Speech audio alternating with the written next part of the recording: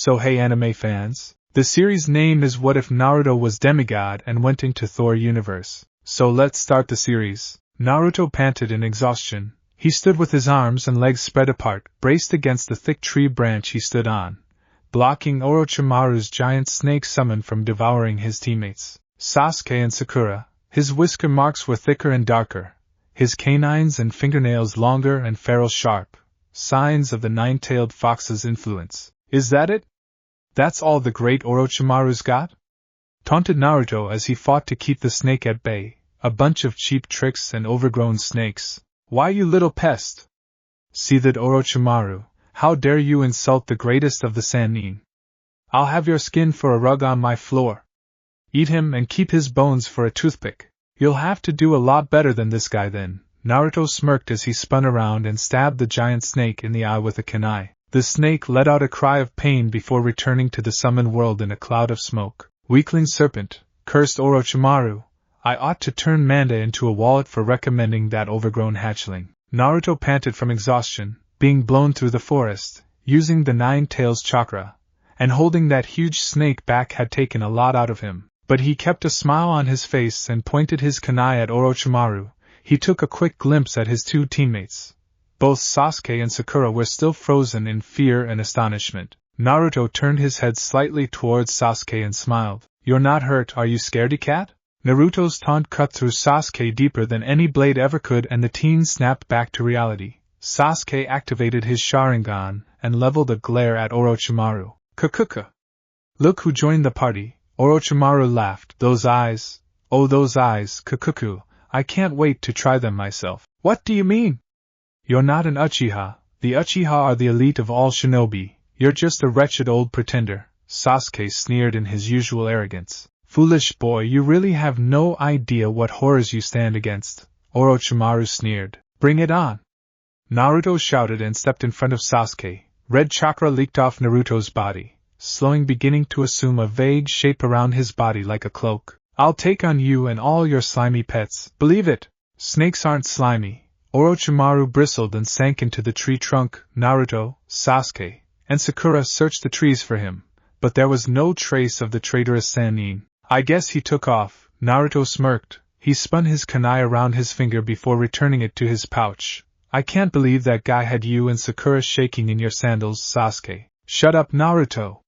Sasuke-kun was about to destroy Orochimaru when you had to go and show off with that stupid little snake, screamed Sakura, the insult to her precious Sasuke snapping her out of her frightened daze. What do you mean, little? That thing was huge, Naruto protested. While the two continued to bicker, Sasuke leaned against the tree trunk and pressed a bandage on the small, self-inflicted wound on his leg. I can't believe I froze like that. His power. It was much worse than Zabuza's. Why did I freeze and Naruto didn't when he was terrified by Zabuza? It must have been that red chakra that was leaking off of Naruto. I need that power. Sasuke stepped away from the tree trunk and was about to grab a hold of Naruto when a sinister laughter cut through the air. The three genin spun around in circles, but couldn't see anything. The laughter stopped and a soft twinkling of musical notes replaced it. 3 pairs of eyes and not a single pair that can see a thing, Orochimaru said calmly as he appeared in front of Naruto with one hand behind his back. He leaned down and whispered directly into Naruto's ear. But I can see, Kukuku, I see what you are, Jinchuriki. Naruto froze in shock and terror. How could he know about the fox? Inside its cage, the nine-tailed fox growled and tried to force more chakra through the seal and into Naruto. Naruto's body shook with the sudden flux of power, and red chakra poured off his body, forming a pair of long ears over Naruto's head and the beginnings of a bushy tail. Now there will be none of that. Orochimaru smirked, and the fingertips of his hidden hand burst into purple flame. 5-element seal. Orochimaru plunged his burning hand into Naruto's stomach.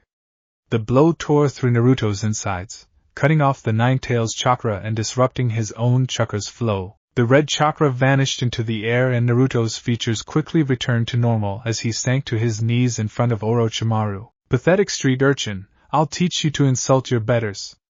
Orochimaru snarled and kicked Naruto across the chest with all his strength. Naruto shot through the air in an orange-colored blur and smashed into another tree with a bone-crunching thud. He hung there for a second, the force of the impact in perfect equilibrium against gravity, before he began to fall forward into empty space and then the forest floor hundreds of feet below. Naruto!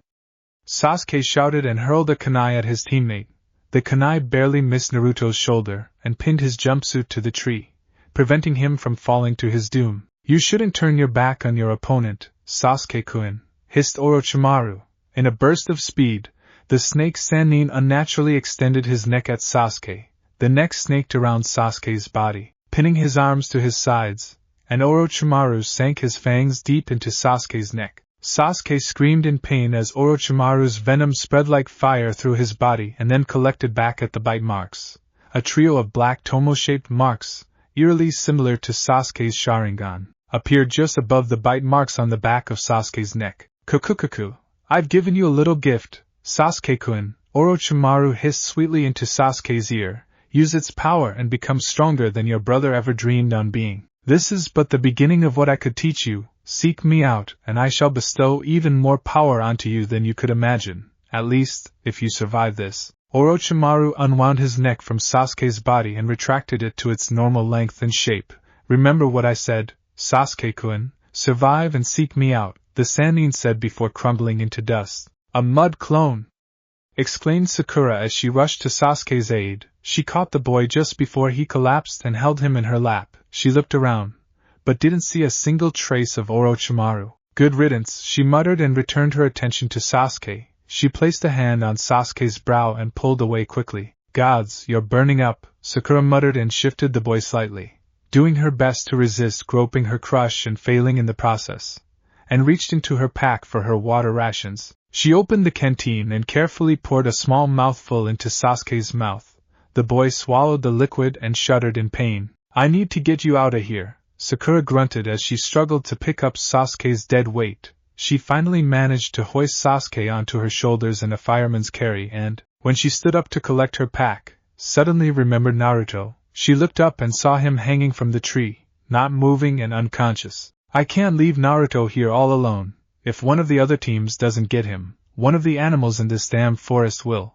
But I can barely carry Sasuke-kun. There's no way I can carry them both at the same time. While Sakura wrestled with the moral conundrum, a sharp rip tore through the treetops. Sakura's eyes grew wide as Naruto's jumpsuit ripped beneath the kunai holding him against the tree. She held her breath, hoping that the first rip would be it, that the cloth would hold and Naruto would stay right there until she could get Sasuke somewhere safe and come back for him. The second rip erased the idea from her mind. Naruto's body slumped and swayed against the tree trunk, every movement making the rip larger. Desperate, Sakura reached into her kunai pack and hurled a kunai at Naruto's sleeve, hoping to pin him back in place. But Sasuke's weight ruined her aim and the kunai buried itself in Naruto's shoulder, piercing flesh as well as cloth. Sakura winced at the sight and would have covered her face in shame if Sasuke hadn't let out a painful moan and shuddered violently. It took all of Sakura's feeble strength to keep him on her shoulders. Sakura. Sasuke whispered between painful breaths. Sakura blushed deeply. Her inner self swelled with pride. Cha! Sasuke-kun needs me. He's calling out to me while he's hurt. When he needs help the most, he's calling out for me. This is it. Once I nurse him back to health, he'll take me into his arms and... Another loud rip brought Sakura off cloud 9 as the thread holding Naruto in place gave way. He fell off the tree and plummeted toward the forest floor. Naruto! Sakura cried out and ran to the edge of the branch she stood on, but didn't go after him. I have to take care of Sasuke-kun, she thought. There's nothing I can do for Naruto anymore. Sasuke-kun needs me. That's right. There was nothing anyone could have done. But Sasuke-kun still has a chance. He's fighting for his life, fighting for love. He needs you to help him while there's still time. But Naruto...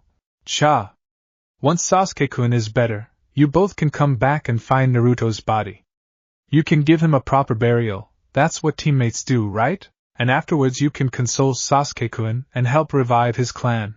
Sakura blushed and giggled before she shifted Sasuke on her shoulders so her hands were freer to roam along his body while she carried him. She cast one last look in the direction Naruto fell before hurrying off to find a place to nurse Sasuke back to health. Hitting the first tree knocked Naruto back into consciousness, and into a world of pain.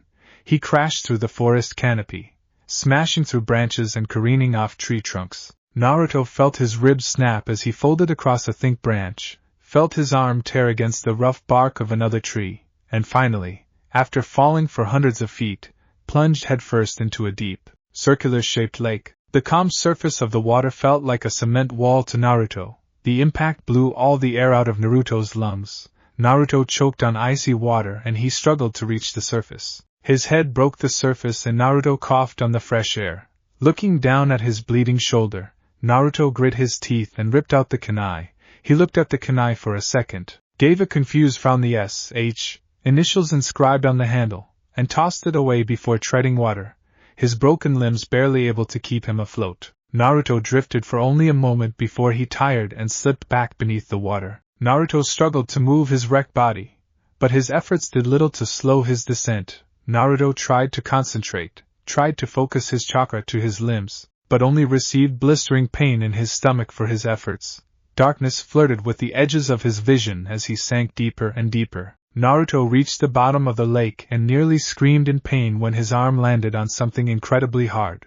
Pain lanced down Naruto's hand and he looked for the offending object. Momentarily forgetting about the danger of drowning, dirt and mud, kicked up by his rough arrival at the lake bottom, settled, and Naruto saw a massive hammer lying on the bottom, a wooden handle, wrapped in brown leather with a leather thong at the end, pointed straight up into the water. The hammer itself was a thick rectangle of gray metal that shined despite the lack of sunlight at the lake bottom. "Reach out," a voice whispered. Naruto shook his head. The lack of oxygen was making him lightheaded. He tried to kick off the bottom, but only drifted a few feet upward before sinking back to the bottom. "Reach out, prove your worth." High above the lake, storm clouds appeared in the sky. Thunder rumbled and streaks of lightning danced between the clouds. Naruto's vision blurred as his limbs gave up their struggle. He sank to the bottom, chest and belly first. His arms and legs spread lazily at his sides. "Reach out, reach out, reach out." Naruto looked closer at the hammer. Words shimmered into existence on the side of the hammer,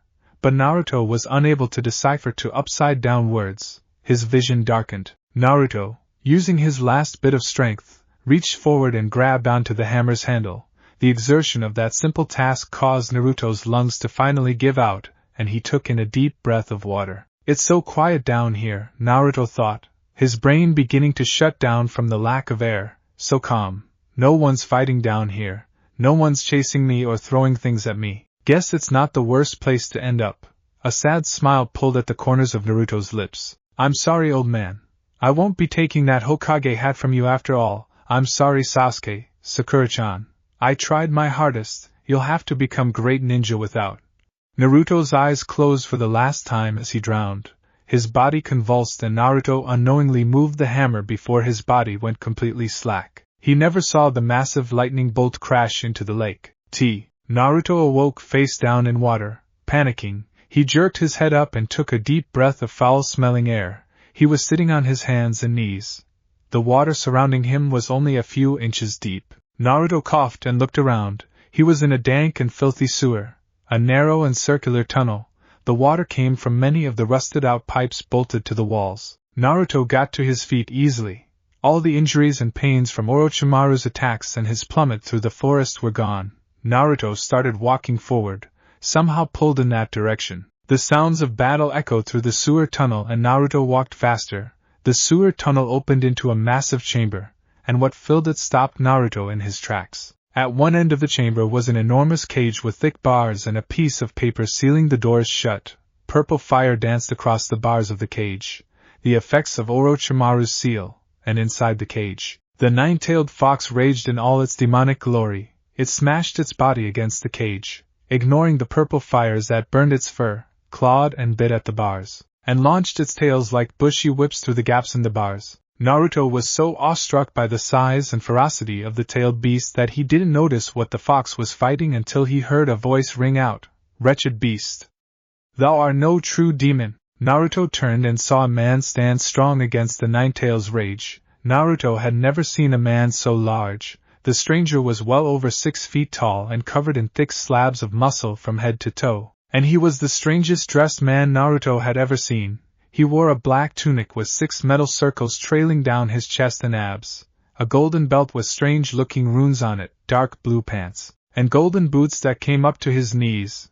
A thick red cape covered his back and, atop his blond head, he wore a silver helm with large wings on either side. The man was wielding the massive hammer Naruto had found at the bottom of the lake, swinging it to block the fox's tails as if it weighed nothing at all. The man looked over his shoulder and smiled down at Naruto. "I shall be with thee in but a moment," he said in a firm, but warm voice. "First, I shall tame this unruly and overcompensating beast." The stranger batted away another of the fox's tails and lifted the hammer over his head.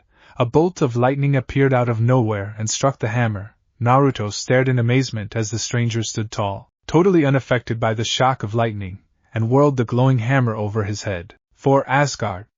The stranger roared and hurled the hammer at the cage. The hammer passed between the bars and, with a crack of thunder that shook the entire chamber, hit the fox between the eyes. The fox let out a high-pitched cry and collapsed onto the ground, its tail strewn out haphazardly in all directions. Naruto's mouth hung open comically as the stranger held out his hand and the hammer lifted into the air and flew back to the stranger on its own. The stranger placed the hammer on his belt and rolled the kinks out of his shoulders, a bright smile on his face. "'Tis been too long since I did battle. Even one as short as this is refreshing," the stranger said, and he looked down at Naruto.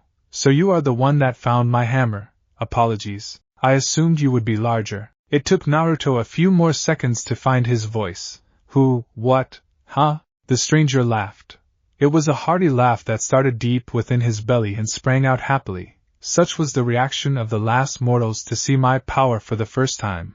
But that was long, long ago. "What is your name, little one?" And Naruto. "Such a strange name," mused the stranger, "but it matters little. I am Thor Odinson, son of Odin and Gia, god of thunder and lord of Asgard." Okay, Mr. Odinson, where are we?"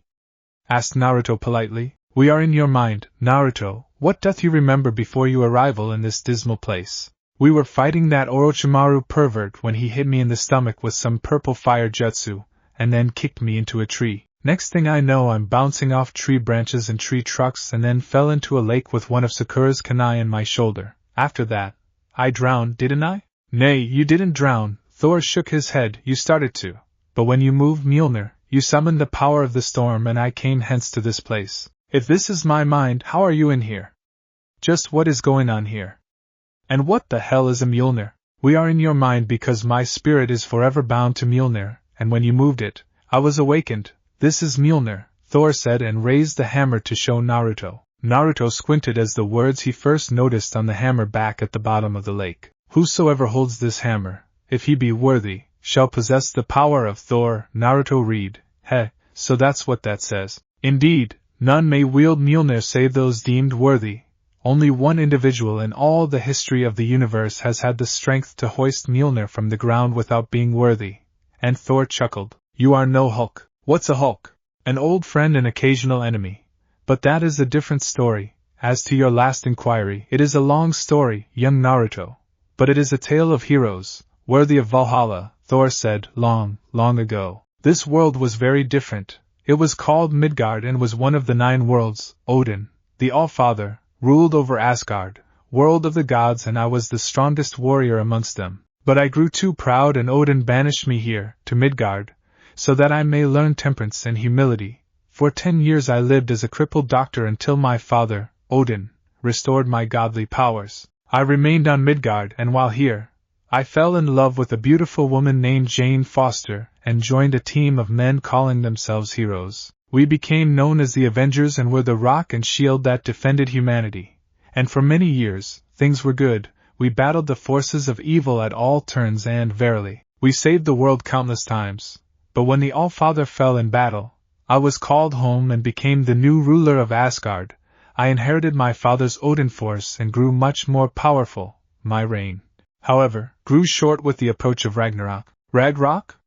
Naruto repeated. "Ragnarok, the twilight of the gods," Thor explained, "the end of our world, where the enemies of Asgard would unite and all of Asgard would be consumed by fire and darkness. I confronted the Norns and discovered the true meaning of Ragnarok." "The Norns? The Fates, the weavers of destiny." "Ragnarok was a cycle of destruction and rebirth, never granting the Asgardians rest, only pain and death eternal. Only Odin, through the Odin force, knew of the cycle, but he was powerless to stop it. Alongside my brethren, We defeated the foes of Asgard, but suffered great losses. In the end, I was the only one remaining. All my friends and family had fallen and descended into hell, alone and unwilling to see my brethren suffer through more horrors and bloodshed. I broke the Ragnarok cycle, defied the Norns, ended the destruction of Asgard, and granted my family their rest. What happened to you? Naruto asked. Breaking the cycle exhausted my godly powers, and the wounds I endured throughout Ragnarok had taken their toll on me. However, I suppose I wish to rest more than anything, to see my family again. With my remaining strength, I hurled Mjolnir through the fade between the worlds, across the remains of the Bifrost Bridge, and back to Midgard, where I hoped its power may aid my comrades. How long ago was that? Many hundreds of your years, Thor answered sadly. Mjolnir sat and gathered dust. Thousands, nay perhaps millions of souls attempted the feat, but none were deemed worthy to wield Mjolnir. Mjolnir waited until you arrived this day. None of your friends could pick it up. Nay, there was one man that had proven his worth in the past, but sadly, he had been slain shortly after I departed existence. Sorry about your friend. Nay, there is no need. He was a great warrior, and the halls of Valhalla are brighter with his admittance, and from what I've seen in your memories, Steve would have liked you as well. Alas, I grow sidetracked. Since thee have proven thyself worthy to Mjolnir, you shall become the new Thor. The new, you? Nay, ye can never be me, nor as I could never be you. Little Naruto, you will always be Naruto. Only with an Asgardian addition, the godly essence that binds me to Mjolnir shall pass unto you. You will become half Asgardian, half Elder God. As I was, thou shalt gain my unending strength, stamina, speed, reflexes, agility, and durability. Your senses will sharpen. Your already impressive healing factor shall become true regeneration. You, Naruto, shall become immortal. Mastery of all forms of combat known to me shall be yours, as well as my armors and Megingjord, the belt of strength. Lastly, Mjolnir and all its powers shall be yours to command. This is insane, muttered Naruto. First I'm dying, now you're saying I'm going to live forever and be super strong and… Nay, no creature truly lives forever, interrupted Thor. I myself am proof of that. Okay, but still, this is a lot to take in. What about being a ninja? Can I still use chakra? I fear that I know little of this chakra or of being a ninja, Thor admitted. The ninja I knew of were cowards and weaklings, and I can see that is not true in your time. I cannot foresee what will happen when this conversation ends and you take my powers. And what about him? Naruto asked and pointed to the still unconscious Nine Tails. I fear he must remain as well. Perhaps when you are strong enough, there may be a rune spell to remove the beast's taint from you, but alas, it will be still some time until you are able to perform such a task. Hey, yeah, how am I gonna learn how to do all this stuff? Who's gonna train me? Training will be unnecessary, Thor replied. You shall gain my memories and knowledge in the transference, but the powers will grow as you do, until you fully mature. Practical use of your powers will take a long time to master, and much hard work will be needed. In time, as you grow, you will learn from my memories and train until you are as powerful as I was. Hee, I was wondering if I was going to wake up all gianty like you. Naruto smiled and rubbed the back of his head. Gianty? Yeah, you're the biggest person I've ever seen. Naruto exclaimed. Well, except for Choji's dad when he does his expansion jutsu. But you're still the biggest without using a jutsu. Haha, such would be an interesting sight to see. I too had a friend capable of changing his size from tiny insect to giant man. Such a memory serves purpose. Mjolnir is indestructible and eternal. It was child's play for it to survive the eons until your discovery today. My comrades had no such gifts, but, like Mjolnir, perhaps their equipment and technology did. Search the world and you may find the Avengers' legacies, Thor smiled. There's other stuff from your time lying around too? Alright. Temper exuberance with caution, young Naruto. There were other forces, too numerous for count, in my time that fought not for good, but for the most sinister evil. If Mjolnir survived the ravages of time, there are items of unequal power, and beyond that may have as well. I'll be careful, Naruto said seriously. Believe it. Thor scratched his head in confusion, but smiled at the young blonde anyway. Interesting as thou art, time has grown short, my young friend. Are you ready? Aye. Naruto paused, his mind raced. Things will never be the same after this, he thought. I'm never going to be normal, never going to be accepted after this. There's a good chance the villagers might hate me even more after this. But I don't care. I don't understand what exactly is going on. But I gotta get back to help Sasuke and Sakura. And if Thor says I'll become as strong as him someday, then that's good enough for me. I'll show them all that I'm not a demon and I'll protect Konoha, no matter what. Let's do it. You have a stout heart, little one. Thor smiled and placed his hand on Naruto's shoulder.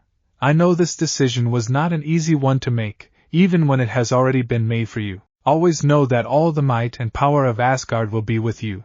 Honor Mjolnir and know, no matter what may happen, that you are worthy of the mantle of Thor. I'll remember, Naruto smiled. Hold out your hand, Naruto, Thor said and raised Mjolnir into the air. Whosoever holds this hammer, if he be worthy, shall possess the power of Thor. Wield it with honor, Naruto, Thor said and handed Naruto the hammer. Naruto stared at the hammer for a moment. An electric hum, starting at his fingers, raced down his arm and filled his body. Naruto felt a new calm swell over him, the prelude to the new power he was about to claim. Naruto tightened his grip on the hammer's handle and raised it into the air. A bolt of lightning enveloped him and the world turned white. A boom of thunder shook the forest of death and Naruto stood up on the lake bottom. However, the lake was gone.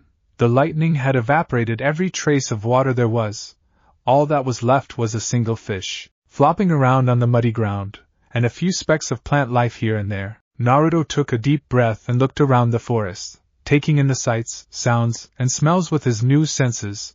He could see flowers opening their petals on the other side of the lake. He could smell their aroma as easily as if he was holding them in his hand.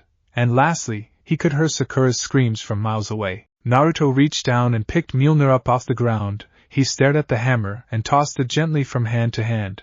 Naruto gave the hammer a few test swings, gauging the weight, and surprised himself with the ease and familiarity he handled the hammer. Thor was right about having all of his memories, Naruto thought. It feels like I've used this hammer my whole life, but I'll have to figure the memory part out later. Right now, it's time to give these new abilities a little test drive, Naruto style. Naruto slipped Mjolnir's leather thong around his wrist and whirled it over his head. The hammer blurred and, when Naruto flung it forward, both the hammer and thrower took off through the air. Sakura panted heavily. Her sweaty hair clung to her forehead, matted with blood.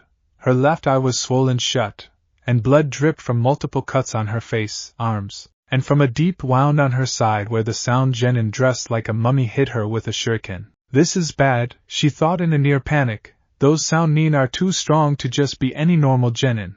They powered right through all my traps. That one dressed like a mummy beat up Lee, and he beat Sasuke-kun. There's no way I can take them all at once. I'll have to wait until the rest of Lee's team comes looking for him for help. Sakura jumped back as Dosu, the bandage-wrapped genin, leapt at her and swung his strange melody arm at her. Even though she dodged the punch, the melody arm sent sound vibrations through the air and Sakura immediately lost her balance and felt nauseous. She fell to her knees and fought the urge to empty her stomach. For the first time in hours, Sakura was glad she hadn't eaten all day. You saw what my arm did to that spandex-wearing fool and you still tried to dodge my attack? Dosu sneered, my melody arm will turn your insides into mush even faster than a punch would. Get her now, Kin! The girl on the team took aim and hurled a trio of saban needles at Sakura. Sakura recovered and ducked at the last second. The needles landed harmlessly in the grass behind her. Cha! Missed me! That's why I'm awesome and what you deserve for being so drab and ugly. There's a reason why Sasuke-kun wants me and no one else. Sakura smirked at the girl and drew a kunai before standing up. Just as she got to her feet, Sakura's vision began to distort and swirl. She stepped forward, only to wobble off balance and fell back to one knee. Sakura dropped her kunai and held her head, blinking rapidly. In front of her, there were suddenly 5 sound girls instead of only one. What's wrong, Pinky? Something out of whack with your vision? Kin asked, her words dripping with venom. This is only the first part of my genjutsu. In sound, this isn't even considered an attack. It's used for training academy-level students on sensory impairment. Now this, on the other hand, is an attack. Kin tugged on the ninja wire attached to her second saban needle. A tiny bell twinkled with the tug. But to Sakura, it sounded like someone had struck a massive gong inside her head. The sound was brutally loud. Sakura fell face first to the ground, grabbed the sides of her head, and screamed. Sakura never heard herself scream, but it echoed through the forest and sent chills up the spines of the genin within earshot. Kin rolled her eyes as she stopped tugging on the ninja wire. Sakura rolled on the ground. Sobbing and panting, Kin walked over and pushed Sakura onto her back with her toe. You really are pathetic, the sound girl said. My third bell would have driven you insane, turned you into a brain-fried waste of space. You wouldn't be good even for being a breeding dumpster. Lucky for you. You aren't worth using the chakra. Kin reached into her pouch and pulled out another trio of saban. She held them in a tight fist.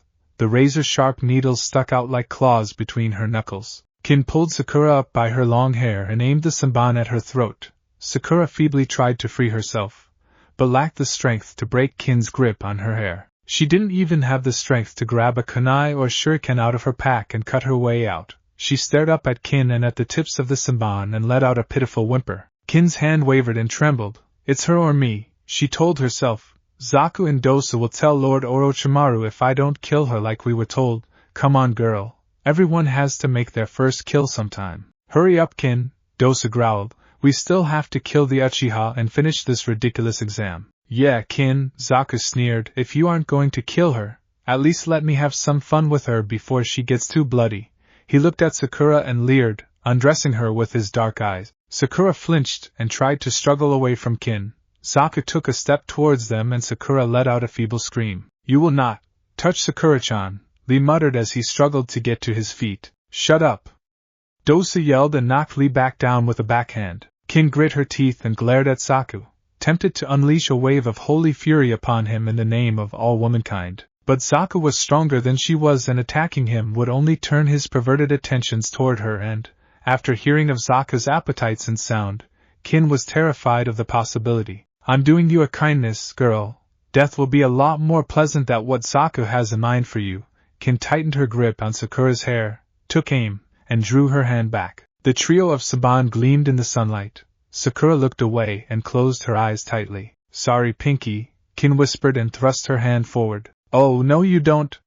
Screamed Ino as she crashed into the clearing. She kicked Kin across the chin in a picture-perfect leaping kick that no one who knew Ino ever thought she was capable of doing. Kin flew backwards, dropping Sakura's hair and her saban, and landed several feet away. Choji and Shikamaru burst out of the forest behind Ino. Shikamaru glanced across the clearing, taking in as much information as he could, already forming strategies, while Choji popped a food pill in his mouth. Looks like we jumped in just in time, Shikamaru said. Are you alright, Sakura?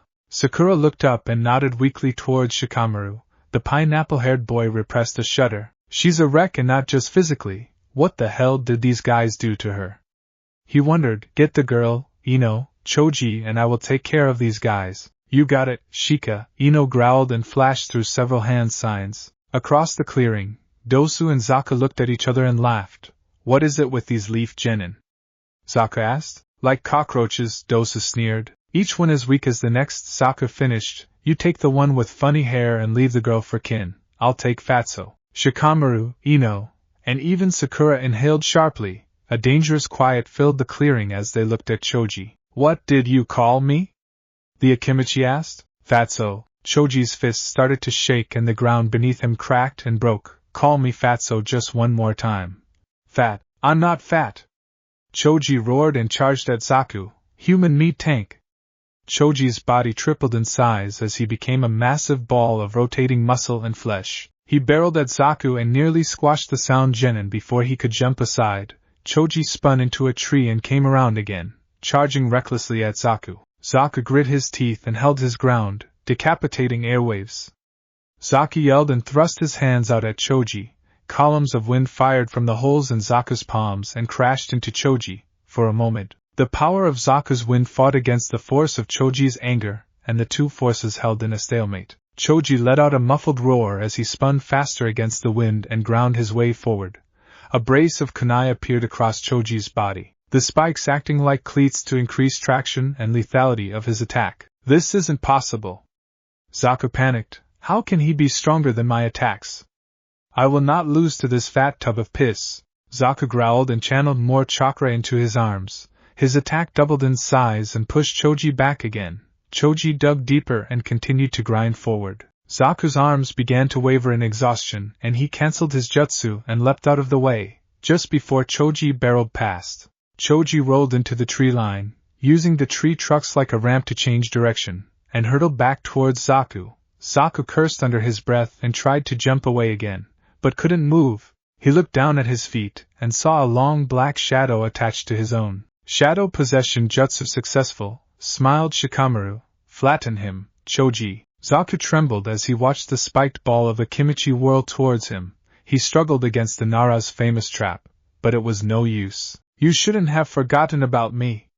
Dosu snarled as he charged at Choji. He leapt to Choji's side, away from the rows of kunai spikes, and whipped his melody arm at the boy. Air waves and vibrations assaulted Choji, made worse by the spinning of his human meat tank jutsu. Choji spun out of control and headed straight for Shikamaru. You gotta be kidding me, Shikamaru complained as he cancelled his containment jutsu and leapt out of the way. Choji crashed into a massive tree, a small explosion of wood splinters and dirt erupting outward, knocking himself out and trapping Shikamaru in the rubble. Thanks Dosu, Zaku said as he picked himself up. That shadow jutsu is a royal pain in the ass. You got sloppy, Dosu growled. I won't save you next time. Whatever, what should we do with them? Zaku asked and gestured toward Choji and Shikamaru. I say we make them pay for interfering.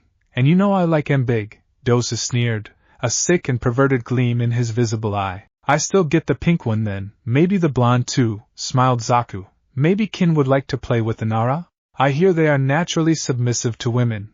Even a girl as weak as Kin would completely dominate this one. If you two are done with this perverted and blatant homoerotic male bonding, I suggest you pay attention to me, Kin said. She stood in front of Ino and Sakura with her own saban needles at her throat. Kin, what the hell are you doing? Zaku asked. Get away from my treats and claim yours before I kill him out of boredom. You will not touch me, Sakura, or either of my teammates, you sick bastard. Kin roared and threw the saban at Zaku. Zaku dodged them and pointed one of his hands at Kin. What the hell has gotten into you, Kin? That's not Kin, Dosa whispered. Look, Zaku craned his neck to the side and saw the blonde behind Kin slump to the ground with her eyes closed. Zaku smiled. Ah, the old Yamanaka mind walk. Well, then I guess I have to surrender or else you'll kill my precious teammate, right? Who's a smart boy? Ino said through Kin. Just leave and I'll release her once we're safe. Okay. And just so we're clear, what will happen if we don't?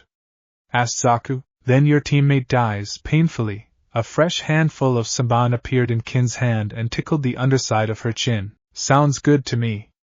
Zaku laughed and fired a column of air at Kin. Kin's eyes closed and snapped open as Ino cut off her jutsu and returned to her own body, leaving Kin in the way of the blast of wind. The column hit Kin in the chest and knocked her into the air. Slamming her into the trees, she landed amongst the tree roots. Her back twisted at an unhealthy and unnatural angle. What are you doing? Shouted Ino. She was your teammate. She was a weakling and a loose end, Zaku said as he walked toward Ino, terrified and shocked. Ino drew a kunai and swung wildly at Zaku. He dodged her first swipe easily and caught her by the wrist. In sound, there is no room for weakness, he said and twisted Ino's wrist. She screamed as it broke and the kunai fell from her hand. Zaku slapped her hard, knocking her down. Only the strong survive and he knelt down over her and began groping Ino's waist and chest. To the victor goes the spoils. Ino struggled, but she was unable to break Zaku's hold on her. She cast a panicked look at her teammates, but they both remained unconscious. Ino even looked at Sakura for help, but the girl was in no condition to do anything. Suddenly, a kunai buried itself in the ground between Zaku's probing hand and Ino, drawing a thin line of blood on Zaku's hand. Who threw that? Zaku roared as he whirled around. Who threw that? I did, a low voice whispered from the darkness of the tent Sakura had set up earlier. Sasuke stepped out of the tent, wreathed in shadow, and walked toward the others. Sasuke-kun. Ino muttered, be careful, they're both so strong. That doesn't matter, Ino pig, Sakura thought, a smile cracking her swollen and bloody face. My Sasuke-kun is going to save me, just like I saved him. It's perfect. It looks like there is some sort of party going on out here, Sasuke said. His voice was deeper than usual, with a sinister laughter beneath it. But a party isn't a party until the guest of honor arrives, and an Uchiha is always the guest of honor. What are you doing? You're supposed to be out cold for hours. We were told you'd still be out. Zaku shouted, panic sneaking into his voice. Sorry to disappoint you, Sasuke growled, and the curse seal on his neck began to spread, like flames. The mark raced across Sasuke's left side, down his arm and leg, and across his face. Even Sasuke's eyes were affected.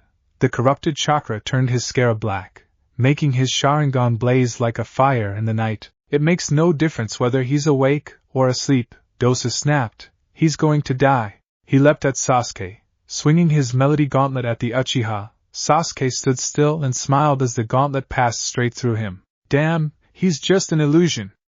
Dosa cursed. Where is he? Behind you, Sasuke whispered into Dosa's ear and snaked his arm around the Sound Genin's neck in a classic chokehold. A quick squeeze of corrupted chakra-fueled muscle and Dosa collapsed. Sasuke dropped Dosa carelessly and turned toward Zaku. Now for you, you dirty Uchiha. I'll kill you and Orochimaru will reward me with whatever I want. Zaku yelled and threw his hands forward. Extreme decapitating airwaves. An enormous rush of air shot out of Zaku's arms, blasting away the ground in front of him. The airwaves rushed at Sasuke, but the Uchiha merely smirked and flashed through hand seals, ending on Tiger Fire style, Great Fireball Jutsu. Sasuke smiled and exhaled. An enormous fireball, larger than any Sasuke had ever created before, launched at Zaku and met the expanding field of supersonic air. Sasuke's fireball swallowed up the rush of air and instantly tripled in size. What? That's impossible! Screamed Zaku as the fireball rushed towards him. He leapt away just in time, the fireball burning the soles of his feet and the hairs off the back of his neck. He landed awkwardly and rolled on the ground to put out the tiny fires on his feet and legs. When he stood up, Sasuke was nowhere to be found. I'm surprised you used the wind technique against an Uchiha, Sasuke's voice whispered across the clearing.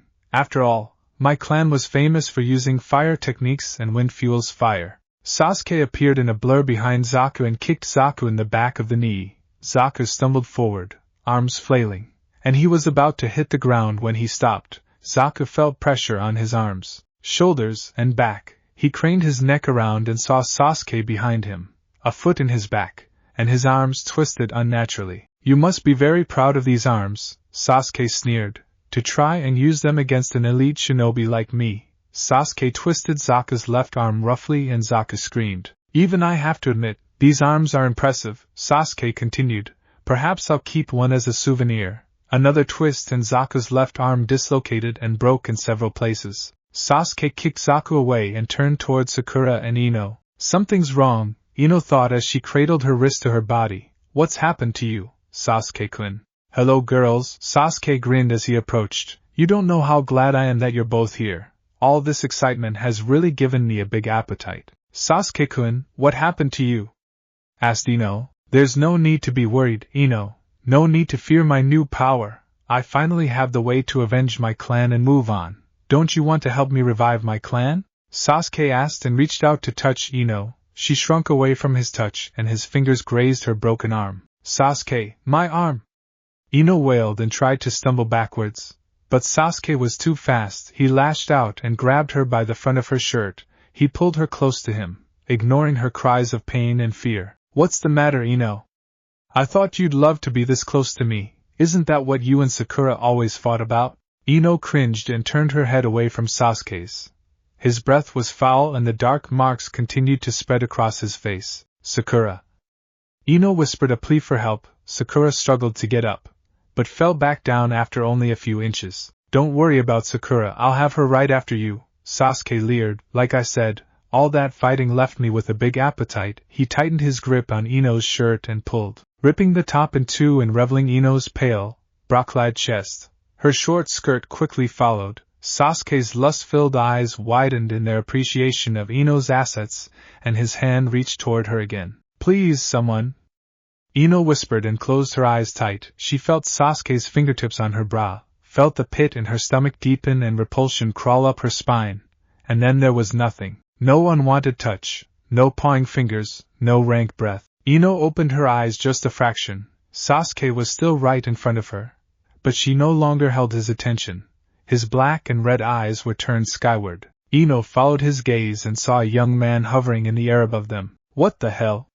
She muttered, Sasuke in her vulnerable state temporarily forgotten. The figure slowly descended in front of them. His muscular arms crossed over his broad chest. The figure had shaggy, long blonde hair and, while obviously still a young teen, was more muscular than any teen Sasuke had ever seen. He was dressed in dark blue pants, heavy combat boots, and an armored vest. The vest was the same dark blue as the pants and had 4 glowing circles in its center. A massive metal belt was tied around his waist with 2 more glowing circles on its center. A thick stone hammer with a short handle hung from the belt. "Stay thy hand, villain!" What kind of sick animal preys on his own comrades and teammates? The stranger asked, his long blonde hair concealing his face. "What is all over your face, Sasuke team? You know who I am and you still dare you interfere in Uchiha business?" Sasuke growled, "Come down here and I'll show you why I am the elite of all shinobi. Elite or not, this shall not stand. You will not lay another finger on Ino or Sakura." The stranger said and held his hammer in front of him. "Uchiha do what they want. Besides, they are honored by my affections." Sasuke roared and charged at the stranger. Sasuke reared back and threw a heavy punch to the stranger's face. Sasuke smirked until the stranger's hair blew aside and he saw 6 whisker-like scars on the stranger's face. "Is that all you got, teen?" Naruto whispered, completely unaffected by Sasuke's punch. "I put everything I had into that punch." Sasuke thought, where has Naruto gotten such power? Take this. Fire style, great fireball jutsu. Sasuke growled and launched a fireball even larger than the one he fired at Zaku toward Naruto. Naruto sidestepped out of the way and dashed toward Sasuke. He closed the distance in the blink of an eye. Naruto reached out and backhanded Sasuke savagely, launching the corrupted genin across the clearing and into a thick tree trunk. Sasuke let out a single groan of pain before he slumped forward, unconscious. The flame-like marks on his body flared for a heartbeat before receding back into the original 3-tomo seal. Naruto narrowed his eyes at the receded curse seal, still feeling its evil in the air, before he turned towards Ino. "Ino," he said gently as he knelt down in front of her. Ino scurried back a foot, still terrified and sickened by Sasuke's assault. Naruto reached out and gently touched Ino's good arm. She flinched, but finally focused her eyes on Naruto. "Naruto, it is all right, Ino. Sasuke will not harm you again." "Here," he said and held out the tattered remains of his orange jumpsuit. "I am afraid there is very little of my old clothes left, but I feel they will serve better than what remains of your own." Ino suddenly realized her state of undress, blushed brightly, and snatched the clothing out of Naruto's hands. "Naruto, what are you doing? You aren't supposed to look at a girl when she's like this." Naruto blushed as well and turned aside like a proper gentleman. While Ino changed, Naruto checked on his other teammate. "Are you alright, Sakura?" The pinkette looked up at Naruto and squinted through her swollen eyes. "Naruto, you missed it," she whispered. "Sasuke. He saved me and Ino. He flew in like a shining knight and beat the sound genin like they were nothing. He really does care about me. Why did you have to interrupt?" "Poor girl, she's in shock," Naruto thought. "She really doesn't know that Sasuke attacked Ino and would have raped Ino and then her. We need to get your wounds cared for, the others too. I will get you to the tower I saw when I flew here," Naruto said. Ino returned, now dressed in the top of Naruto's old jumpsuit. The jacket covered her arms and body, but left her legs bare. Naruto had to catch himself from staring too much. Reminding himself that she had just escaped a truly horrific experience, she quickly rushed to her teammates and began to check over them. Shikamaru suffered from a broken rib and dislocated shoulder, while Choji suffered from a concussion. Off to the side, Lee was covered in bruises and was moaning painfully. Ino tried to help them as much as she could, half-naked and with her own injuries. Naruto walked towards Sakura. The beaten girl had crawled across the clearing and draped herself over Sasuke's unconscious body. "Sasuke-kun? Wake up, Sasuke-kun, it's all right. I won't let Naruto Baka attack you like that again," she whispered. "I'm going to take care of you once we get back to the village." "Sakura, are you all right?" Naruto asked. "Leave us alone, Naruto Baka," Sakura yelled with a strength that betrayed her injuries. "Haven't you done enough damage for one day?" Naruto frowned at the girl's accusations before he walked back towards Ino and the others. "How are they?" he asked her. "They'll be okay, but we got to get out of here. I don't suppose you have some scrolls to go with those new muscles and hammer? What happened to you anyway? That is a tale for another time. I'm sure the Hokage will require answers as well, and I would rather only have to explain once. Now brace yourself. I've never tried this before." Before Ino could protest, Naruto lifted his hammer and whirled it over his head, Lightning sparked from Mjolnir until it was nothing but a glowing blur spinning over Naruto's head. Naruto slammed the hammer down on the ground and the world vanished in white light. Training ground number 44 Central Tower. Ino collapsed to her knees and vomited what little remained in her stomach. For the first time in days, she was glad she hadn't eaten more than a few ration bars and soldier pills since the second part of the exam started. She shook her head and looked around. The forest was gone and she was lying on a wooden floor inside a large room. Naruto was standing over her, smoke drifting off his hammer. Choji, Lee, Shikamaru, Sakura, and Sasuke were lying on the floor around the room, all still injured and as sick as she was. What's going on? How did we get here? She wondered. She burped slightly, making a face at the revolting taste in her mouth. Sorry about that, Naruto grinned sheepishly. The memories never mentioned anything about motion sickness. What memories? How did you do that? Ino demanded to know. Naruto looked away from Ino, as if he was going to pull the answer out of thin air. She scowled at him with her most serious and mean face. But Naruto continued to scratch his head and pretend not to notice her. Ino was about to bash the fellow blonde on the head, when the door slammed open. What's going on in here? Iruka asked as he burst into the room. Naruto. What happened to you? How did you all sneak in here without using the scrolls? You're all going to get disqualified from the exams. Calm down, Iruka-sensei, Naruto said, waving his hands at the Chunin. I'll take care of the scrolls. Ino will explain what's going on. Naruto waved Mjolnir in the air again and disappeared in a bolt of lightning. Iruka's jaw dropped and threatened to hit the floor. What? Huh? How? Naruto. Yeah, I don't have an answer for that one yet either, Ino said sarcastically and carefully shifted her broken arm. Do you think you could call for a medical neem while we talk, Iruka-sensei? We're all pretty hurt here and it's a long story. Oh, of course, Ino, Iruka stammered as he snapped back to reality and called for a medic. 5 minutes later, an entire team of medical nin hustled around the room, working on Team 7 and Team 10. Iruka paced back and forth, trying to help the medics, but mostly just getting in their way. Ino lay back on a makeshift cot, her arm in a sling and Naruto's old jumpsuit still wrapped around her body. Her eyes were heavy from the pain medication the medics gave her and the others. Her vision was glossy and everything had a pleasant haze about it. When Naruto reappeared in a bolt of white lightning, all Ino did was smile. Everyone else jumped back 10 feet. Hey Naruto, Ino smiled and gave a droopy wave. Feeling better, Ino-chan? Naruto asked. Ino gave him a thumbs up before relaxing deeper into the cot. Alright Naruto, enough is enough, Iruka scolded. You better stop scaring hell out of everyone, popping in and out of the place with bolts of lightning and swinging around a giant hammer, and start explaining. I would like to know as well, the Sandaime Hokage, Hiruzen Sarutobi, said as he stepped into the room. Beneath his massive hat, the Hokage smoked his pipe and smiled curiously at Naruto's new form. It seems that this year's Chunin exams have been more exciting than usual. What happened to everyone? And what happened to you, Naruto? I figured you would show up, old man. Naruto nodded and tossed 4 scrolls to Iruka. Give these to Ino's team and to Lee's when they get here. That should clear them for the next part of the exams. Where did you get these scrolls? Iruka asked as he caught the scrolls. The rain ninja about 2 miles from here carried them, Naruto said. I beat them and took them. How else would I get scrolls for everybody? Iruka looked at Naruto like he had just sprouted a second head from his neck. You left the tower, beat a squad of rain ninja that had already taken out at least 3 other teams and gotten their scrolls, took those scrolls, and got back here in only 5 minutes? Well, I would have been back sooner, but it took me a minute to find them, Naruto said with a grin. Tell Sakura and Sasuke team I'm hanging on to ours. Lead the way, old man. So you're this Thor person now?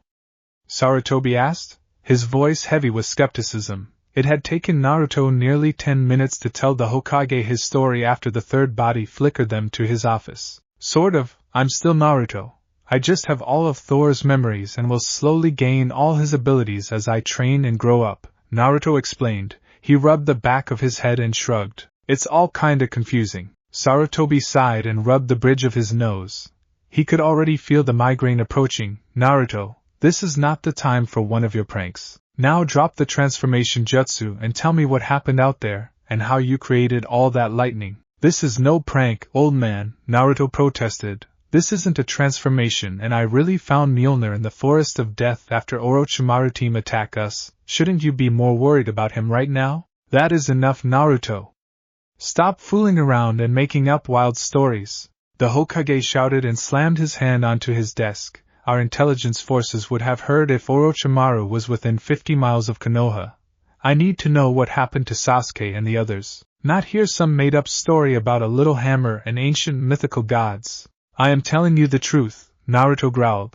Tiny bolts of lightning cackled across Mjolnir's surface as Naruto struggled to control his emotions at the Hokage's unintentional insults to Mjolnir and his new powers. If you aren't going to believe me, I need to get back and make sure the others are okay. Naruto turned to leave and was nearly knocked over by Anko as she stormed into the Hokage's office. Hokage-sama! Orochimaru has infiltrated the Chunin exams, she shouted breathlessly. Not you too, Sarutobi groaned and collapsed onto his desk. This has gone too far, Naruto. And Anko, I can't believe you would let Naruto put you up to this sort of thing. I know you have a sick sense of humor with all the bloodthirstiness and your, creative ways of interrogation, but this is totally unacceptable behavior for a special jonin. Anko looked at the Hokage and then at Naruto. What the hell is he talking about, brat? I told you I wasn't making things up, old man. Sarutobi pinched his nose again, but there was no stopping the migraine. All right, Anko, please report. My curse seal tried to activate, and that only happens when Orochimaru team is nearby, explained Anko. I ran into the forest and felt Orochimaru team's chakra pulse. He gave someone else a curse seal like mine. Sasuke, he gave it to Sasuke, Naruto interjected. Yeah, that's what Orochimaru team said. He said the Uchiha is his new prize, that he'll make Sasuke greater than any of the Sannin. He'll have his revenge, blah blah blah. The bastard worm still loves the sound of his own voice. Wait, you actually saw Orochimaru? Sarutobi asked. Saw him. I fought the perverted pedophile, Anko grinned savagely. Before she frowned, I almost had him, but he switched himself with a mud clone before I could blow his tiny pecker straight to hell. Sarutobi let out a heavy sigh and pulled a bottle of sake out of his desk. He poured a healthy amount into a glass and downed it in a single gulp. So he's really back, Naruto. Go back to the tower and tell Iruka that the rest of the exams are postponed indefinitely. Anko, alert every NBU, Jonin, and special Jonin in the village. Tell them to get into the forest with a fine-toothed comb until they find my wayward student. I can't, Hokage-sama, Anko said, looking away from the Hokage. The bastard gave me a message for you. He said that if we cancel the exams, if they aren't finished according to schedule, Orochimaru said he would. Anko stopped, her clenched fist shaking at her sides. What did he say, Anko? Sarutobi asked. I need to know his exact words. He said he'd kill every civilian and ninja in Konoha and that he'd use the kunoichi for his experiments. Okay?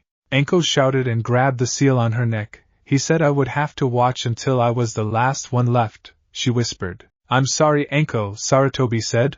I know your former sensei is a very sensitive subject for you and I didn't mean to push. Go back to the forest with Nico's ANBU cell. See if you can find any trace of Orochimaru and watch over any of the teams still in the forest. Orochimaru isn't the type to only have one plan. He may be after Sasuke, but I am sure he has other reasons for coming back to Konoha. Yes, sir. Anko nodded and looked at Naruto. So what happened to you? Looks like puberty ran you over like a freight train. Nice hammer though, brat.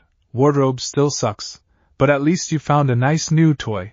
All you need now is someone to nail. She licked her lips before she flickered away with a snake-like hiss and a swirl of green leaves. Naruto looked at Sarutobi for an explanation, but the Hokage simply smiled and shook his head. There is no explaining her, my boy. Any ninja worth his or her salt is bound to become a bit eccentric over time. We all have our ways to cope with the life. Like keeping a stash of porn in the bottom left drawer of your desk, grinned Naruto. Like keeping a stash of, I have no idea what you're speaking of. Sarutobi coughed before straightening himself out behind the desk and narrowed his eyes. Going back to Hokage mode, Naruto called it. Return to the tower, Naruto. The exams will have to continue as scheduled. Keep an eye on the others until the next stage of the exams in 2 days. We'll finish our discussion about your new abilities after the next stage. Whatever you say, old man, Naruto said and pulled his hammer out of his belt. He swung it overhead and slammed it onto the office floor. Naruto vanished in a bolt of lightning. leaving the Hokage amazed, until he spotted the smoldering burn mark on his office floor. Naruto! Naruto smirked as he walked back through the central tower. He could almost hear the Hokage's wail even from the forest of death. New body, new hammer, new powers, and I can still terrorize the old man like it's my job. Naruto smirked as he walked. He headed toward the room where he had left Ino and the others, but it was empty. He continued around the tower until he heard footsteps approaching behind him. Naruto turned around, hoping to get some information on where everyone had disappeared to. When Sasuke appeared on the other end of the hallway, Naruto slumped and leaned against the hallway wall. "I'm surprised to see you're awake, Sasuke team," Naruto greeted. "I figured you'd be out from the chakra exhaustion for at least another half a day." Sasuke grunted in return. "What happened to you, idiot? You look like a girl with that long hair." "Still looks better than a duck's ass sticking out the back of my head," Naruto smirked. "You know, you should get that snake Hiki looked at. What you did back in the forest was horrific." "What did I do?" Sasuke smirked. "I really don't remember. My memory of the entire forest is a complete blank." With a growl befitting an angry frost giant, Naruto sprang off the wall and got right in Sasuke's face. He grabbed the front of Sasuke's shirt, picked the teen off the ground, and slammed Sasuke against the wall. "Listen, thou stain of Niflheim excrement," Naruto snarled, Thor's influence coming out as Naruto grew angrier. "I know you know what happened back there. And I know that it wasn't just Orochimaru's curse seal influencing you. Deep down, you took sick enjoyment in what you were doing. And what if I did?" Sasuke snapped back, his Sharingan whirling. "For years those girls hounded my every step, practically begging for me to take them, and when it happens, they pretend not to enjoy it." The curse seal of heaven on Sasuke's neck stirred and began to slowly spread across Sasuke's neck and back. Naruto's nose wrinkled at the smell of the corrupt chakra. He spun Sasuke off the wall and dropped him to the floor. Sasuke struggled, but Naruto was too strong. Naruto held him down with one hand and drew Mjolnir with the other. "I should scatter your vile thoughts across this floor for speaking thus," Naruto growled. Sasuke stared up at Naruto, his Sharingan spinning, trying to influence Naruto not to smash his face into mush. "Those eyes of yours won't work on me, worm," Naruto said. He closed his eyes and took a deep breath. Naruto lowered Mjolnir and let go of Sasuke. "We're still teammates, so I will let you go with a single warning. Do not go near Ino or Sakura ever again. Do not look at them. Do not speak to them. If I find out you ever raise your voice at them or lay a finger on them again, or even give them a questionable look, I will end you." Naruto straightened his armored vest and turned to walk away. "Continue to try and find Ino and the others. This isn't over, idiot," Sasuke growled from the floor. "This power, my revenge, the girls, it will all be mine and there isn't a damn thing you or anyone else can do about it." Naruto froze, his fist tightening around Mjolnir's handle, and turned back. His normally cool blue eyes darkened like the sea during a storm and a tendril of lightning sparked off his shoulder and into the hallway wall. Sasuke took an involuntary scoot backwards. "Don't try my patience and hold no illusions. If I didn't need you alive for the rest of the exams, I would smite thee into a pile of ash," Naruto said before his eyes lightened and the lightning ceased. "But don't think you will not be punished." Naruto flipped Mjolnir in the air casually as Sasuke stood up to face him. Once Sasuke was up on his feet, Naruto threw Mjolnir lightly at Sasuke. The hammer hit Sasuke in the chest and knocked him back onto the ground. Sasuke struggled and flared his chakra, both his own and the cursed seals. But he couldn't budge the enchanted hammer. "Get this thing off of me!"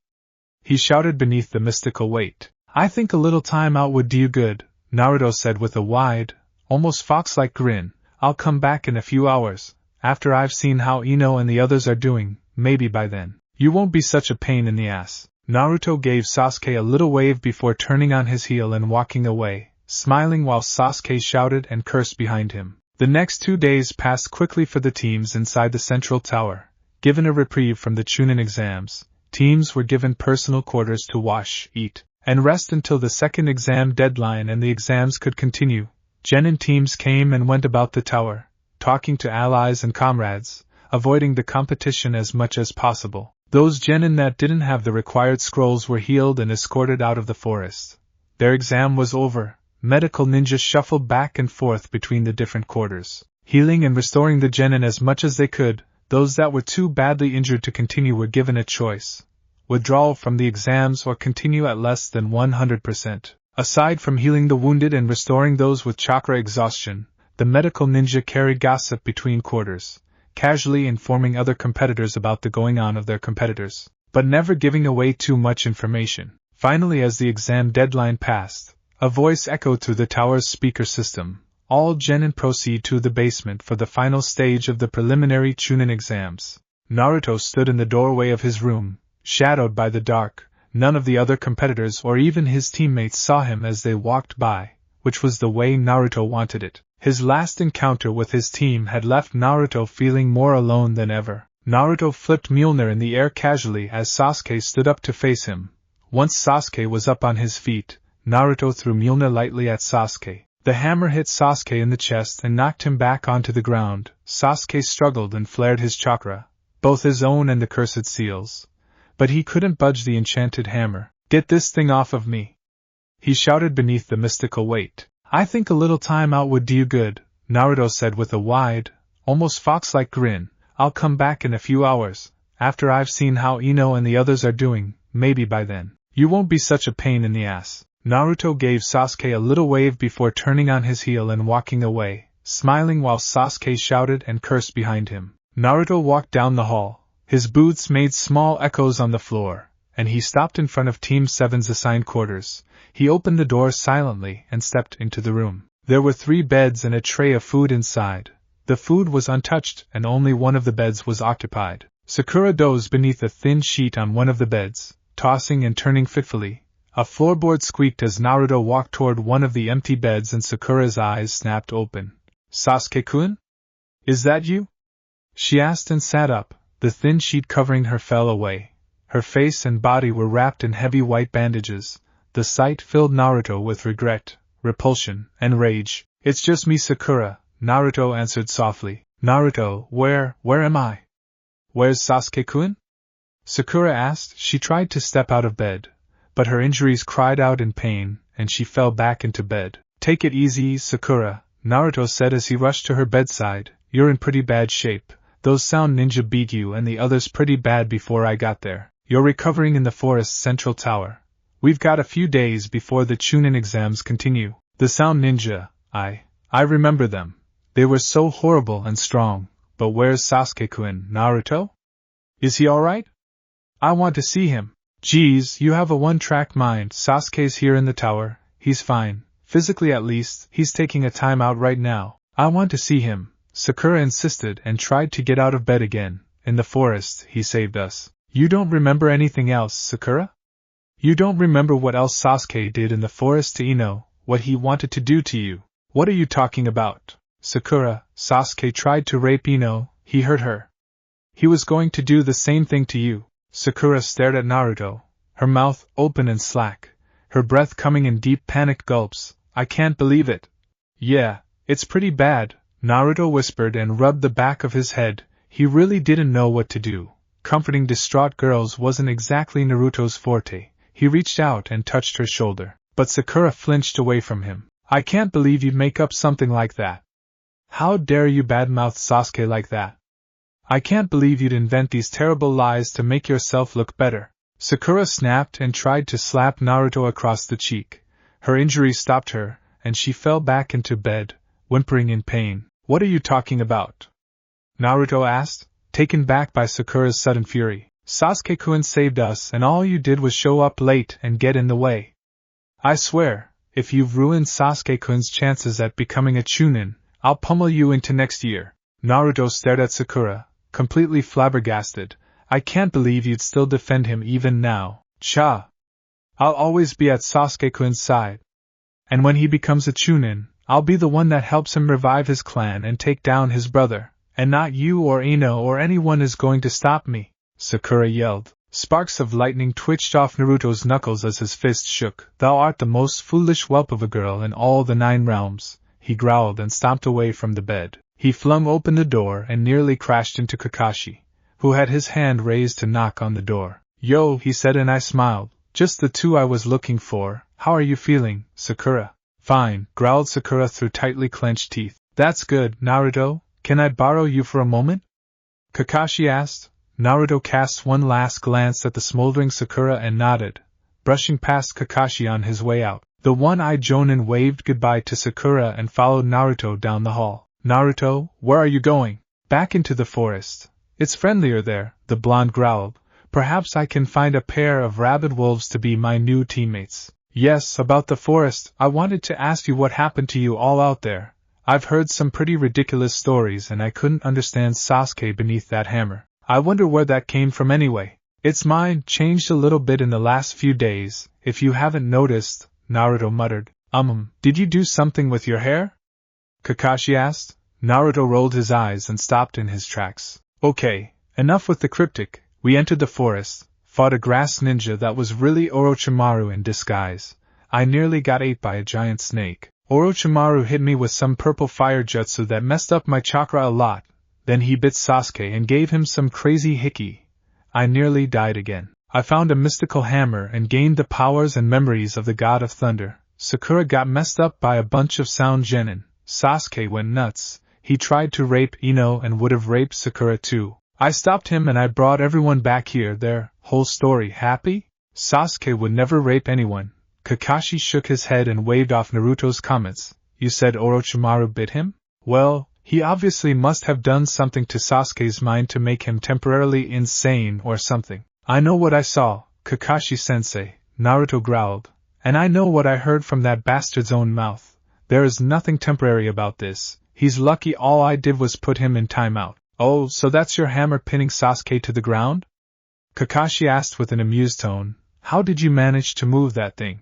Did you just hinge something small into that hammer because even I couldn't lift it even after enhancing my muscles with chakra? Is there anything else you needed, Kakashi-sensei? Naruto asked bluntly. The conversation with Kakashi had just added to the bitter taste left in his mouth from Sakura's accusations. Naruto wanted to get as far away from his team as the Chunin exam rules allowed. Well, since it is your hammer or whatever, would you mind removing it from Sasuke? I need to have him examined by a specialist if he was really attacked by Orochimaru. What about Sakura? She had a much harder time of it than Sasuke did. What about me? I nearly got killed and you haven't even batted an eye out of concern for me. Naruto shouted. Please Naruto, people in this hallway are trying to rest, clearly. You're over-exaggerating because you're standing here without a single scratch on you and Sakura has already been treated by the finest medical ninja in Konoha. There isn't anything I could do for her that already hasn't been done, but no one knew that Orochimaru attacked Sasuke like that. It could have dire consequences for not only Sasuke, but for the whole village as well. Yeah, the council would be furious if they lost their precious last Uchiha. Now you're just sounding jealous and immature, Naruto, Kakashi scolded. Why don't you go get something to eat and relax a little before the rest of the exams? I expect my entire time to continue advancing. Naruto rolled his eyes, turned, and started walking away when he heard Kakashi cough. The hammer, Naruto? Naruto sighed and held out his right hand. A second later, a gray blur shot by Kakashi's head, parting his peculiar hair. Naruto held Mjolnir above his head for a moment before he gave Kakashi a smirk and walked away. That must have been one long chakra wire, Kakashi muttered, still in shock. Naruto watched as the last competitor, a dark-skinned genin from Kumo, ran past before he stepped into the hallway. He walked with his shoulders hunched forward and his head down. How come Thor never had to deal with idiot teammates like this? Sure, Hawkeye was an ex-criminal and Iron Man was a miserable drunk, but at least they were still helpful and never tried to screw Thor over. Naruto thought as he entered through a pair of double doors. The basement was a massive underground arena. The far end of the arena was taken up by a pair of massive stone arms and hands crossed in the ram's seal. The floor was tiled out of thick hunks of stone and there was a catwalk and staircase on both sides of the arena. The Hokage, all the Jonin senseis, and the two other proctors stood in front of the statue. Naruto filed in behind the other genin candidates as the Hokage stepped forward. Welcome and congratulations on making it to almost the final round of the Chunin exam. The Hokage smiled. Now, I say almost the final round because we have the honor of having so many exceptional candidates that we need to hold a series of preliminary matches to narrow down the field before the respected dignitaries arrive to observe the final matches.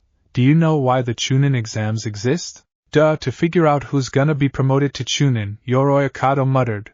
Naruto tightened his grip around Mjolnir's handle, Leaf ninjas should have more respect for the Hokage than this. I might call him old man, but it's still with the utmost respect. While the exams do allow the various Kages a chance to see their ninja forces in action and thus promote those that earned it, the Hokage continued, either not hearing or ignoring Yoro's comment. The Chunin exams are in reality a simulated war between hidden villages.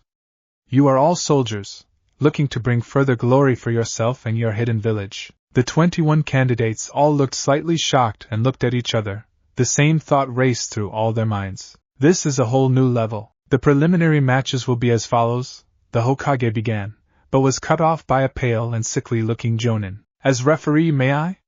He asked politely. The Hokage nodded and stepped back. I am Gecko Hate. I'll be the referee for the preliminary matches, the pale Jonin coughed. Great a judge from the Leaf, that'll be real fair, Kankuro said with an eye roll. I heard that, Hate growled before ruining the intimidation by having a coughing fit. It was some time before he was able to continue.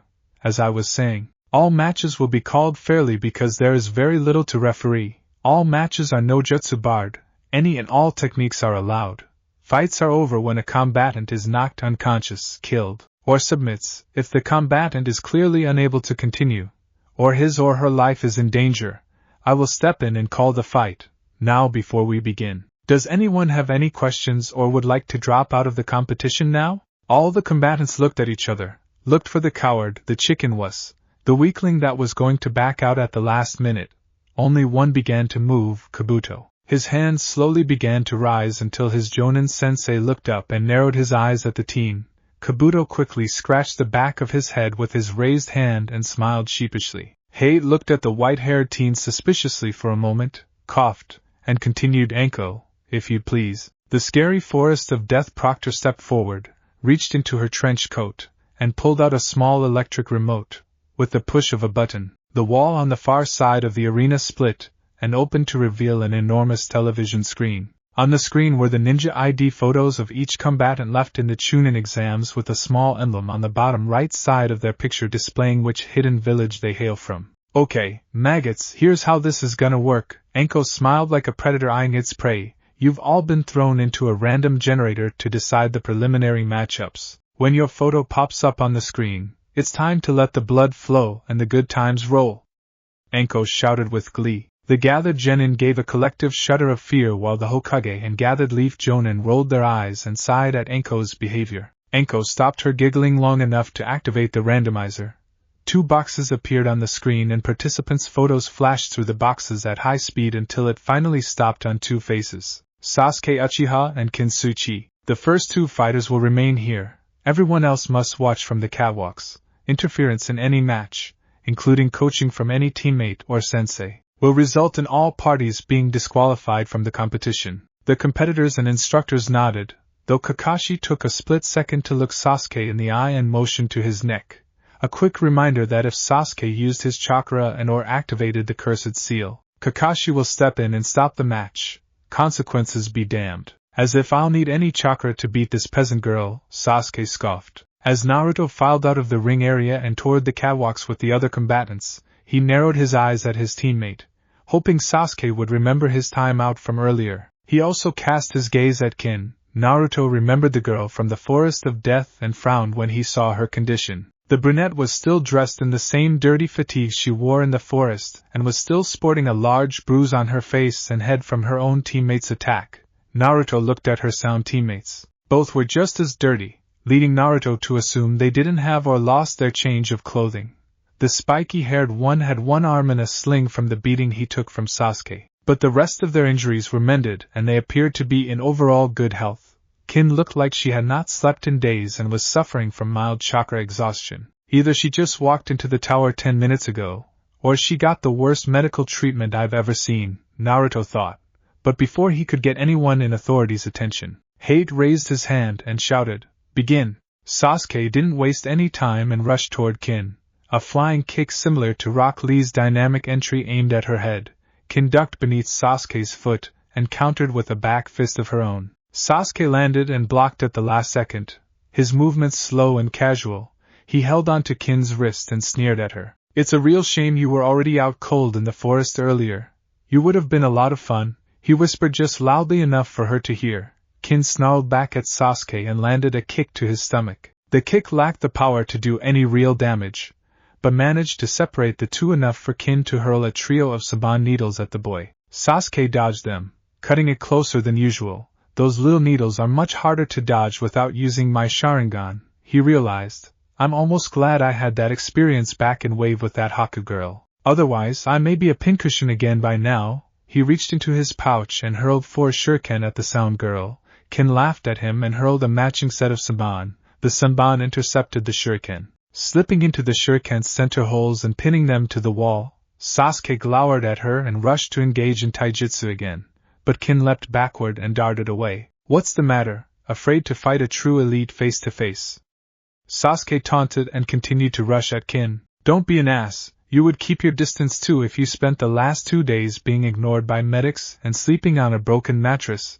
Kin spat back and hurled more senbons at Sasuke. Not all of us got 4-course meals, full healing, and comfortable beds like you, team. That confirms those suspicions, thought Naruto from the catwalk. Someone definitely rigged these exams to make it easy on the team. Now the only real question is who? A weakling like you doesn't deserve equal treatment as a true noble and elite ninja like me. Sasuke sneered as he channeled chakra into his legs. With a mighty leap, Sasuke flew over the Senbon and Kin and landed behind her. In the time it took for Kin to turn, Sasuke had already slammed his right hand into her stomach and followed up with a straight kick to the girl's ribs. Kin skid backwards and leapt away again, clutching her ribs. A small trickle of blood dripped from her mouth. That bastard broke some of my ribs. He's an arrogant son of a bitch. But he's still stronger than most of the others. He hasn't even used his curse seal yet. Kin reached into her pack and hurled more Saban at Sasuke. Sasuke dodged again, never noticing the chakra strings tied to the needles, or the tiny bells that dangled along them. Kin gave the strings a sharp tug and Sasuke collapsed, clutching his ears. After all that bravado and bullshit, you're just as pathetic as that pink-haired banshee you have as a teammate. Kin smirked as she pulled on the chakra strings again. I can't believe this. Does no one in the Hidden Leaf have any sensory training or defense? I would have thought the banshee would have at least shared how incredibly painful my attacks can be. Sasuke struggled to stand up, his eyes filled with rage. But each time Kin pulled the strings, Sasuke fell back to his knees and clawed at his ears. You should be happy I went easy on you, Pinky, Kin shouted up towards Sakura. I'm not going to be so kind to your prick of a boyfriend. Kin wrapped the chakra strings together and began flicking her forefinger against it. The violent vibrations increased her attacks tenfold, and Sasuke roared in pain. He managed to open his eyes slightly and saw 5 copies of Kin, each holding their own chakra strings, each making their own pain-filled symphony. The chaotic noise was maddening. It took all of Sasuke's willpower to find his kunai pouch and slip a blade into his hand. Give up already! Kin shouted over the dim. I don't want to be lynched for killing the Leaf's precious last Uchiha. Sasuke smiled despite the pain he was in. You said it yourself. I'm the last Uchiha, and all Uchiha have something that makes us far superior to everyone else. Sasuke's eyes snapped open, his Sharingan active and whirling at high speeds. I can see through your genjutsu. Sasuke smirked and threw his kunai. Kin's eyes flashed wide as the kunai sped right at her. How could he tell which was the real me? Kin ducked to the left, avoiding the kunai, but never saw the second kunai hidden in the shadow of the first. The kunai sank deep into her shoulder. Kin let out a high-pitched scream and dropped her chakra strings. Without your bells and strings, your jutsu is worthless. Sasuke stood up and walked towards Kin. The look on his face was eerily similar to a cat stalking an injured mouse. But my jutsu requires none of your weak tools to beat you, he finished and began to flash through hand seals. Kakashi-sensei, I thought you told Sasuke not to use any jutsu, or even his Sharingan? Sakura practically yelled at Kakashi. The one-eyed Jonin sighed, looked up from his Ika book, and shrugged. I did, but it looks like he's still in control, Kakashi said. He won't hurt himself. I don't think that seal on his neck will activate just using one jutsu, and I wouldn't worry about the Sharingan. As an Uchiha, the chakra draw to his eyes is natural, unlike mine, and the chakra drain is practically nothing. Naruto looked at his teacher and teammate with disgust written on his face. Kakashi's apathy was downright criminal. Not to mention his tardiness and perverted habits made him hardly a suitable role model or teacher for young kids. Naruto's new memories had shown him what true teachers were. what he wouldn't give for Steve Rogers or Nick Fury's tutelage.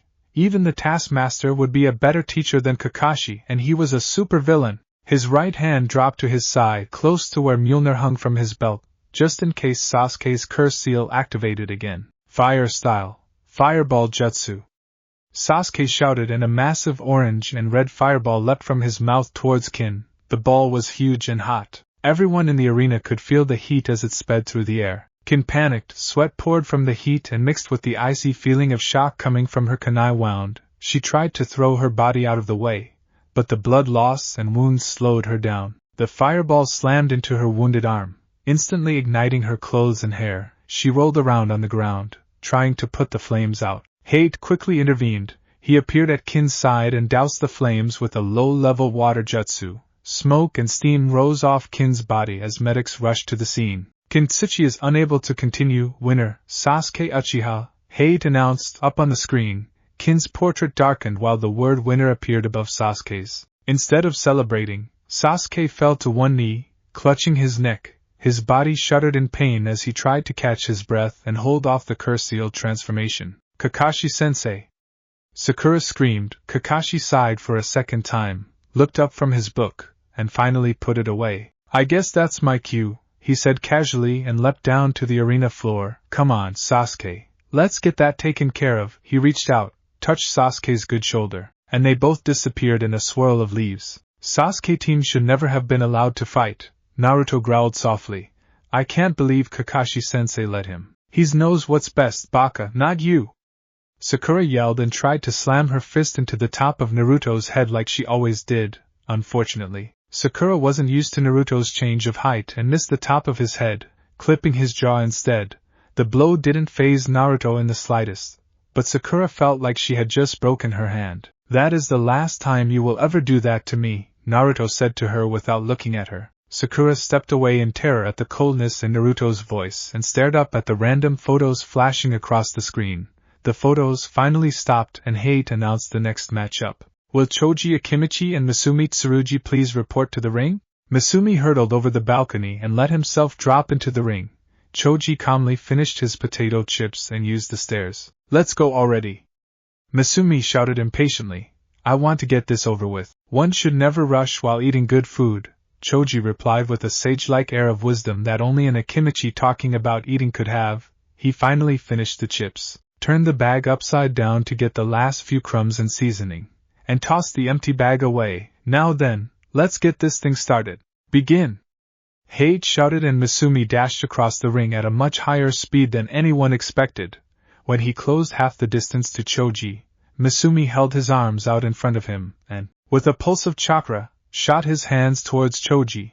Choji paled in surprise when Masumi's arms elongated and stretched unbelievable lengths. Choji didn't even realize that they had wrapped completely around his chest and arms until it was too late. Already trapped, Choji tried to struggle as the rest of Masumi caught up to his arms. Masumi's legs stretched just like his arms and wrapped around Choji's waist and legs like fleshy anchors. Masumi even stretched and wrapped his own neck around Choji's, choking him. That's the same technique Orochimaru used to bite Sasuke-kun in the Forest of Death.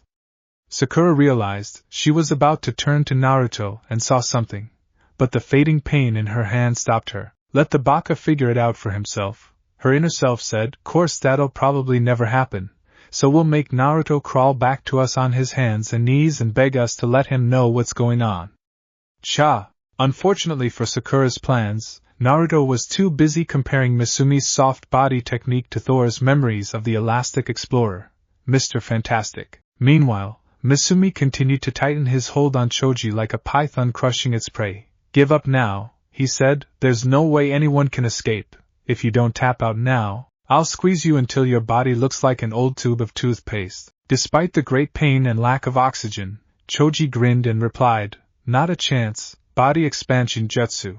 Choji's chakra spiked and his entire body started to grow upwards and outwards. Masumi grit his teeth and continued to squeeze, hoping that the suffocating pressure combined with the Akimichi's own jutsu would choke the boy out. Choji's face began to turn red as he grew even larger. Masumi's teammate, Yoroi, let out a loud chuckle and pointed. Masumi's got him now. That fool's own technique made it even easier for Masumi to squeeze. Your buddy is gonna pass out any second now, Nara. Shikamaru, who had been watching the match with interest instead of daydreaming for once, simply shook his head and said, I hope your friend doesn't rip easily. A sudden scream tore through the air and snapped everyone's attention back to the fight. Misumi was screaming in pain as Choji continued to grow and expand more and more. The boy was already nearly half the size of the ram seal statue and was still growing. He's actually getting too big. Misumi screamed inside his own mind. If I hold on for much longer, he's going to tear me in half. Misumi threw everything he had into one last squeeze. But Choji just kept growing. Finally, Misumi's grip on Choji faltered for just a single instant.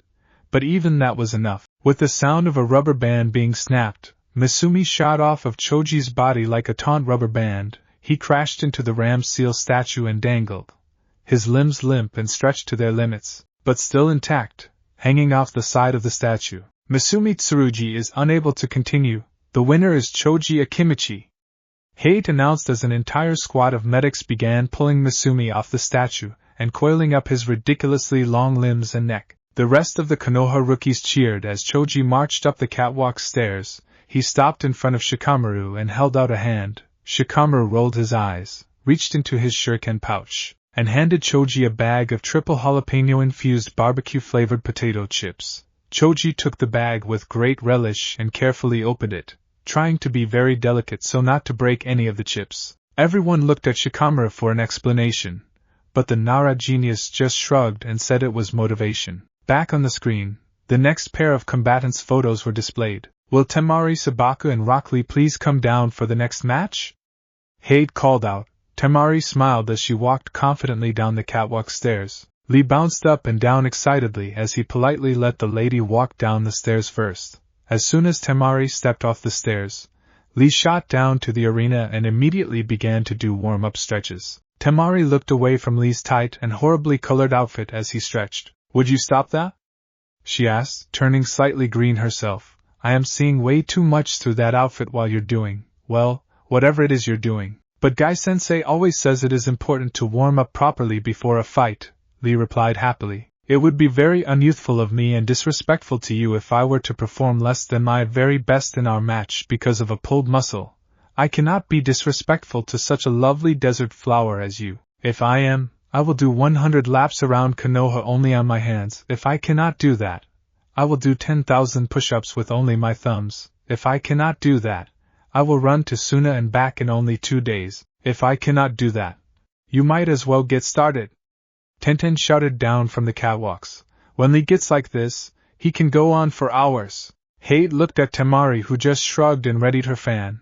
Hate looked back at Lee, who was still speaking a mile a minute about eating 10 handfuls of chili peppers if he couldn't climb the Hokage monument with only his teeth, shrugged, coughed, and said, Begin. Temari unfolded her fan 1/3 of the way in one motion, reveling a single purple orb, and swung with all her might, wind scythe jutsu. Lee, so distracted by his choices of workouts, never saw the wave of wind until it was already upon him. The wind blew him backwards and he tumbled across the ground. That'll teach you to get distracted in a fight, Temari said as she folded her fan. I expected more from a leaf ninja, she told Hate and began to walk back towards the catwalk. I am sorry, have we started already? Lee asked as he picked himself up. He was covered in dust, but looked no worse for wear after Temari's attack. Yep, Hate nodded. Next time pay more attention. I will, referee-san. If I do not, I will. Quit it! Shouted Temari, her right eye twitching angrily. She unfolded 1/3 of her fan again and swung at Lee. But this time, Lee knew it was coming and darted out of the way. He ran at Temari, looking to engage her in taijutsu. But Temari wasn't about to give away any distance. With speed equal to Lee's, she darted away, swinging her fan to keep Lee at a distance. Lee tried to slow her down by throwing a duo of kunai at her, but Temari casually blew them away with her fan. You're going to have to do better than that, she called to Lee. I am the mistress of wind. Nothing can touch me and nothing is faster than the wind. She unfolded her fan again, revealing a second purple moon. When you see all 3 moons, it's all over. I see, smiled Lee. Then to defeat you I must become faster than the very wind you tame. That's impossible. Temari smirked as Lee bent down and rolled down his orange leg warmers. A row of weights was tied to each leg beneath the orange cloth. Temari laughed as he began to remove them. You think taking off a few pounds of weight will do anything? You can't be serious. Temari was cut off as Lee dropped the weights, creating two massive craters in the arena floor. Temari quickly blew away the clouds of dust that sprang up from the craters and saw Lee standing still in front of her. Only a fool would have remained still in all that cover, Temari thought, her keen mind already laying out new strategies to compensate for Lee's weight removal. She cautiously threw a kunai at Lee and smirked when the blade went right through his chest, but the image of Lee didn't pop in a burst of smoke or disappear like a normal clone would. That wasn't a clone. Temari realized, that was an afterimage. He's actually moving that fast. Lee reappeared on the far side of the arena, one hand behind his back and the other raised palm up towards Temari. Now we will see who is faster, your wind or me youthfulness, exclaimed Lee. Temari opened her fan all the way and took a step back towards the wall, wind scythe jutsu. She yelled and blew a massive gust of wind across the arena, even up in the catwalks. The other contestants could feel the powerful winds, but Lee darted to the side and ran towards Temari. Wind scythe jutsu! Wind scythe jutsu! Temari shouted over and over again, hurling waves of wind at Lee, but each time, Lee would vanish and reappear even closer than before. This is impossible. How can he be this fast? Temari worried as Lee closed in on her, desperate and frustrated. She swung her fan at the green-clad boy in a last-ditch attempt to blow him back or bash him with the metal outside of her fan. Lee leapt over her swing and flipped in the air. Leave hurricane! Lee shouted and kicked Temari across the face and stomach. The blows sent the Suna Kunoichi spinning through the air. Her fan fell to the ground, and because of her proximity to the wall, Temari smashed and crumbled against it. Lee appeared at her side immediately with the knife edge of his hand reared back to strike. Temari slowly opened one eye and stared up at Lee, her stare defiant and seeking mercy at the same time. I'm done, Temari whispered, ashamed. He's too fast. Haight immediately raised his hand and announced Lee the winner. Lee smiled his brightest smile, stood, and held out his hand to Temari. I am sorry for kicking you so hard, Lee said. Your wind ninjutsu is very powerful. You are a most youthful opponent, and I hope we may have the honor of fighting each other again someday. Temari looked at the strange boy, doing her best to keep from staring at his incredibly bushy eyebrows. His without had out has strangest and politest by Vivermet. Temari thought and cautiously took Lee's hand. Lee helped her up to her feet and walked beside her until the medical ninja arrived. They took Temari to be examined while Lee retrieved his weights. He carefully rewrapped them to his legs before proudly returning to the catwalk. Great job, Lee, his teammate Tintin smiled. I don't think I could have beat her. Her wind would have blown my weapons all over the place. He got lucky, said Niji, Lee's other teammate. Fate decreed he'd face an opponent with no close-range abilities. He would have lost against anyone with real skill. Tintin shot Niji a nasty look, but Lee simply kept smiling as his sensei, Might Guy, congratulated him with a slightly disturbing display of pride and youthfulness. Meanwhile, the screen flashed new photos across the screen. Sakura Haruno vs. Ino Yamanaka. Sakura pumped her fist and quickly shoved her way toward the stairs. She hurried down the steps and waited eagerly for Ino. Cha, now everyone will see that I'm better than Ino Pig. It's just too bad Kakashi-sensei had to take Sasuke-kun away and now he can't see how superior I am to Ino Pig. Ino, on the other hand, took her time and walked down the steps, her eyes never leaving Sakura's. Let's go already, Ino Pig. What's taking so long? Sakura yelled from the arena floor. Ino rolled her eyes at the pinkette and finished walking down the stairs. What's your rush, forehead? Do you have a hot date at the kennels later? Ino spat back with a cocky grin. As exciting as your back-and-forth banter is, do you think we could get started? Interrupted Haight before Sakura could snap at Ino. Both girls glared at the referee, nodded, and then glared back at each other. Ino Pig is going down. Sakura thought. I have to end this quickly without hurting Sakura, thought Ino. Thinking back to their childhood adventures, she may be a bit delusional and hot-headed, but she was my best friend, I miss her. Maybe this fight is what we need to move past this pettiness. Fight!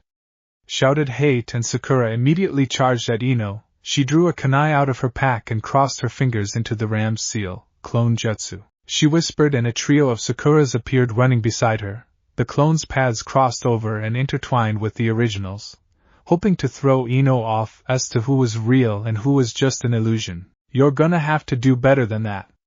Ino laughed. She drew 3 shurikens from her pouch and hurled them at Sakura with a flick of her wrist. The shuriken each hit a clone, dispelling them and leaving Sakura without any cover. Damn it! I knew you should have used more than just 3 clones. How are we going to impress Sasuke-kun with only 3 clones? Will you shut up? Sakura argued with herself. Unless you're planning on helping out, just butt out and let me kick Ino Pig's fake blonde ass all over the place. Dream on, Pinky. You better step it up a notch if you think you're going to win like this. You aren't even paying attention to your opponent right now. Oh sure. Sakura snapped out of her internal argument just in time to feel Ino's fist collide with her jaw. The blow spun Sakura around and dumped her onto her backside. What the hell is wrong with Sakura? Ino wondered. I'd barely put anything into that punch and it still nearly knocked her out. Why the hell was she just standing there like that? Just give up, Sakura. We both know you aren't ready for the Chunin exams. Please give up before I hurt you, Ino said genuinely. Shut up, Ino Pig. You just want me to quit so you look better for Sasuke-kun. A frightened look flashed through Ino's eyes at the Uchiha's name, followed by a terrible glare. Sasuke? Why the hell would I want anything to do with that asshole after what he did in the forest? What are you talking about? Asked Sakura as she stood up. I know you're only taking the exams so that you can try to undercut me and be with Sasuke-kun. Ino took a step backward, her hands tightened into fists. You don't remember what he did in the forest, do you? Or are you just as sick and twisted as he is? Don't say that about my Sasuke-kun. Ino narrowed her eyes at Sakura. I really didn't want to do this to you, Sakura. But you need a wake-up call. Mind transfer jutsu. Sakura let out a scream as Ino's consciousness invaded hers and flooded the Pinkette's mind with images from the forest of death. Hello girls, Sasuke grinned as he approached. You don't know how glad I am that you're both here. All this excitement has really given me a big appetite. Sasuke-kun, what happened to you? Asked Ino. There's no need to be worried, Ino. No need to fear my new power. I finally have the way to avenge my clan and move on. Don't you want to help me revive my clan? Sasuke asked and reached out to touch Ino. She shrunk away from his touch and his fingers grazed her broken arm. Sasuke, my arm! Ino wailed and tried to stumble backwards. But Sasuke was too fast. He lashed out and grabbed her by the front of her shirt. He pulled her close to him, ignoring her cries of pain and fear. What's the matter, Ino? I thought you'd love to be this close to me. Isn't that what you and Sakura always fought about? Ino cringed and turned her head away from Sasuke's. His breath was foul and the dark marks continued to spread across his face. Sakura. Ino whispered a plea for help. Sakura struggled to get up, but fell back down after only a few inches. Don't worry about Sakura, I'll have her right after you, Sasuke leered. Like I said, all that fighting left me with a big appetite. He tightened his grip on Ino's shirt and pulled, ripping the top in two and revealing Ino's pale, bra-clad chest. Her short skirt quickly followed. Sasuke's lust-filled eyes widened in their appreciation of Ino's assets, and his hand reached toward her again. Please, someone. Ino whispered and closed her eyes tight. She felt Sasuke's fingertips on her brow, felt the pit in her stomach deepen and repulsion crawl up her spine. Get out of our head! Inner Sakura roared and cancelled out Ino's jutsu. Ino's conscience flew back into her own body, actually knocking her backwards from the force of her expulsion. How the hell did Sakura kick me out like that? It was almost like there was someone else already in her mind. Meanwhile, Sakura had fallen to her knees, clutching her large forehead. I don't believe it, she whispered. I'm sorry, Sakura. But you needed to see what happened, Ino replied. She felt horrible for exposing Sakura to the truth and sick to her stomach. I can't believe you'd make up such horrible, disgusting lies. Sakura roared. I could understand Naruto making things up about Sasuke-kun. The idiot has always been jealous of Sasuke's skills and handsomeness. But you're supposed to love Sasuke-kun. What? Shouted Ino. I bet you made all that up just to drive me away so you can have Sasuke-kun all to yourself. Sakura continued. Well, it's not gonna happen, Ino pig. With a snarl, Sakura charged at Ino and smashed her fist into Ino's cheek. The blow knocked Ino down and Sakura followed up with a brutal kick to Ino's midsection. Ino skipped off the ground and bounced twice before coming to rest a few feet away. You better call it, Sakura told the referee. She's done. Cha! We totally showed her that we're the only ones that deserve to be with Sasuke-kun. Hade started to walk towards Ino to check on her, But Ino suddenly burst into a cloud of smoke. A broken tree branch, taken from the forest of death, appeared on the ground in her place. A substitution? Realized Sakura as she began to search for Ino. There was no sign of her, though the smoke from the substitution hid a small portion of the arena still. We should have seen that coming. Don't argue with me, just help me look, Sakura argued. She drew a kunai and walked toward the cloud of dissipating smoke. She squinted and just barely made out the blurry shape of a ponytail. Gotcha! Sakura shouted and threw her kunai. There was a clang of metal on metal as Ino intercepted the kunai by throwing one of her own. I wanted to take it easy on you, Sakura, because we used to be friends, Ino said as she stepped fully out of what was left of the smoke cloud. But your blindness and thick-head denial has gone too far. Cha! You're the one that's lying and trying to make me look bad, Ino pig. Sakura growled and threw a wild haymaker at Ino. Ino sighed and slipped under it with a speed that dwarfed anything Sakura was remotely capable of. She reached out and grabbed the back of Sakura's head with both hands.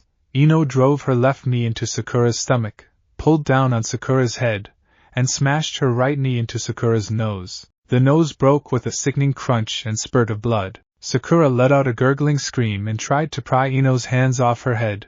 Ino let go with her left hand, keeping a grip on the back of Sakura's neck with her right, and grabbed onto Sakura's flailing right wrist. Jumping into the air, Ino kicked her right leg into Sakura's stomach and flung her left leg over Sakura's outstretched arm and across her neck. Both girls fell to the ground, Sakura's arms stretched out from her shoulder and her body pinned down by Ino's legs. Ino squeezed her knees together and arched her hips upright, hyperextending Sakura's arm and threatening to break it. Sakura screamed in pain and frantically slammed her free hand on the floor, tapping out. Hate appeared above Ino and quickly relaxed Ino's hold before she broke Sakura's arm. Ino rolled away and looked down at Sakura in disgust. We're through, Sakura, she said. Don't ever talk to me or come near me. Don't even look at me until you come to your senses. And you can have Sasuke if you're sick enough to have him. Sakura looked up at Ino, bleeding and crying, wondering why Ino had hurt her like that before the medics took her away. Ino climbed back up to the catwalks and, after being congratulated by her teammates and checked out by a medic, approached Naruto. I don't know if I said it the other day, I was pretty out of it, but thank you for rescuing us. Well, rescuing me in particular, if you ever need anything. You're welcome, Naruto smiled gently. I'm glad you're okay and off the Sasuke team bandwagon. Ha! Sakura can keep that sick son of a bitch. Besides, us blondes ought to stick together, she said with a wink and walked away. Naruto stared, slightly bewildered, and could have sworn he saw the girl's hips sway from side to side a little more than usual. He was so befuddled by Ino's actions that he missed the announcement for the next match-up. By the time Naruto caught on, the match between Kiba and Dosa was already over. The Sound Ninja's bracer was particularly brutal to the Inuzuka's enhanced senses. One swipe and Kiba was down for the count, literally howling in pain. The next two matches went equally quickly. First, Shikamaru easily trapped Saku in his shadow possession jutsu and forced Saku to point his own hand beneath his chin. Shikamaru threatened to channel chakra through the wind pathway in the hand and blow Saku's head clean off if he didn't surrender. Saku tried to call Shikamaru's bluff, but when he felt the familiar feeling of wind building within his arm, Saku quickly surrendered. Gaara of the Desert paired off against Yoroi Akato. Gaara stood stone still in the center of the ring while Yoroi boasted about his clan's special bloodline. With a chakra-enhanced burst of speed, Yoroi sprinted at Gaara with his hands outstretched. Before Yoroi could reach Gaara and grab hold of him to drain his chakra, 5 tendrils of sand shot up from the floor at Gaara's feet and wrapped around Yoroi's limbs and neck. You're pathetic, Gaara said without remorse. Sand coffin. The sand engulfed Yoroi and held him up in the air. Gaara raised an open hand and pointed it at the human-shaped cast of sand. Sand burial, he said, and closed his fist. There was a muffled scream and squelch inside the sand cast as it collapsed into a hand-sized ball. Gaara left Yoroi's remains on the arena floor and recalled his sand as he walked back up to the catwalk. Everyone, Naruto included, gave him a wide berth. There's something definitely wrong with that guy, Naruto thought as Gaara walked past. He's a right monster, a troll or ogre with sand, with his new senses. Naruto could easily make out the smell of old blood among the sand of Gaara's gourd. A second whiff smelt of dried-out tanuki. But Naruto shrugged it off as pictures began streaking across the board once again. The short break was interrupted as the board began its randomizing for the next match. Tenten and Kankuro quickly made their way to the arena. This is gonna be a piece of cake, Kankuro laughed. This chick doesn't stand a chance. Chick? Tenten repeated with a raised eyebrow. Oh, I am so going to make this hurt. Start the match. But the medics haven't cleared the area yet, Hate protested. I said start it. Tenten roared, doing her best impression of Irika's famous demon head jutsu. Hate jumped back embarrassed, but started the match. Tenten let out a fearsome roar as she hurled a brace of kunai at Kankuro. The Suna ninja quickly ducked and returned fire with a trio of shuriken. Tenten reached into her leg pouch and pulled out a thick scroll. She held the scroll out in front of her, and used it to bat away Kankuro's shuriken. Rising Dragon! She yelled and unfurled the scroll into the air. A hand seal later and a swarm of weapons of all shapes and sizes descended upon Kankuro. You gotta be kidding me! He shouted and tried to dodge, but there were simply too many. The dozens of kunai and shuriken and knives and spiked maces and spears tore through Kankuro's flesh like paper. Kankuro somehow remained standing, despite the dozens of terrible wounds scattered across his torso and limbs. That's what you get for thinking that a kunoichi is going to be an easy win, Tenten said triumphantly. She turned to walk away, but her attention was captured by a sudden, spastic grinding sound from Kankuro. What the hell is that? Tenten wondered out loud. She turned back and peered at the broken, hole-ridden body, just noticing for the first time that there was no blood coming out of any of the wounds. A metal arm shot out of Kankuro's chest and a set of spindly, metal fingers grasped for Tenten's throat. Tenten slipped out of the way at the last second and the metal fingers closed around a piece of her shirt, tearing it, instead of her throat. What the hell is that thing? Tenten shouted as the metal arm retracted back into Kankuro's body. Sinister laughter came from the bundle of bandages strapped to Kankuro's back. I see you've met Crow, the voice said. Don't be shy. Let me introduce you to him properly. Kankuro burst out of the bundle of bandages while a humanoid-looking puppet tore off its Kankuro disguise. The puppet was a three-eyed, four-armed monster covered with a wild mop of brown hair and a tattered coverall. Kankuro stood behind his puppet, fingers outstretched. Whenever he moved a digit, even the slightest twitch, the crow puppet responded instantly. It's like they're connected to each other. Think, Tenten, think. Puppets need strings to move. All you have to do is cut the strings and then it'll be useless. But Tenten couldn't see the strings manipulating the puppet. As far as she could tell, there was no visible connection between Kankuro and his puppet. You can look all day long, girly, but unless you got one of those fancy Konoha bloodlines, you're never going to see anything, Kankuro boasted. Saban cannon. The puppet's mouth yawned open and a storm of saban needles spat at Tenten. With a sailor-like curse, Tenten rolled out of the way, only to have to leap away from a torrent of kunai and shuriken fired from slots in the puppet's hands. Tenten was just a hair too slow and one of the shuriken managed to scratch her. She hissed in pain and clutched at the small wound. You might as well surrender now, Kankuro said. Every one of Crow's weapons is coated in a nightbane compound. Nightbane only grows in the northern wastes of Suna and when introduced into the body, causes its victims to experience increasingly horrible visions and hallucinations until they eventually drive the mind into such a frenzy that it shuts down to stop the terrors. Tenten started at her scratched arm and then back at Kankuro. You bastard! How could you use such a thing on your weapons? We're ninja, princess. By definition we don't play by the rules. Now, I'd surrender if I were you, that is, if you want the antidote. Those visions should be starting any second now. Kankuro grinned and held up a tiny vial of clear liquid. Tenten grit her teeth and glared at Kankuro. Already her vision was fading in and out and swirling out of control.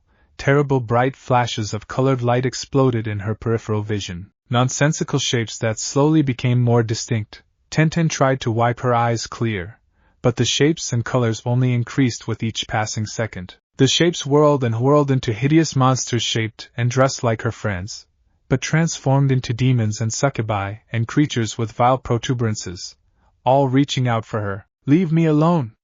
She screamed and stumbled backwards. She cornered herself, her back to a wall, and swung a kunai in each hand at the invisible monsters. Just give up already, Kankuro shouted across the arena. I'll give you the antidote, and it will all go away. Just shut up and leave me alone.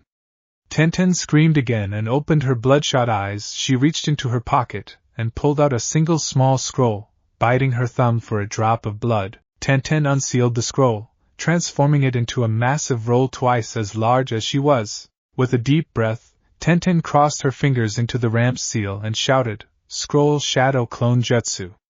Another massive scroll burst into existence beside the original. No, there's no way. Guy wouldn't be foolish enough to teach her a forbidden jutsu like shadow cloning, thought the Hokage. When did you learn such a powerful jutsu? Wondered Guy. Your flames of youth are truly bright, Tenten. Damn, guess I'm not the only one playing with shadow clones anymore, grinned Naruto. Tenten wavered as she struggled to stand. Using the scroll's shadow clone jutsu had left her nearly completely drained of chakra. She rapidly shook her hand and squeezed her eyes closed as a vision of her mother, killed in the nine-tailed fox attack, lurched toward her. The vision raised a decaying hand and groped for Tenten's throat. With a high-pitched scream, Tenten reached out and pulled on the ripcords holding the scrolls closed. With a yank, the scrolls unfurled and revealed 1,000 small storage seals on each scroll. What the hell is this? Kankuro muttered as he looked at the twin scrolls. Rising Dragon, Bahamut Shuriken Bomb. Tenten shouted instantly. 10 shuriken burst from each of the storage seals and flew at Kankuro. Over 20,000 whirling bladed weapons that covered the entire arena in a light-blocking cloud of metal. Oh, come on! Kankuro complained and jumped behind Crow, hoping the puppet could block the shuriken. The shurikens slammed into the ground and walls with a clang, and a thick cloud of dust filled the arena. Tenten collapsed and curled into a tight ball, the hallucinations beginning to overwhelm her. She slipped into unconsciousness, whimpering and twitching occasionally, across the arena. The dust slowly began to clear. Kankuro was pinned spread-eagled to the floor by shuriken, his clothes and shredded and blood dripping from several wounds. The puppet, Crow, was utterly shredded. There was not a whole single piece or portion of the puppet remaining. Hate looked at Tenten and then back at Kankuro. Can you get up? He asked. Kankuro struggled for a moment, but between his wounds and the shuriken pinning his clothes down, he couldn't budge. He let out a groan of frustration, then yelped in pain as one of his wounds stretched open, and finally gave up and lay down. Hate shrugged. Either combatant can continue. This match is a draw. He walked over to Kankuro and reached into the Suna ninja's pocket. Thank you, Hate said, and held up the vial of antidote. Hate tossed the vial to the approaching medical ninja that were trying to restrain the flailing Tenten. One of the medical ninja caught the vial and, after examining it quickly to verify its authenticity, administered it to Tenten. Seconds later, Tenten relaxed and her breathing returned to normal. Meanwhile, another group of medical ninja treated Kankuro's wounds while freeing him from the floor, while a cleanup crew repaired the arena. I can't believe she killed Crow, Kankuro whimpered and began collecting the pieces of his puppet. He wrapped the pieces up in the remains of the puppet's coverall and quietly walked back to his siblings on the catwalk, while his sister expressed her obligatory sympathies. Though secretly she was glad Tenten had proven that kunoichi are not to be messed with, the board sprang to life again. Naruto Uzumaki vs. Kabuto Yakushi. Finally! Naruto grinned and popped the kinks out of his neck. He secured Mjolnir on his belt and leapt over the railing. He plummeted like a stone to the arena floor and landed with a heavy thud, cracking the tiles around him. Kabuto was much more reserved as he walked toward and down the stairs. He carefully locked eyes with his Jonin sensei as he walked down the stairs. The yellow-eyed Jonin shook slightly and Kabuto's eyes widened a tiny fraction. He still wants me to hold back? He thought. First he changes the plan by having me continue to compete. Now he wants me to still hold back, even though he knows my opponent is the Nine-Tails Jinchuriki. I hope my chakra scalpels are more than enough to advance. My other abilities will just blow my cover. Kabuto buried his thoughts and put on a bright smile as he walked into the arena across from Naruto. My, you seem to have had quite the growth spurt since the first exam, Naruto-kun. Did you awaken some forgotten bloodline, or have you been holding out on us all this time? You could say I'm a new man, Kabuto-san, Naruto replied. Both combatants nodded toward Hate and the referee began the match. I'm sorry for this, Naruto, but I'll be sure not to do any permanent damage to you. Kabuto darted toward Naruto at high speed, his hands glowing blue, and pulled back to strike. He stabbed his right hand at Naruto's shoulder, but Naruto sidestepped at the last moment. Kabuto followed with a slash towards Naruto's knees, but Naruto jumped high into the air and landed on the far side of the arena. You move well despite your increase in size, Kabuto complimented. But you didn't move well enough, Kabuto said and pointed at Naruto's shoulder.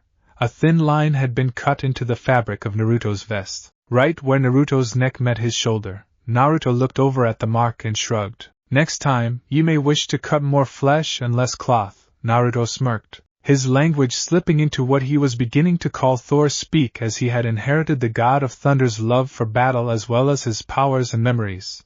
Now it is my turn, have at thee! Naruto shouted and charged at Kabuto. Naruto swung a fist at Kabuto's head, but the teen ducked and jumped away in the nick of time. He's so fast. Kabuto worried. He's probably just as fast as I am holding back. That should be impossible for a genin, Jinchuriki or not. Naruto interrupted Kabuto's thoughts as he charged again. Naruto crossed his fingers in a familiar ram's seal and shouted Shadow Clone Jutsu. As he charged, there was a poof of smoke on either side of him. But when the smoke cleared, the two clones were frail-looking, weak, zombie versions of himself. Ah man, not again, Naruto groaned as he skidded to a halt. His clones looked at him pathetically and a snicker of laughter began somewhere in the catwalks. Kabuto began chuckling as well. Oh Naruto-kun, you really shouldn't try such advanced jutsu until you have better chakra control. Kabuto smiled. Your clones look like they'd rather die than exist for another moment. Shut thy mouth! Naruto yelled. My clones would be thrashing thee right now if I was 100%. Sadly for you, they are not. Perhaps I should do them a favor and put them out of their misery. Kabuto grinned and hurled two kunai at the clones. Both kunai struck the clones in the forehead. Dispelling them instantly, Kabuto quickly hurled two smoke grenades at Naruto's feet as well and enveloped the entire arena in thick black smoke. Naruto coughed as the arid smoke burned his lungs and choked him. He searched and searched, but Naruto couldn't find any trace of Kabuto through the smoke. I heard you've been in a situation like this before, Kabuto's voice called out through the smoke. When your team was in Wave Country, wasn't it? Yeah, you are being very original, Kabuto-san, Naruto remarked. Are you going to copy Zabuza even more by telling me the 8 silent kill points on my body? Haha, Zabuza only knew 8. Naruto, there are literally dozens of points on the human body that can result in your death or incapacitation, like rupturing your thoracic aorta, 5th lumbar down on the spine. You'll bleed out in seconds, or slicing through the subclavian nerve, disabling your entire arm from shoulder to fingertips. Naruto felt Kabuto's cut tear into his shoulder. But when he reached up to clutch the wound, Naruto felt no blood, only a swift numbing sensation that raced down his left arm. Chakra scalpels are usually only used in surgery, Kabuto's voice whispered through the smoke, but I find they are very handy at cutting apart opponents without ever breaking their skin. Naruto tried to make a fist, but found he couldn't move his left fingers. He growled in annoyance and swung Mjolnir up over his head. Enough tricks! Naruto shouted and summoned a gust of wind with a swing of his hammer. The smoke blew away and reveled Kabuto just to Naruto's right, his hands encased in blue-white chakra. That was quite clever, Naruto-kun. Kabuto smiled as he stepped backward. If you thought that was clever, you will love this. Naruto grinned and hurled his right fist at Kabuto.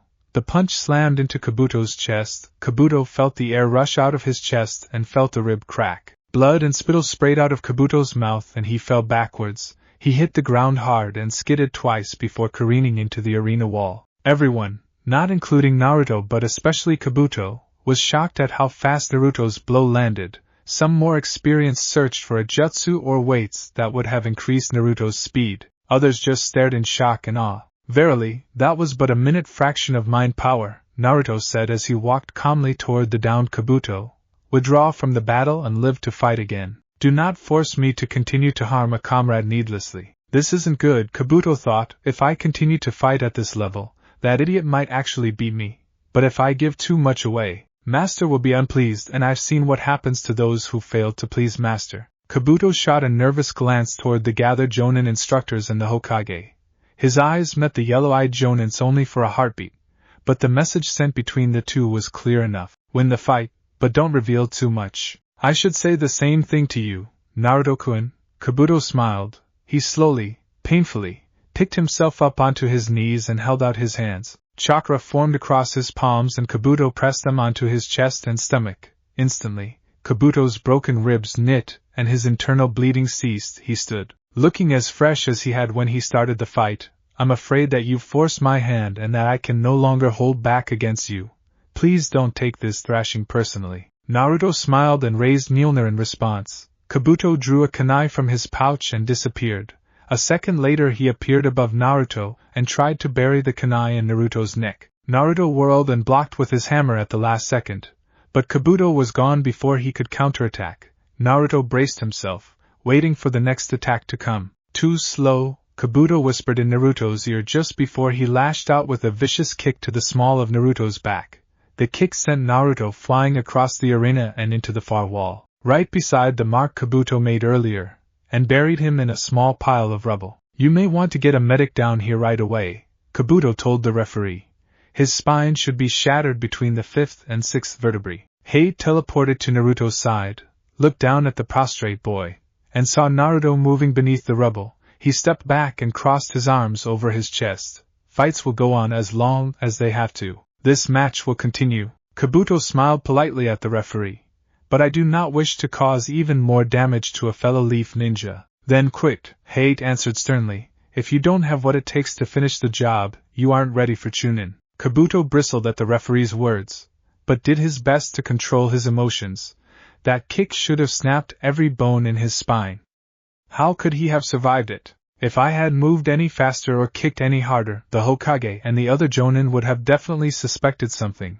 I'll have to finish this as quickly and easily as I can. Kabuto stalked toward Naruto and focused chakra to his right hand. He stood over Naruto and carefully kicked away chunks of rubble until he had a clear glimpse of Naruto's back. I am sorry, Naruto-kun, but I don't have any choice. Hopefully, you won't feel a thing, Kabuto said and pulled his hand back to strike. Kabuto plunged his chakra scalpel into the center of Naruto's back, slicing through muscles, organs, even bone. Naruto's body shuddered and a muffled scream cut through the arena. Kabuto withdrew his hand and deactivated his scalpels. He straightened out and put on his best sad smiling face. He turned to walk away, trying his hardest to look regretful, when he heard the loud pop. Kabuto spun around and saw a cloud of white smoke where Naruto's body used to be. A shadow clone? Kabuto exclaimed and searched for the real Naruto. His search ended with the sight of a gray blur as it crashed into his chest. Kabuto's lungs emptied as Mjolnir drove him up into the air. The initial blow broke 2 of Kabuto's ribs.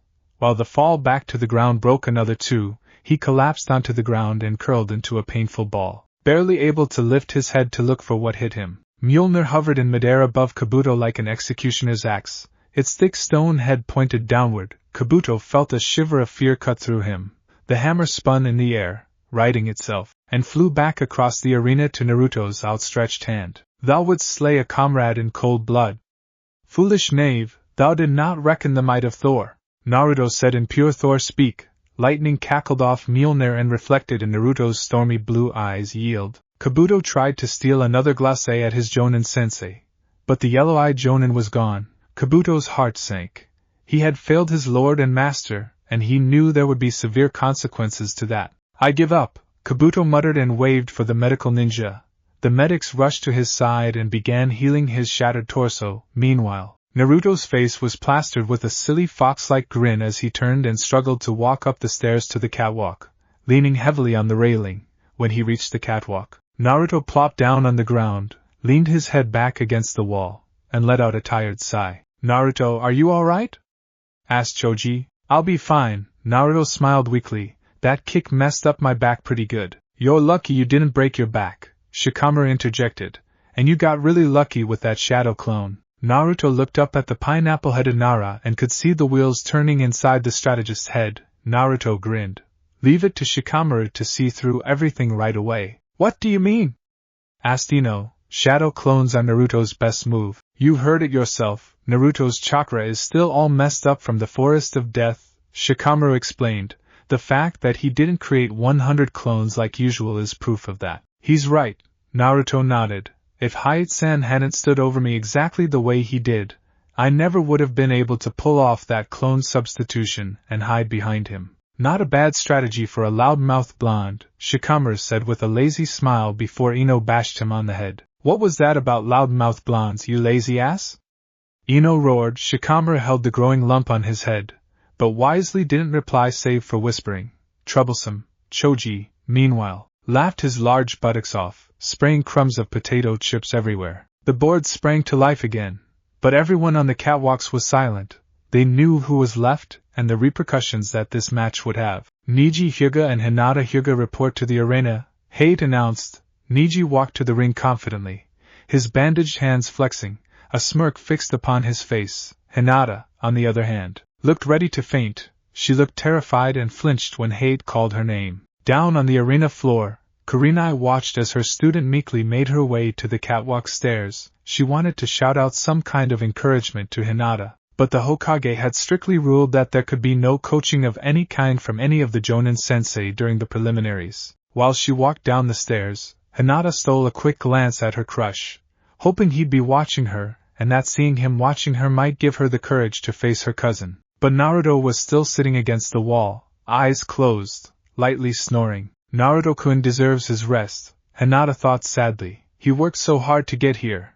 I must show him that I've worked just as hard, even if he isn't watching right now. Hinata straightened up as she stepped off the stairs and did her best not to flinch beneath her cousin's glare. I've been looking forward to this for a long time, Hinata-sama. Niji spat out the honorific like it was poisonous. You should just drop out now. A failure like you doesn't deserve to be in the main branch of the Hyuga clan, much less being promoted to Chunin. Fate decreed that you will lose this match the moment I was chosen to be your opponent. I mustn't give up.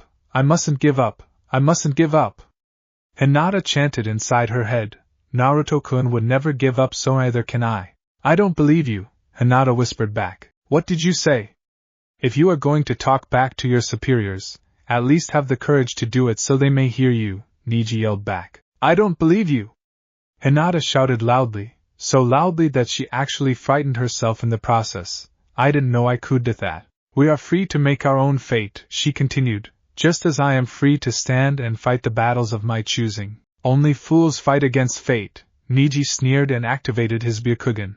I would say goodbye to your pathetic friends and teacher, Hinata-san, after I am through showing you fate's true plan. You will never be able to see them again. Hinata didn't answer, she just activated her own Byakugan and stepped into her gentle fist stance. Hate stepped in between the two Hyuga and looked at them both. Remember, I will step in if needed, he said with a small shot of killing intent aimed at Niji. Hinata Hyuga versus Niji Hyuga. Fight! Niji immediately rushed at Hinata, thrusting his chakra-tipped fingers at her chest. Hinata quickly leapt backward, using her natural flexibility to avoid Niji's follow-up strikes. This continued for several minutes, Niji rushing forward in attack and Hinata dodging at the last second to avoid the deadly gentle fist strikes. Fight back, you coward, Niji snarled, growing more and more frustrated. You're only delaying the inevitable. Hinata didn't reply. All her focus was fixed on dodging Niji's next strike. In his frustration, Niji overextended his thrust and left himself open.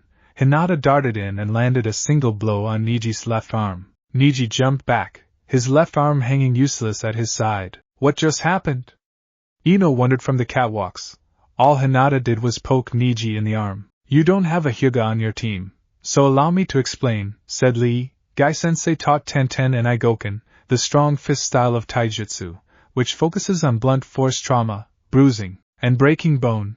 But the Hyuga clan's taijutsu, the gentle fist, does internal damage, attacking the nerves and chakra pathways and chakra points directly. One touch, a single poke, can be devastating. Even lethal. Niji is a true genius, a prodigy in his clan's taijutsu, and he is my eternal rival for it, Lee finished seriously. Amazing, Ino thought as she watched Niji and Hinata battle. A sly smile crept over her face. I wonder if I could combine that with my family's ability? Being able to disable someone with a single touch would make mind walking a whole lot safer. Back in the arena, Niji was nearly frothing with anger. His chakra pathways were still intact and undamaged. Hinata had merely nicked a nerve in his upper arm. Already feeling was returning to his fingertips. But it was his pride that had been damaged most of all. How dare that weakling lay a hand on me? She may be a member of the main branch, but she is still nothing compared to me. I am the genius. I am last year's Rookie of the Year. Enraged, Niji dashed at Hinata, moving much faster than he had before. He reached out with his injured arm and grabbed a hold of Hinata's right wrist, channeling chakra into his fingertips. Niji quickly attacked the chakra points along her right arm. Hinata let out a painful cry as her entire arm shut down completely. You truly are weak, Niji sneered. Even when I left you an opening, your attack was pathetic and weak. You didn't even manage to shut down the chakra point in my shoulder. You barely managed to tweak the nerve. Niji grabbed Hinata's coat sleeve with his free hand and ripped the sleeve away. Hinata's bare arm was covered in fingertip-sized bruises, her chakra points completely closed by Niji's attacks. Cruelly, he channeled chakra into his pointer finger and dug it into one of the bruises. Hinata's scream echoed throughout the arena, and it was this scream that woke Naruto up. What the heck is going on? He muttered as he stood up. What was that noise? That jerk Niji is torturing Hinata, Ino growled. Naruto stepped to the railing and stared down at the two Hyugas.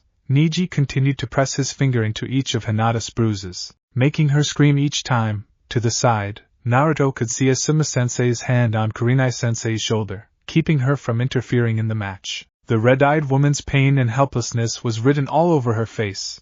It quickly turned to shock and horror when Niji released Hinata's arm and slammed both chakra-powered palms into Hinata's stomach. The blows sent Hinata flying across the arena and onto the ground next to the catwalk stairs. Hinata is unable to continue, Hate immediately announced. Niji Hyuga is the winner. Of course you'd step in for a member of the Hyuga main house, Niji sneered as he walked toward the stairs. Those weak cowards probably paid to have Hinata advance this far in the exams. And in Niji and Aisen, Hinata whispered as he began to walk up the steps. What do you want? He asked with disdain. I'm glad you won, Hinata whispered after she coughed up a mouthful of blood. You've been forced into the branch family by a cruelty of fate. Perhaps things are balanced now that you defeated a member of the main family today. Niji stopped on the stairs, his fingers tightening around the railing. You let me win, didn't you? Of course you did. You're in the main family. You could have activated the seal on my forehead anytime you wanted to and forced me to submit. How dare you? Fate decreed that I would be made superior to you. Fate decreed that I would be the victor here today, not your filthy charity. Niji's Byakugan reactivated and he dashed for Hinata in a white blur. His fingers aimed for her heart. Across the arena, Kurenai elbowed Asuma in the groin and raced for Hinata. Guy lunged for Niji, and Hate sped to get between them, but they would all be too late to stop Niji. There was a sudden crack of thunder and a gray blur appeared in front of Hinata. Too late to stop, Niji struck anyway, confident that whatever had managed to get between him and Hinata would be obliterated and she would quickly follow. Niji let out a loud scream of pain as his chakra-tipped fingers shattered against the Uru hammer. Mjolnir, clutching his broken hand. Niji stared at the hammer then spun around to see its wielder walking down the stairs. How dare you interfere? A commoner like you has no business sticking his nose in Hyuga business. He shouted at Naruto. You would strike down your own defenseless blood and you rave at my interference? Naruto growled back, his voice deepening like thunder. Thou art nothing but a rabid dog biting at the hand that seeks to do you no harm. Did the main branch pay you to look after her too? Niji asked. She is a failure, not worthy of the title she was given. Fate allows me to do as I will because I am the superior. Fate? I have met Fate herself, Hyuga. I have defied her and her works many times and I can surely say that you are no agent of hers. I do not understand why you hate your innocent and caring cousin. But if you lift another finger to harm her, you will suffer the wrath of Thor, said Naruto as he summoned Mjolnir back to his hand. By now the three Jonin had arrived and placed themselves between the three genin. Kurenai immediately looked after Hinata and waved the medical ninja over to take her to the hospital immediately, while Guy and Hate placed themselves between Niji and Naruto. Enough of this! The Hokage's voice boomed across the arena. Another childish outburst, and I will see you all disqualified. Now, will all the winners please return to the center of the arena? The victorious genin marched down the stairs and spread out in front of the Ram's seal statue. Everyone gave Gaara a wide berth. Hate stood precautiously behind Naruto, and Guy remained beside Niji just in case. Congratulations on advancing to the Chunin exam finals. The Hokage beamed. The finals will be a single elimination tournament, no holds barred, taking place in exactly 1 month, giving you all time to rest, recover, and train for your matchups. In front of me is a box filled with numbers. Each contestant will select a number from the box to determine your matchup in the finals. Each genin picked a small numbered ball out. A simple box Anko carried past the line of genin. Each genin held out their number for Ibiki to see and write down on a small scrap of paper. Since Sasuke was still in the infirmary, he was given the last number remaining in the box.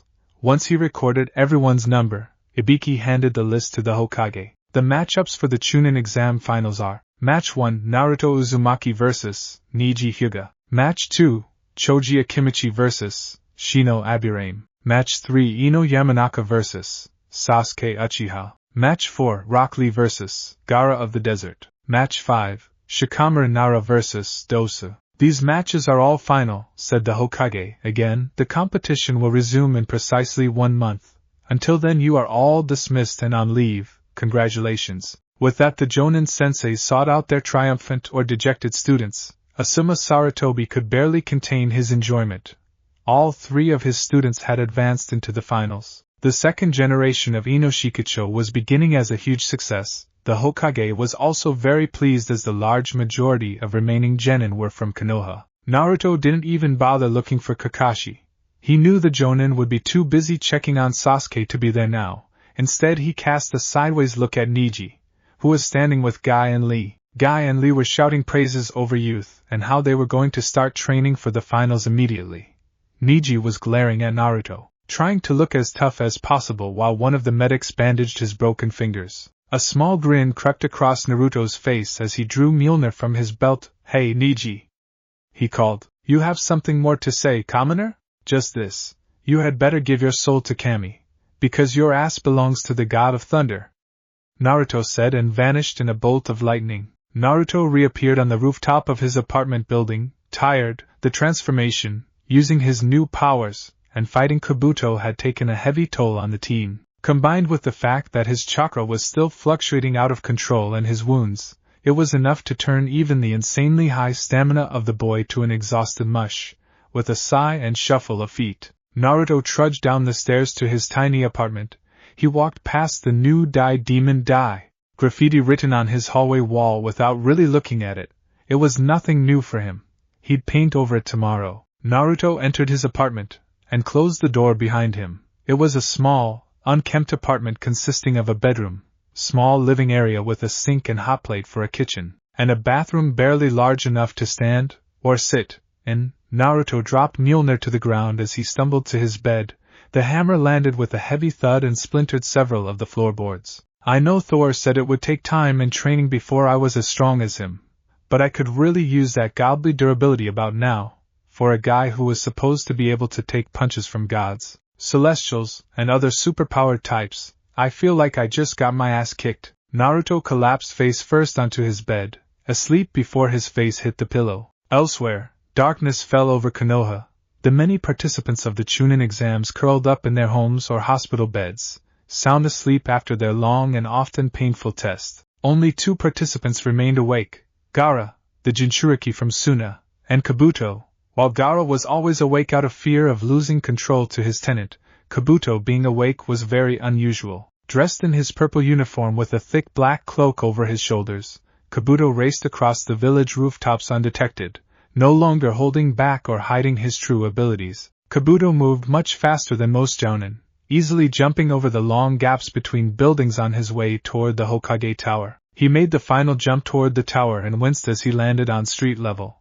Beneath his cloak, Kabuto quickly channeled a small amount of healing chakra into his still sore and tender ribs. If I ever get a hold of Naruto again, I'm going to rip his intestines out through his mouth, Jinchuriki or not, Kabuto growled to himself. As the pain faded, Kabuto remembered his mission and donned a white ANBU mask before entering the tower's main entrance. Moving with the poise and confidence of someone that was supposed to be in the Hokage Tower late at night, Kabuto silently headed up the stairs to the top floor. It was far less blatant taking the stairs than jumping through the Hokage's window to his office. After all, Kabuto waited in the shadows as the Hokage's young secretary finished her paperwork for the day. He knew that the old Hokage was already resting at home. It wasn't a secret that the Hokage was too old for the job, and Kabuto assumed that the trials and length of the Chunin exams had worn out the elderly Kage.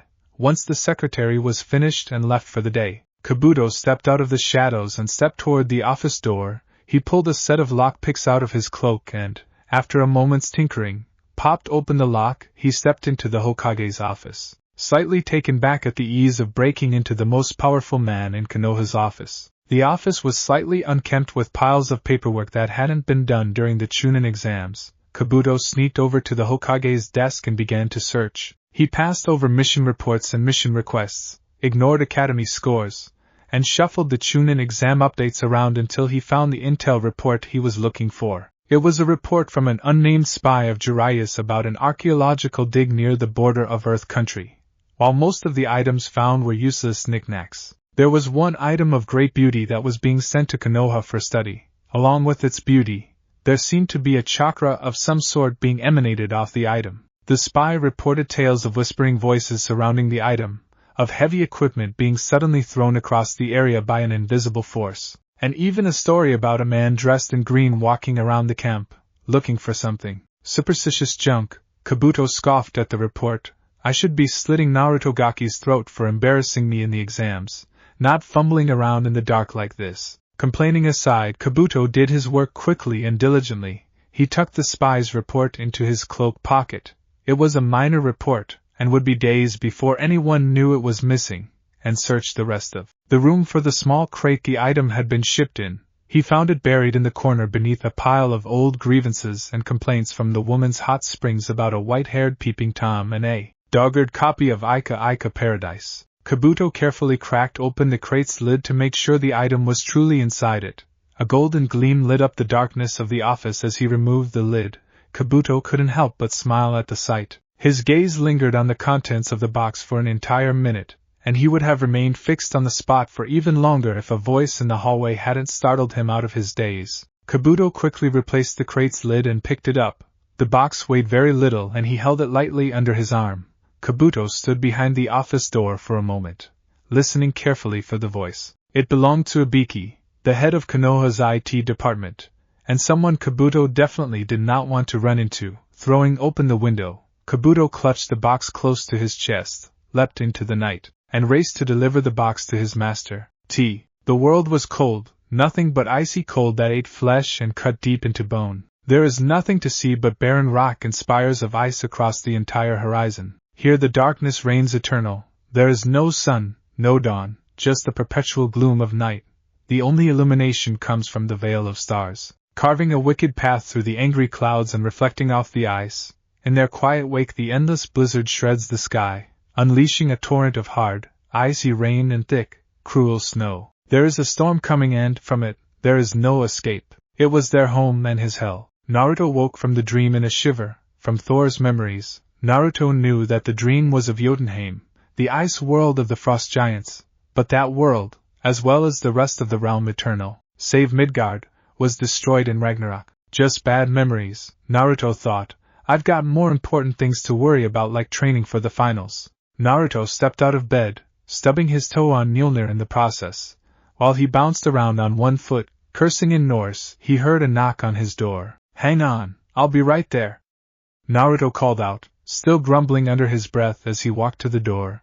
He swung it open and looked up at the wall of ANBU in front of him. Bear stood nearly as tall as his namesake and easily weighed the same, judging from the slabs of muscle barely hid beneath his uniform. Hokage-sama wishes to see you as soon as possible, Bear reported. Naruto looked up at him. Even with his recent growth spurt he was still significantly shorter than the ANBU, and nodded. Thank you, tell the Hokage I will be there in a few minutes, Naruto said, and Bear vanished in a swirl of leaves. Naruto closed the door, turned, and picked Mjolnir off the ground. That's the last time I leave you in the middle of the floor, he muttered to the hammer before tossing it on his bed. The hammer landed on the thin mattress with a heavy thump, followed by a loud rip and crash as it tore through the mattress and embedded itself in the floorboards once again. Naruto slapped himself on the forehead with his palm, rolled his eyes, and headed for the shower. 15 minutes later. Konoha, Hokage Tower. It's good to see you, Naruto-kun, the Hokage greeted as Naruto walked into his office. With a single gesture, he signaled his secretary that he wished to be left alone until further notice. You put on quite the performance yesterday. Thanks, old man, Naruto said with a cool smile, though not quite his usual big fox-like grin, not one to miss much of anything. Sarutobi noticed. He cleared his voice and slightly cast his eyes downward. Naruto, I believe I owe you an apology, he said. When you appeared in here the other day during the Chunin exam, I was very short with you. I didn't believe your story about Orochimaru or about your new powers. There was no reason for me not to believe you and even less reason for me to be rude to you. Please forgive me. Naruto shifted uneasily in his chair. He was the one always apologizing to the Hokage, not the other way around. It's alright, old man, really. I was still getting used to everything and probably overreacted a little bit. Well, the Hokage said and straightened himself out, we all make mistakes, Naruto, and I am truly sorry I acted that way. Orochimaru was my student and his betrayal was very difficult for me to get over. It is still a very sore subject and I believe I just didn't want to hear that he had so easily snuck back into the village. He's definitely a snake, Naruto agreed, and what he did to Sasuke team is just gross. Well, fortunately, Kakashi took care of that little problem before he left to train Sasuke for the finals. Okay, that's goo. What do you mean Kakashi-sensei left with Sasuke? Who is gonna train me for the finals? Naruto shouted in shock. There's no need to shout, Naruto, Sarutobi said and unplugged his ears. Kakashi felt that because Sasuke is against Gaara, who clearly has issues, he needed to devote his time in training Sasuke for this month. Great! So just because Sasuke is going against that sand guy, he gets special treatment from Kakashi-sensei and the councils. Meanwhile, I'm going against last year's Rookie of the Year, a fate-sucking prodigy that can turn my insides into jello with a single poke, groaned Naruto and plopped into a chair. He has a point, the Hokage thought. I know the council ordered Kakashi to train Sasuke and Sasuke alone. They probably ordered him to teach Sasuke as many jutsu as possible during their trip too. I'm sorry, Naruto. I've let them grow too powerful in the last few years. It isn't right for you to have to pay for my mistakes. I'm sorry, Naruto, but what's done is done. However, I will make it up to you. What if I found you a replacement teacher to train you for the finals? Naruto looked at the Hokage sideways. It isn't that closet perv Ebisu, is it? Because he couldn't fight his way out of a battle against a bag full of Jotunheim newborn children, let alone keep up with my new powers. The Hokage paled and quickly faked a cough to hopefully hide it from Naruto. Ebisu had been his first choice to help the boy. Konohamaru and his team were already doing D-ranked missions and Ebisu had plenty of free time to train Naruto. Ahem, no, not Ebisu, Sarutobi said, probably a little too quickly. I have several people in mind. But before I can decide, I need to know what your nature affinity is. My what? Your nature affinity, Sarutobi explained, refers to the natural element of your chakra. For example, I have a very high affinity for fire and earth chakra. This allows me to use stronger jutsu and further powers my techniques. Every shinobi has a different nature affinity, though many in Konoha, like the former Uchiha clan, have a fire affinity. So what's yours? I have no idea. Kakashi never tested you for nature affinities? Remind me to have him doing D-ranks for a week after all this, Sarutobi said and dug into his desk. He pulled out a small slip of paper and held it out to Naruto. This is chakra paper. It reacts to a person's chakra and will show us which affinity you have. What's going to happen? Naruto asked and reached for the paper. Focus some chakra into the paper, Sarutobi instructed. If it splits in half, you have a wind affinity. If it grows wet, water. If it crumbles, lightning. If it ignites, fire. And if it turns to dust, earth. Naruto nodded and focused his chakra. He wanted to only focus a little. But because of his horrible chakra control, Naruto's chakra burst into the paper like a broken dam. The slip of paper leapt from his hand and hovered in midair. First it crumbled, second, it grew soaking wet, third, it split in half, and lastly, the remains crumbled into fine grains of dust. The dust vanished before it could settle on the Hokage's desk. Both Naruto and Sarutobi stared at the vanished piece of paper in silence. Neither knew what to say. For Naruto, he had no idea whether or not what happened was supposed to have happened or if he made a mistake. Sarutobi, however, had seen this done dozens of times, but he had never seen anyone with 4 powerful affinities, no matter how old or how skilled they were. Sorry, old man, I didn't mean to do that. Naruto nervously broke the silence. Sarutobi laughed. My boy, you didn't do anything wrong. In fact, that was one of the most incredible things I've ever seen.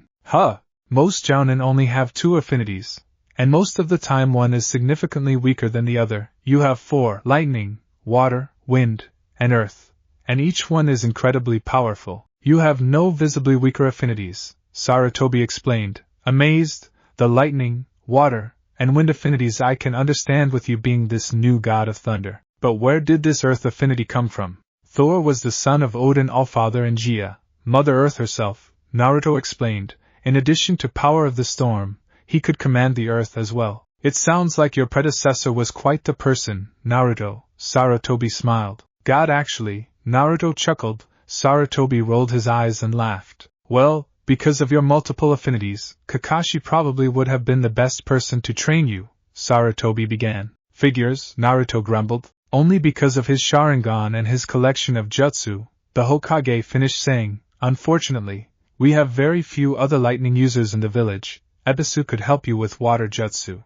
Naruto cut the Hokage off by shaking his head. My son Asuma is possibly the strongest wind user in the village, but his entire team requires his attention for the finals. I'm afraid the only strong earth users in the village are members of the Hyuga main branch, and they won't work with anyone outside of their clan out of paranoia and arrogance. So you are basically saying I'm on my own, Naruto said softly. I'm afraid so. I wish I could help you, Naruto, but as Hokage, it is a conflict of interest for me to help any shinobi under my command in the finals. The other Kages would see it as trying to heighten our own standing and would create a scandal over it, Sarutobi sighed. It will be hard enough defending the fact that we have so many genin in the finals already. It's not your fault, old man, Naruto said, his bright smile already back on his face. I have all of Thor's memories. I just need to try things out on my own until I get it right. Won't that be dangerous? You don't know the limits of this new power, Naruto. Well, now that you mention it, Naruto's face turned into the very picture of innocence. I could probably use a big, private training ground to train in. Probably should be away from the rest of the village, just in case. The Hokage rolled his eyes. You're going to be blowing things up, aren't you? Yep, causing gigantic bolts of lightning to crash down from the heavens? Most definitely, creating hurricane-force storms, tsunami-sized waves, and shaking the very pillars of the earth. At least once or twice, Naruto's innocent smile never faltered for a second. Sarutobi stared at the teen in amazement. He had been joking at first. Given Naruto's aptitude for pranks, it wasn't as strange as it sounded for him to be experimenting with different prank ideas and having them blow up in his face, often literally. But with Naruto's new powers, shuddered the old Kage, he may really be able to do those things. He's only barely begun to tap into that power, and I've already seen him do things that not even I could do in my prime. The way he used that hammer of his in the preliminaries is proof enough of that. Not to mention that lightning teleport he did during the second part of the exams. I still haven't figured that out yet. Sarutobi quickly composed himself and cleared his throat. Due to the nature of your new powers, I believe that giving you your own training field would be the best course of action. He quickly shuffled a few papers aside and looked at a sheet listing all the training fields in Konoha and who was using them. A move here, a change there. Ah, here we are, Naruto, Sarutobi said and handed Naruto a slip of paper. Training Ground 99. Where the name of the realm eternal is at. Training Ground 99 is a training field used only by A and BU captains, the Sannin, and the Hokage. It is located on the northern border of Konoha. It is the largest training field the village has access to and contains all types of terrain. It should suit your purposes nicely. I will inform A and BU that it is off-limits for the rest of the month for your privacy. This is great. Thanks, old man, Naruto beamed. I'm gonna go get started right away. Before Sarutobi could protest, Naruto slammed his hammer into the ground and vanished in a bolt of lightning. Damn you, Naruto! The Hokage yelled at the smoking black spot in his floor. Naruto reappeared in midair, hovering high above downtown Konoha. It's really peaceful up here, he said to himself. There's no one to bother me, no one glaring or whispering there's the demon under their breath at me. I could get used to this. Meanwhile, down on the ground, people began stopping their day-to-day activities and noticed something, or rather someone, in the sky. They were amazed. Even in a shinobi village full of near impossible and incredible things to see, you never saw someone hovering in midair like that. After a moment, Naruto got his bearings and flew north toward Konoha's border. As he flew, he happened to pass over a large recreation/spa area, complete with dual hot spring baths. Making a note of the place for when he was finished training, Naruto started to fly away when he heard a loud crash followed by an even louder feminine scream. Pausing and hovering in place, Naruto saw a white blur appear beneath him and quickly grow larger. Before he could do anything, an older man with a spiky mane of white hair crashed into Naruto, knocking him out of the air. The two plummeted back to Earth and crashed into Training Ground 99 with Naruto taking the brunt of the impact. While Naruto skipped like a stone several times before being buried half underground, the white-haired stranger was cushioned by the new god of thunder, and was barely even bruised. "Well, that could have been a lot worse," he said as he stood up and brushed himself off. "Thanks for cushioning my fall, stranger. It was lucky for me that you happened to be flying by at the time." The man's own words echoed in his head for a moment. Flying by? No one can just be flying by. This must be the one sensei mentioned in his message. At least I don't have to go hunting for this kid now. Meanwhile, Mjolnir rose off the ground and flew into Naruto's waiting hand. The blonde picked himself out of the ground and stomped toward the stranger. Sparks of electricity danced off the hammer as he grew closer. "Oh, there you are," smiled the stranger. "I'm real sorry about that. I'll have to watch where I'm going next time." "You dare assault the god of thunder?" Naruto said bluntly. "Oh no," the stranger stammered. "I didn't mean to assault you at all. It was an accident. Explain thyself." The stranger looked at Naruto sideways. "Listen, kid. I don't know where you learned to talk or who you think you are, but you better check that attitude before it gets you in trouble. Now I said I was sorry, but you're taking this a tad too far. I simply wished to know where the crashing noise and woman's screams came from," Naruto replied and returned Mjolnir to his belt. "I believe it is the least I can do for crashing into me like that." "Well, if you really must know, I was conducting some research when one of my subjects became unnecessarily alarmed and completely overreacted." Naruto's sweat dropped. "You were peeping on the woman's hot springs, got caught, and got your ass kicked into the sky, didn't you?" "Well, I wouldn't quite put it that way," the stranger said before Naruto cut him off with a backhand to the head. "Pervert." The blows sent the stranger barreling backwards. He landed upside down against a tree, barely conscious. Naruto wiped his hands and turned back toward the training grounds. He took 5 steps when he heard the stranger struggle to get up. "You know, that's no way to treat your elders," the stranger muttered as he brushed himself off. "And that is no way to treat maidens," Naruto shot back. "Well, I don't think not all of them were what I'd call maidens," the stranger started to say, but stopped when he saw Naruto's hand drop toward his hammer. "But there's no need to bash a man's skull in for a difference of opinion, am I right?" Naruto rolled his eyes. "If that is all, you should probably leave. This is a private training ground for shinobi and I need to get started. It would be safer for you back in the village, away from the hot springs," Naruto said. "Shinobi training?"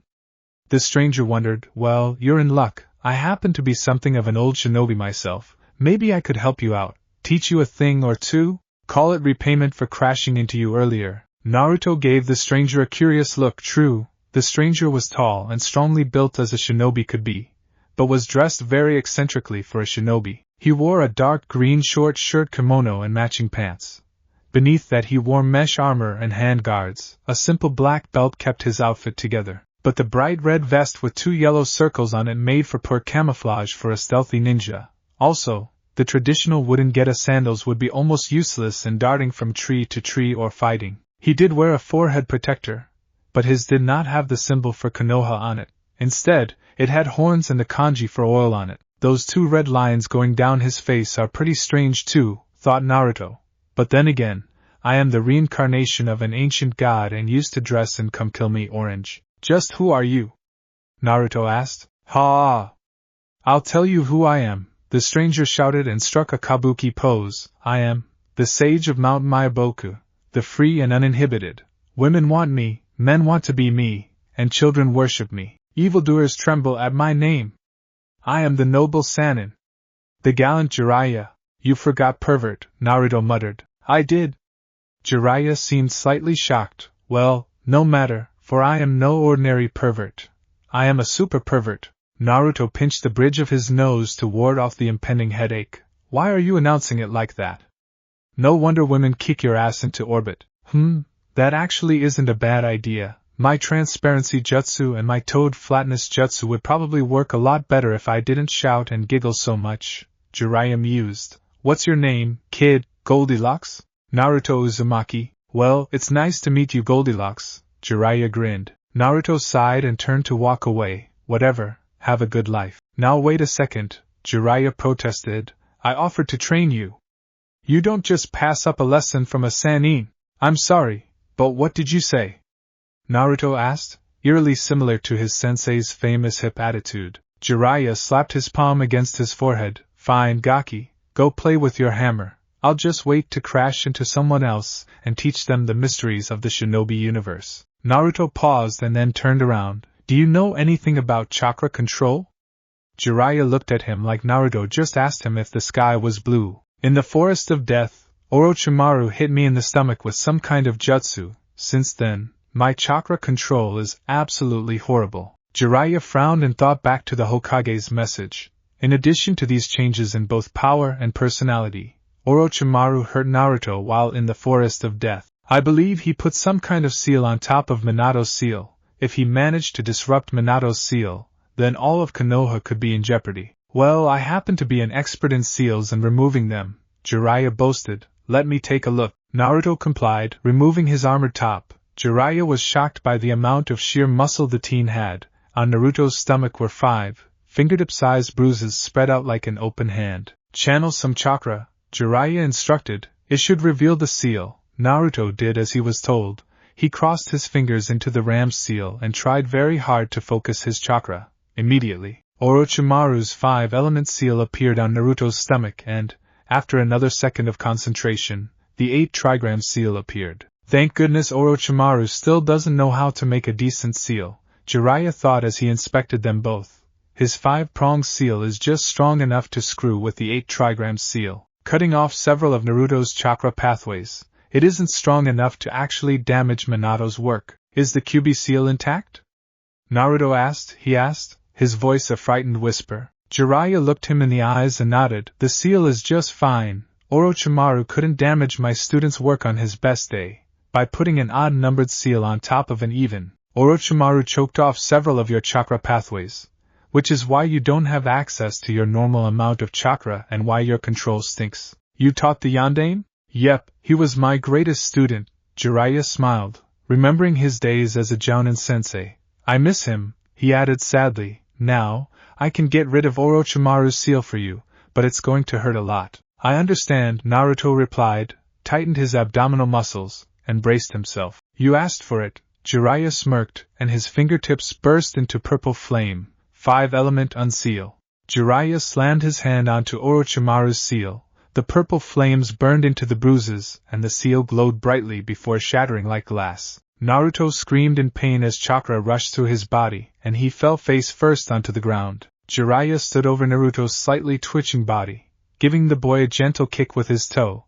I warned you, he muttered before clapping his hands together. Guess I have some free time on my hands, smiled the pervert as he headed back toward the hot springs. Naruto's mindscape. Naruto woke choking on a few inches of water, lying face down in a sewer tunnel. He scrambled to his feet, sputtering out curses and filthy water. Guess I'm back, Naruto thought as he instinctively reached for his hammer. He found Mjolnir secure on his belt and gave it a comforting pat. Let's go see what the fox wants this time. Naruto walked through the dirty tunnels, following the rows of pipes easily this time. As he walked, Naruto heard a faint singing and laughing. Well, that probably isn't good, Naruto thought and sped off toward the Kyuubi's chamber. He twirled Mjolnir over his head and hurled it toward the chamber. Naruto flew in a blonde blur and hovered in the air in front of the singing and laughing Kyuubi. Immediately, Naruto saw why. The cage was open. Kyuubi was sitting just outside the cage door, preening its bushy tails, lightly singing a happy tune that Naruto didn't recognize. Not noticing him, Kyuubi shook itself and stood up. Its demonic size took up almost the entire chamber. Well, this is interesting, Naruto thought as he stepped into the chamber. He remembered watching Thor battle Kyuubi before and knew the fox wasn't all-powerful and could be defeated. Little did he know that just because the fox was not all-powerful, that did not mean it still was not far stronger than he was. Enjoying yourself? He asked. Kyuubi opened its eyes and paused in its preening to acknowledge Naruto's presence. Go away, little ninjin, Kyuubi growled before going back to cleaning its tails. Enjoy your last few seconds of existence before I completely take over your body and destroy all that you know and love. Thou really believe that I shall let thee take over my body, devour my soul, and destroy all that I hold dear? I say thee nay! Naruto shouted and flung his hammer at Kyuubi with all his strength. The hammer smashed into Kyuubi's face and knocked the demon into the bars of its cage. The fox picked itself up and snarled as the hammer flew back to Naruto's hand. You insolent whelp! How dare you attack me?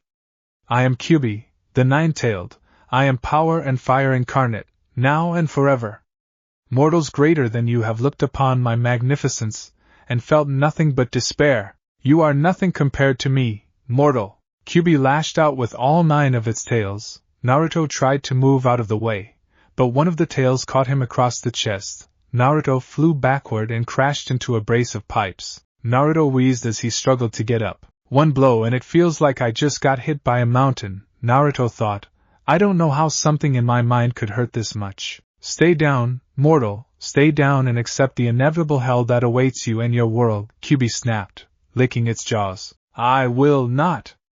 Naruto snarled as he struggled to stand up. He used his hammer as a crutch and stepped forward on shaky legs. Though I be a shinobi, a warrior born, this battle is far from over. This is my mind. I am in control of thee, not the other way around. You're not the only one with power here. Naruto growled at the 9 tails and raised his hammer. The ankle-deep water began to swell and rose to cover Naruto's knees. The raised water barely covered the fox's clawed feet. That's it. That's the best you could do. Raise the water level in this pathetic sewer a few inches? Kyuubi mocked. You mortals truly are pathetic. And stop calling me a mortal, Naruto growled. I am God of Thunder. Kyuubi's eyes grew wide as Naruto slammed his hammer into the ground. A bolt of white lightning arced from the hammer blow, spreading across the sewer water. The electricity spread up the fox's ankles and the fox shuddered from the hundreds of thousands of volts traveling through it. Naruto slammed the hammer into the ground again and again, driving lightning into the Kyuubi. Kyuubi trembled and shuddered from the force of the lightning. The fox collapsed just outside its cage and Naruto fell to one knee. That was impressive for a puny mortal, the fox muttered through its massive teeth. Glad you approve, Naruto muttered back. Next time remember your basic science. Water conducts electricity. He tossed Mjolnir at the open cage gate and managed to close it halfway. The door slapped into Kyuubi's side. The fox growled and swatted the door away with one of its tails. Leave it open. I'm not going anywhere, Kyuubi growled. What do you mean? Weren't you all take over my body and devour my soul about 5 minutes ago? I still am, Kyuubi grumbled.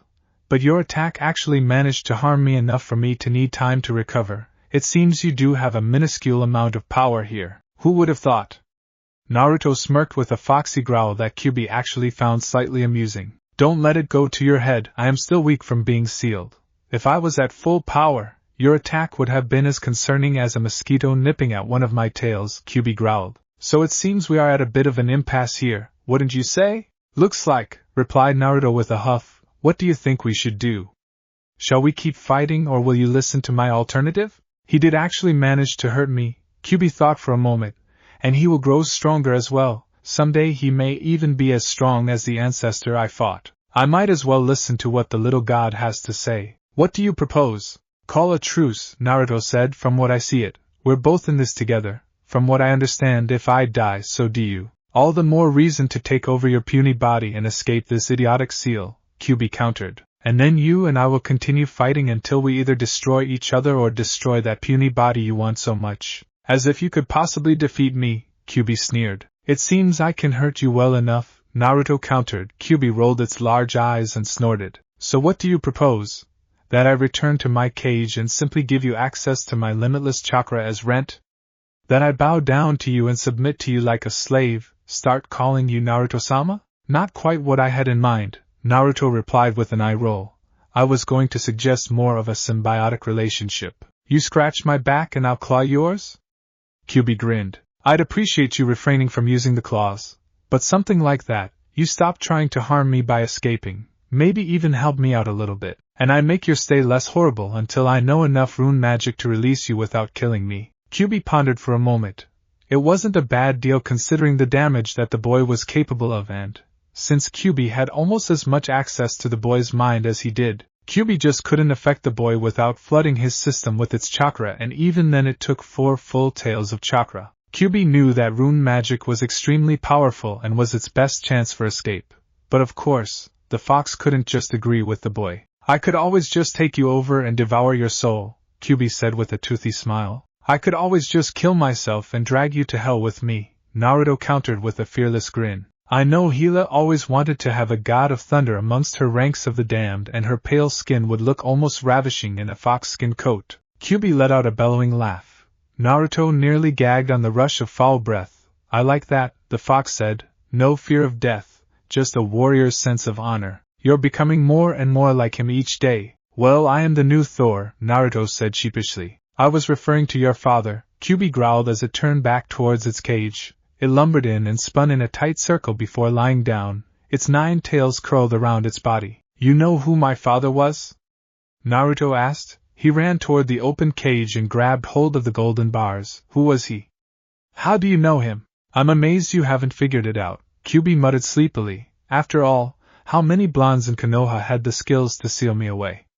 It's a short list, but the Yondaime was the one, Naruto started to say when it dawned on him. That's right, kid, the Yondaime Hokage was your daddy, the fox said with no small amount of sick relish in its voice. Naruto felt like he had been punched in the stomach. Bile built up in his mouth and the room started to spin. The last thing Naruto heard was the fox's laughter before everything went black. T.I.D.? Kid? Come on, kid, wake up already. I didn't even hit you hard, Jiraiya complained as he shook Naruto.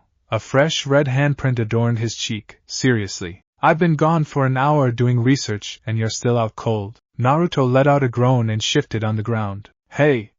You're alright! Jiraiya exclaimed and helped Naruto sit up. You had me worried for a minute there, Naruto. I thought you were tougher than that. You really need the training if a simple unsealing knocks you out like that. Naruto knocked Jiraiya aside and looked up at the older man. Give me a moment. Sure, take your time, Jiraiya said and stood back. Naruto ran his hands through his hair and paused for a second to gently touch his whisker marks. My own father. You said you taught the Yondaime? Naruto asked Jiraiya. Yep, he was my greatest achievement, Jiraiya boasted. I'm more proud of him than I am my entire series of books. Did you teach my father how to seal the 9 tails into me? Naruto asked in a whisper. Jiraiya's face fell and he crouched down to the young god of thunder's eye level. I taught him what I knew. Didn't take him long to surpass me though, Jiraiya said seriously. So you found out how Fox told you? Naruto nodded. His own son, even Odin was never so cruel. Jiraiya's lips pursed together in a tight line. I always thought it was cruel, but at the same time necessary. Necessary? How could sealing a monster into your own child's belly, and then leaving him alone to fend off mobs for his whole life necessary? Naruto howled, tears forming in his blue eyes. Because you were the only newborn in the village, Jiraiya said. Because, even if there was another newborn, Minato didn't have the cruelty in him to ask another family to give up what he could not. Because only an Uzumaki could hope to contain the 9 tails. Because Minato didn't trust anyone but his own flesh and blood to contain the fox. Take your pick. He's still a bastard, Naruto growled. He's a noble bastard, but a bastard nonetheless. I'm inclined to agree with you, Jiraiya answered and stood up with a grunt.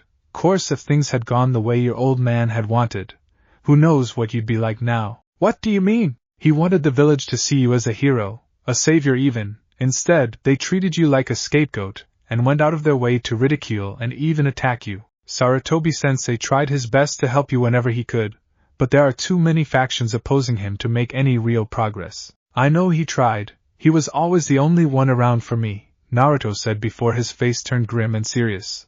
But they'll all know just what they did. Everyone that ever laughed or spit in my face will know just who they have assaulted for years. You're not going to pull an Itachi, are you?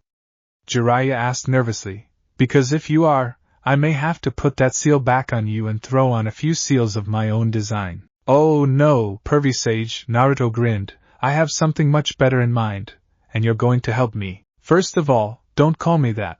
Only 2 people can call me that and they are both long gone. And 2, why am I going to help you again? Because you owe me, pervy sage, Naruto said, ignoring Jiraiya's request. Didn't you offer to teach me the mysteries of the shinobi universe? Well, I need a teacher to help me harness the power of the storm and earth, and you volunteered. Jiraiya looked at Naruto sideways. You're going to cause a lot of trouble, aren't you? Yes. Kick a lot of ass? Without a doubt. Make the ground tremble at your comings? Definitely. Shake the very pillars of heaven to hound those that did you wrong and bring righteous justice to this world? Guaranteed, Naruto said with a foxy grin that promised godly retribution. Jiraiya thought for a moment, not interested. Naruto fell face first onto the ground. Jiraiya laughed and helped the large teen up. However, I do owe you, seeing as you're practically family and all. How would you like to learn some of your dad's jutsu? 1 month later, the sun rose over the Hokage monument like it did every morning, spreading light over the village hidden in the leaves. Already the village was stirring. Already feeling the giddy anticipation for the day's events, the Chunin exam finals. It was a highly celebrated occasion, for shinobi and civilians alike. The shinobi all felt a certain amount of pride as they rose and dressed for the matchups, although those with family or even children fighting felt a pang of worry with their pride.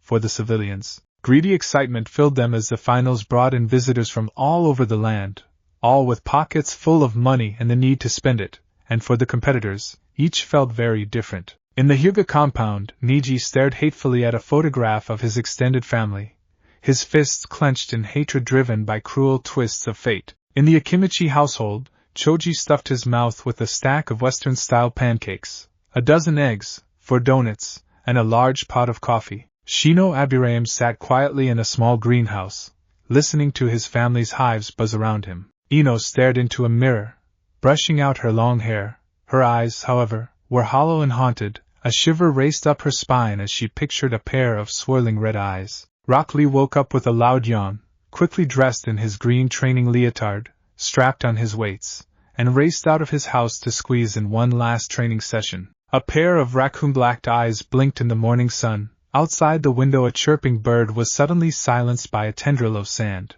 In the Nara house, Shikamaru shut off his troublesome alarm clock and rolled back over, struggling to squeeze in a few more moments of sleep. Dosu sharpened a pair of kunai against his sound bracer, relishing the sound of metal scraping over metal. Inside the all-but-abandoned Uchiha district, an untouched bed sat amongst haunted homes. Naruto Uzumaki stood atop the Hokage monument, his armor shining with the dawn. He looked down at his village, his sharp eyes able to make out faces even from the peak of the monument. In his right hand, the Uru hammer Mjolnir dangled from its worn leather strap. Time to introduce the world to the new god of thunder, Naruto thought with a smile. He raised his hammer toward the sky and vanished in a bolt of bright lightning. The sun rose over the Hokage monument like it did every morning, spreading light over the village hidden in the leaves. Already the village was stirring. Already feeling the giddy anticipation for the day's events, the Chunin exam finals. It was a highly celebrated occasion, for shinobi and civilians alike. The shinobi all felt a certain amount of pride as they rose and dressed for the matchups, although those with family or even children fighting felt a pang of worry with their pride. For the civilians, greedy excitement filled them as the finals brought in visitors from all over the land, all with pockets full of money and the need to spend it, and for the competitors, each felt very different. In the Hyuga compound, Niji stared hatefully at a photograph of his extended family, his fists clenched in hatred driven by cruel twists of fate. In the Akimichi household, Choji stuffed his mouth with a stack of Western-style pancakes, a dozen eggs, 4 donuts, and a large pot of coffee. Shino Abirame sat quietly in a small greenhouse, listening to his family's hives buzz around him. Ino stared into a mirror, brushing out her long hair. Her eyes, however, were hollow and haunted. A shiver raced up her spine as she pictured a pair of swirling red eyes. Rock Lee woke up with a loud yawn, quickly dressed in his green training leotard, strapped on his weights, and raced out of his house to squeeze in one last training session. A pair of raccoon-blacked eyes blinked in the morning sun. Outside the window a chirping bird was suddenly silenced by a tendril of sand. In the Nara house, Shikamaru shut off his troublesome alarm clock and rolled back over, struggling to squeeze in a few more moments of sleep. Dosu sharpened a pair of kunai against his sound bracer, relishing the sound of metal scraping over metal. Inside the all-but-abandoned Uchiha district, an untouched bed sat amongst empty homes. Naruto Uzumaki stood atop the Hokage monument, his armor shining with the dawn. He looked down at his village, his sharp eyes able to make out faces even from the peak of the monument.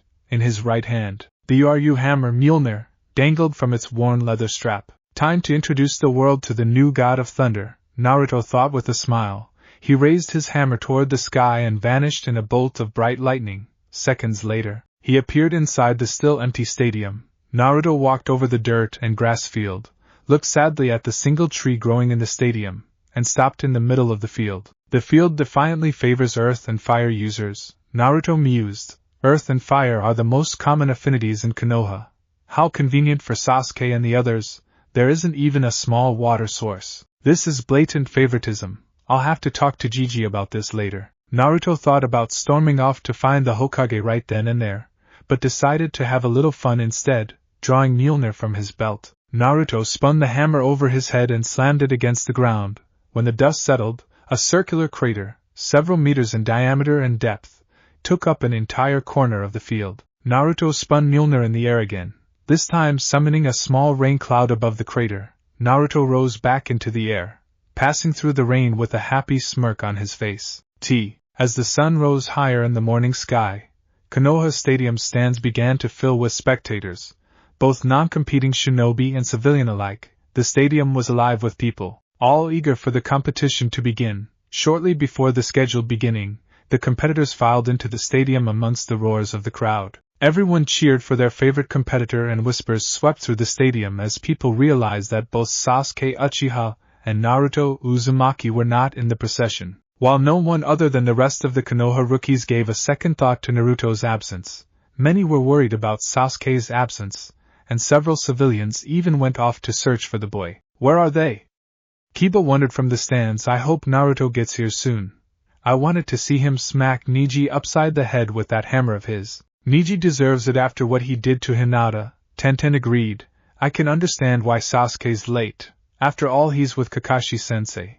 But it's not like Naruto to be late for anything, especially something so important. Naruto will be here, Hinata said softly as she walked down the bleachers. She still had several bandages poking out of her formal kimono.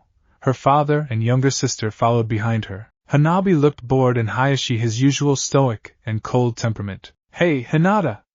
Kiba grinned. How are you feeling? I'm feeling much better, thank you, Hinata answered with a slight bow. Behind her, Hanabi snorted. You're lucky Neji-kun held back. Your loss still shames the Hyuga main house. Geez, lighten up, firecracker, Tenten muttered under her breath. You should stay out of Hyuga business, Panda, Hanabi growled back, the veins in her eyes pulsing threateningly. Tenten's hand inched toward her kunai pouch, but Kiba jumped in between the two girls before a full-blown fight erupted in the bleachers. Easy, girls, this isn't the time or the place for a throwdown. Come on, Tenten, the Kages are arriving. The Hyugas walked past Kiba and Tenten.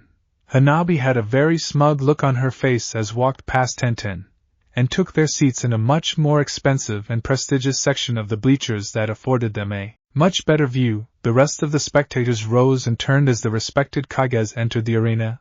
The Hokage led the procession as the host and was followed closely by the Kazekage and Otokage, the three VIPs and their appointed bodyguards. One bodyguard for the Otokage, two for the Kazekage, and two ANBU for the Hokage, waved to the roaring crowd and took their seats in the appointed box high above the field. These are fine seats, Hokage-sama, the Kazekage commented as he sat deep in his cushioned chair. He wore his traditional Kage hat and robes, but also wore a mask that hid his face from view. Such a practice was common in Suna to protect one from the swirling sands, but in Konoha it looked very out of place, perhaps even rude. You truly went out of your way to spoil us. These accommodations almost make up for the horrible bias against our villages in these exams. Come now, Kazekage-sama, Sarutobi sighed. I've heard these allegations for the last month. I would hope our mutual trust in the rules of the Chunin exams would be enough to put down these silly accusations. Still, you cannot deny that Konoha is much more heavily represented than usual at this year's exam, the Kazekage continued. The Otokage and I made the long trip here with only having a single competitor left in the exams apiece, and for that I am overjoyed, Sarutobi responded. Though it is a shame that more of your teams did not advance to the finals, I am glad that you both still chose to join me. Thank you, Hokage-sama. The Otokage spoke for the first time. His voice was deep and low, a heavy bass that seemed strange with his diminutive stature. The Otokage was slim and almost demure in build, and had a delicacy in his movements that was rarely seen in a male shinobi. I must disagree with you, Kazekage-sama. Hokage-sama is one of the most entrusted and noble leaders to have ever graced the elemental villages. If he has deceived us and violated the sacred and ancient rules of the Chunin exams, then I am Orochimaru's long-lost daughter. Sarutobi was curious about this new leader that had, apparently, started his own hidden village in Rice Country. From first appearances, Sarutobi found him lacking. The man felt more like a worm than a leader. How can you defend him when the proof is staring you in the face? The Kazekage shouted. Both of our villages are practically missing from the finals. Only one of your genin and my son are the only ones from Suna or Odo that reached the finals. Exactly, we both only entered one team. Konoha entered many more. Hokage-sama clearly had more faith in his genin pool than we did and allowed more teams to enter. It is only mathematical logic that Konoha would have more participants in the exams. It is simple numbers. We both know that any one of our shinobi is worth 5 of his. The Kazekage growled angrily. Perhaps, Sarutobi smirked. We shall see, won't we? Isn't that what the exam finals are for? Look, it is time for the exams to begin. Down on the arena floor, the competitors, minus Naruto and Sasuke, marched out in a single-file straight line. Beside them, Hade stood ready to referee the finals as he had the preliminaries. Back up in the Kage box, the Kazekage started a new tirade. While you can speak about logic and the probability about the number of competitors from each village, no one can argue that having a Konoha nin as referee isn't a conflict of interest and against the rules of the exams. The Hokage was about to speak, but the Otokage held up a hand. I'm afraid I must agree with him, Hokage-sama. The fact that there are so many Leaf nin in the exams makes it unfair to have a Leaf Jonin officiating. I must agree that an impartial referee be assigned instead. Sarutobi frowned, but nodded his head. I understand, and if I was in your places, I feel that I would feel the same way. I believe that a team from AIM is still in Konoha recovering from their wounds in the Forest of Death. Would their Jonin-sensei be an acceptable replacement referee? Both the Otokage and Kazekage nodded in agreement. Since AIM had no one left in the exams, Sarutobi nodded to the ANBU to his right, and the bodyguard vanished in a swirl of leaves. The ANBU reappeared beside Hate, whispered the news into his ear, before vanishing again to get the new proctor. Hate nodded and turned toward the participants. It seems that there is one last surprise in store for you, Hate called out, to maintain impartiality. A Jonin from a non-participating village will be proctoring the finals. It's been fun, guys. But this is my stop. He gave them a parting salute before he disappeared with the ANBU in a burst of leaves. Seconds later, another Jonin slowly walked out from inside the arena. She was a small, young woman with straight blue hair framing her heart-shaped face. An origami flower, folded from a piece of yellow paper, decorated her hair. Her amber eyes swept over the participants, while the steel piercing beneath her lip drew their gazes. My name is Conan. The Hokage asked me to step in as the referee for today's matches. Since AIM has no genin participating, I am the most impartial Jonin referee available. If any of you have a problem with that, speak now or keep your mouths shut and deal with it. When none of the genin objected, Conan smirked and continued, It seems that 2 of your number can't follow simple directions and report on time. Have any of you seen candidates Naruto Uzumaki or Sasuke Uchiha? None of us have seen Sasuke for a month, Choji reported. Naruto did his training in Konoha. He should be here unless something bad happened to him. Sasuke is with Kakashi Heikate, Shikamaru added. I wouldn't expect them for about 3 hours or so. Conan frowned. If it were up to me, I'd disqualify both of them right now. A Chunin should be more punctual than this. But the rules state that they have until their matches begin. So let's get this show on the road. Will Naruto Uzumaki and Niji Hyuga remain here? The rest of you, get off my field and wait for your matches. The participants gave another look around for Naruto, shrugged, and trooped off the arena floor. Niji remained behind with Conan, a smug smirk on his face. Last call for Naruto Uzumaki. Conan shouted across the arena. Niji's smirk grew as the seconds ticked by. He isn't coming, he said. Apparently, the Gaki is smarter than he thought. He realized that fate had decreed that I would be the winner today.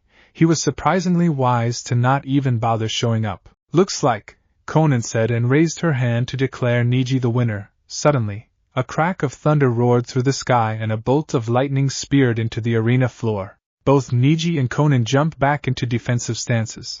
A dagger of paper appeared in Conan's hand while Niji drew a kunai from his pouch. The flash dimmed to reveal Naruto resting on one knee in the center of the lightning impact. The morning sun gleamed off the concentric circles on his uniform, and the wind ruffled his long blonde hair. He rose, Mjolnir in hand, and held the hammer towards Niji and Conan. Hold thy hand, Proctor, I am here. Conan looked at Naruto carefully, taking in his features as if committing them to memory. You're late, she finally said.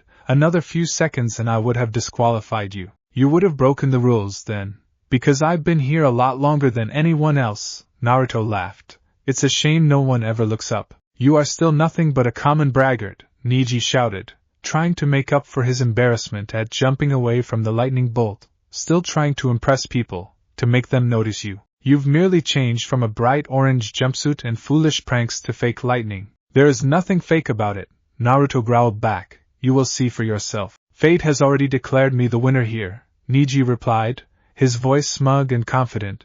This so-called match is just the first formality of the day for me. I hope you two can do more than just talk. Conan groaned at the two boys bickering. The first match of the Chunin exam finals. Neji Hyuga vs Naruto Uzumaki. Begin. Neji immediately dashed forward with impressive speed, Byakugan active, his fingers raised to strike Naruto's chakra points. Neji thrust forward, his bandage-wrapped hands a blur as they streaked towards Naruto's chest. Naruto slipped to the side, carefully dodging Neji's attacks. Neji grew angrier at the ease Naruto was dodging his strikes until he glimpsed down at Naruto's feet. Naruto was hovering 2 inches off the ground. Neji stopped his assault and just looked at Naruto. Took those all-seeing eyes long enough to spot that. The blonde smirked. Neji narrowed his Byakugan and searched for the way Naruto was manipulating chakra through his feet. It must be a wind-based jutsu or a variation of the water-walking technique, Neji thought, but couldn't see a thing. There was no sign of any sort of technique or jutsu anywhere. It seems that you have a trick up your sleeve, Neji said and jumped away from Naruto. He held up his kunai and smiled. Fortunately, I have some too. He hurled the kunai at Naruto's head and followed with 2 more. Naruto easily dodged the kunai, but never saw the 4th hidden in the shadow of the 3rd until it was right on top of him. Naruto ducked sideways, but the kunai still hit him in the arm. Neji's smile grew when he saw the kunai buried in Naruto's arm, and it nearly cracked his face when he saw Naruto roughly pull it out of his own flesh. Naruto ripped the kunai out of his bicep and held it up to Neji. The tip of the throwing blade was broken off. Naruto pinched his bicep and the tip of the kunai popped out of his flesh. Naruto flicked the tip back at Neji and wiped away the line of blood. The wound had already healed. Damn, you actually cut me for a second there. I probably should have seen that one coming too. That was the same trick Sasuke and I used against Zabuza back in Wave. We used the transformation jutsu and a windmill shuriken, just saying, but yours wasn't too bad either. I heard of the luck you had in Wave, Neji replied. Fate spared you that day only to bring your defeat here today. Any other reason is nonsense. With your skills you should be buried back on that island like that nuke Nin Zabuza and his icy little weakling. Naruto dropped Mjolnir where he stood and thunder growled overhead. You never speak of them. I only speak the truth. They were weak and not worth the title they were given. Especially if the likes of you were able to beat them. I said, you never speak of them. Roared Naruto and he rushed Neji, tackling him around the waist. Neji was momentarily taken back by the brutish tactics, and they both fell to the ground. The 2 boys rolled in the dirt for a moment until Neji managed to kick Naruto off him. Naruto was back after him instantly, throwing wild, enraged blows at Neji. Now it was Neji's turn to dodge and retreat. Naruto was relentless in his attacks, never pausing, never hesitating in his assault. Unfortunately, Naruto's aggression also made him reckless. Neji quickly spotted openings in Naruto's attack and countered with a Juken strike to the chakra points on Naruto's left arm. Naruto staggered back, his arm limp from Neji's strikes. With Naruto's defenses compromised in a single move, Neji smirked as he went in for the kill. You are within my field of divination, he said as he spread his arms wide before rushing at Naruto. Gentle fist, 8 trigrams 64 palms. Naruto winced in pain as Neji lashed out and speared his fingers into Naruto's chakra points. 2 strikes. 4 strikes. 8 strikes. Neji called out each and every attack and, to Naruto, each strike felt like being stabbed with a kunai. 16 strikes. 32 strikes. 64 strikes. Neji shouted and slammed both his palms into Naruto's chest, sending the blonde flying across the arena and into the solid stone wall. You may want to call the medics, Neji said to Conan as he walked toward the competitor's box. The fool was always fated to lose. No one, especially not a fool with a silly hammer, can defy fate. Conan was about to wave and the medical team standing by. When Mjolnir rose off the ground and flew to Naruto's raised hand, she watched. impressed that Naruto could still move after taking all 64 strikes from the Hyuga. Is that all you can muster? Naruto asked as he struggled to walk forward. Niji's eyes narrowed in rage and he rushed at Naruto again. With a cry, he slammed the knife edge of his hand down on the crown of Naruto's head. Naruto fell to the ground like a stone and did not move. The entire stadium was stunned by the savagery of the blow, from the civilians to the Kages in their box. Many Konoha civilians showed horror on their faces, but secretly hid joyful smiles that the supposed curse of their village was dead. Inside the competitor's box, the genin were all shocked. How could he? Ino muttered softly, and Naruto.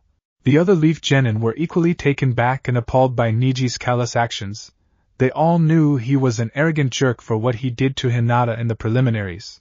But Konan did not speak. She had seen far worse things in AIM under Hanzo's regime. She silently gestured to the medical team, and they walked out onto the field. They saw no need to run. They had just reached Naruto's body when the teen's fingers twitched around the handle of Mjolnir.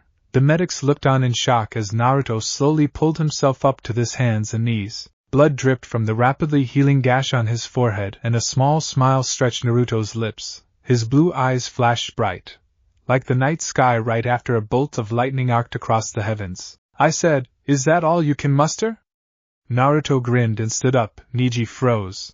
It had been shocking enough for Naruto to have survived the gentle fist, 8 trigrams 64 pounds, but his follow-up blow to Naruto's head was strong enough to split stone. No, it's impossible. Niji stammered and took a hesitant step backwards. You can't defy fate. It's inconceivable. Impossible? Fei, scoffed Naruto. Impossible is just a big word thrown around by small men who find it easier to live in the world they've been given than to explore the power they have to change it. Impossible is a challenge. Impossible is nothing. Naruto continued to walk toward Niji, his body lighting up with micro-sized sparks. Niji activated his Byakugan and stared at Naruto, completely dumbfounded. It's a good thing Pervy Sage and I worked on building up my durability and strength instead of that summoning jutsu stuff he wanted to teach me. What good would a toad do here anyway? I can already create water and lightning is much cooler than a fire/oil combo attack. At least that godlike durability is starting to come in handy. And now for my next trick, Naruto thought with a fox-like smile. Naruto flexed every muscle in his body and concentrated. Suddenly, his closed chakra points were reopening in tiny bursts of lightning. Niji shook off his amazement and narrowed his eyes at Naruto's midsection. Impressive, but you still do not defy fate. You merely depend on another's chakra, not your own. Naruto stopped and his eyes darted from Niji to his own midsection. So you know, don't you? All the Hyuga do. Your stolen chakra stands out like a beacon to our eyes. We can see it without even trying. Stolen? You think that this is something I wanted? Naruto growled and pointed to his stomach. This is something that has caused me nothing but hardship and strife, and this is not its power. This is the power I earned, the legacy of Asgard. Naruto raised Mjolnir and held the mystical hammer in front of him. My power is greater than anything ever sealed inside a newborn child. The power and knowledge of the 9 realms dwells within my blood and Asgard does not bend to anything, especially fate. Naruto whirled his hammer above his head and a fierce whirlwind blew across the arena. The wind slammed into Niji and swept him into the air. He crashed into the far wall of the arena. His body burst into a cloud of smoke, and a log fell to the ground. A substitution. Naruto recognized and couldn't help but be impressed by Niji's reaction time. He barely had a second to react to my attack. I guess I should probably lay off with the monologues before attacking. It never worked for any of the villains in Thor's memories. Naruto searched the arena for any sign of Niji and suddenly felt a rush of chakra appear behind him. He turned and saw Niji waiting with a smirk on his face and hands stretched before and behind him. 8 trigrams palms rotation. Niji cried and spun in a tight circle. Chakra burst from every chakra point on Niji's body, creating a massive dome of rotating chakra. The dome slammed into Naruto and sent him sailing across the arena until he crashed into the far wall. What was that? Ino asked from the competitor's box. Beside her, Lee watched the match closely, his fists clenched around the railing. That is the Hyuga rotation attack, he said, his voice low and serious.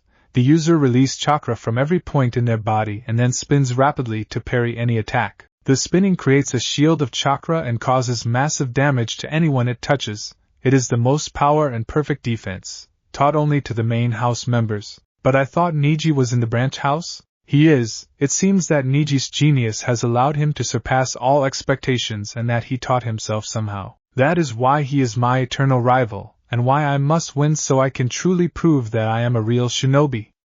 Lee roared. On the other side of the competitor box, standing all alone, Garan narrowed his eyes. Inside the arena, Niji stopped spinning and looked toward Conan. Now it is certainly over. No one can survive the rotation attack so close. Fate has declared me the winner and him the loser. Make it official. Child, I will officially kill you if you tell me how to do my job again. Conan whispered softly enough for only Niji to hear.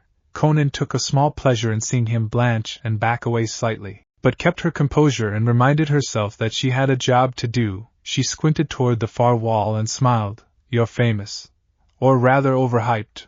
Rotation didn't do as much as you think. Niji was about to curse at Conan for insulting the ultimate Hyuga jutsu until he saw Naruto climb out of the wall. The blonde had blood dripping from a cut in his right arm and from the corner of his right eye, but had a savage grin on his lips. Now that is more like it, villain!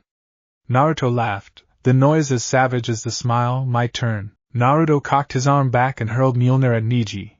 The hammer buried itself in Niji's stomach, driving the air out of him. With a thought, Naruto commanded the hammer skyward and lifted Niji into the air until he was high above the stadium. Shadow Clone Jutsu. 4 clones burst into existence around Naruto, and they leapt after Niji. The 5 Narutos floated in the air and arced toward the still immobilized Niji. Uzumaki style. Asgard combo. The 5 Narutos sprang at Niji.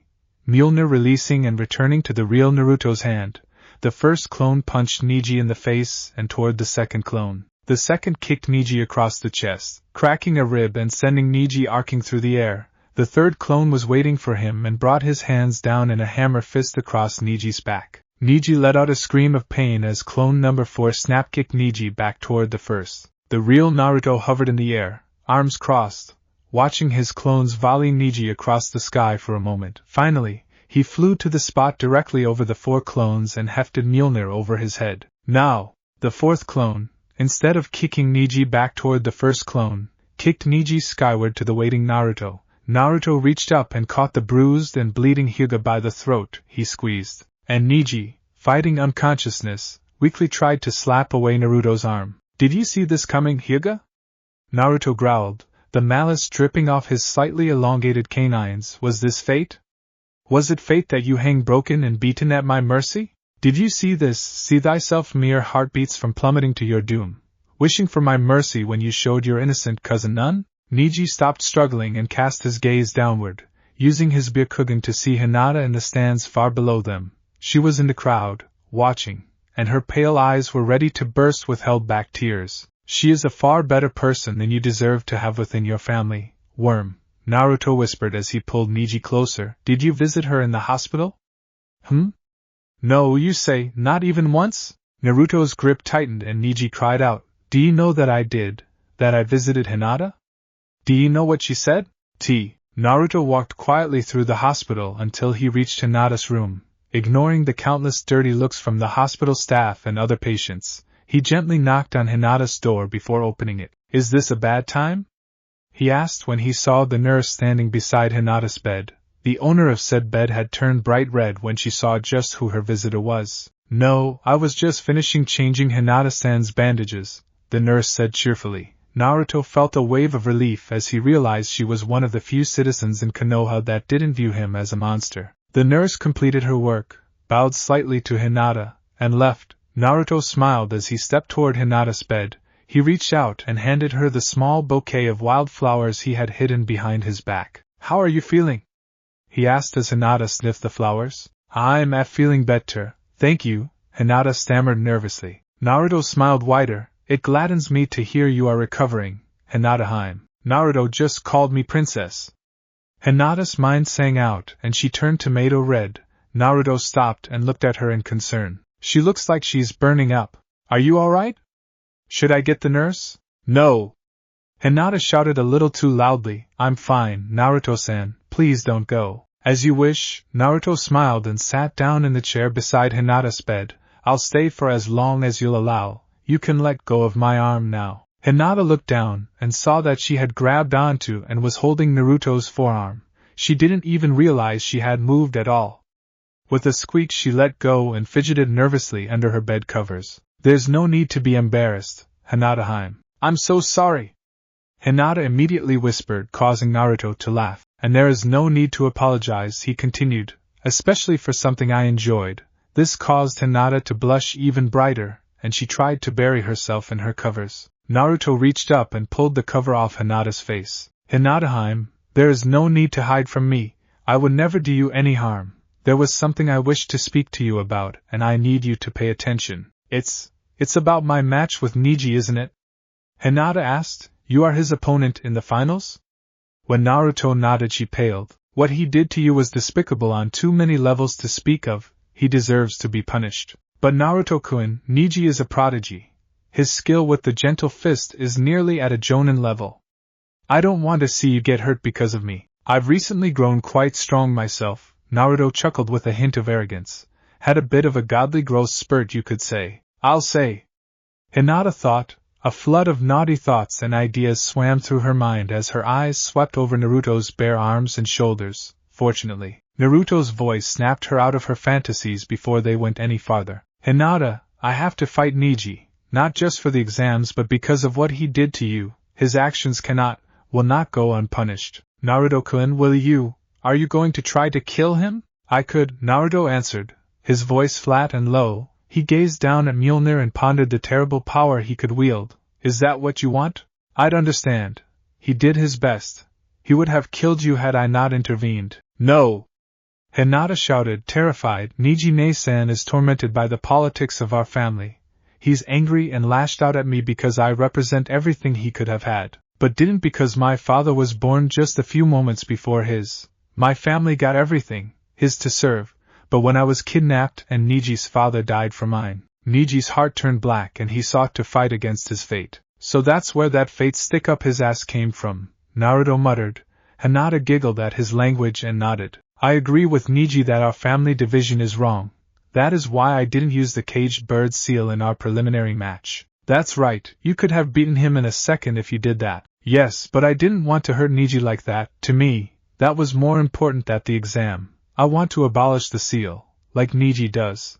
But where he defies the family and fights against fate, I want to work from inside the family and change the elder's mind without resorting to violence. You have a kind and noble heart, Hinata-hime, and I will aid you in any way I can. But Neji still needs to be punished for what he did. But Naruto, she argued with me for a half hour.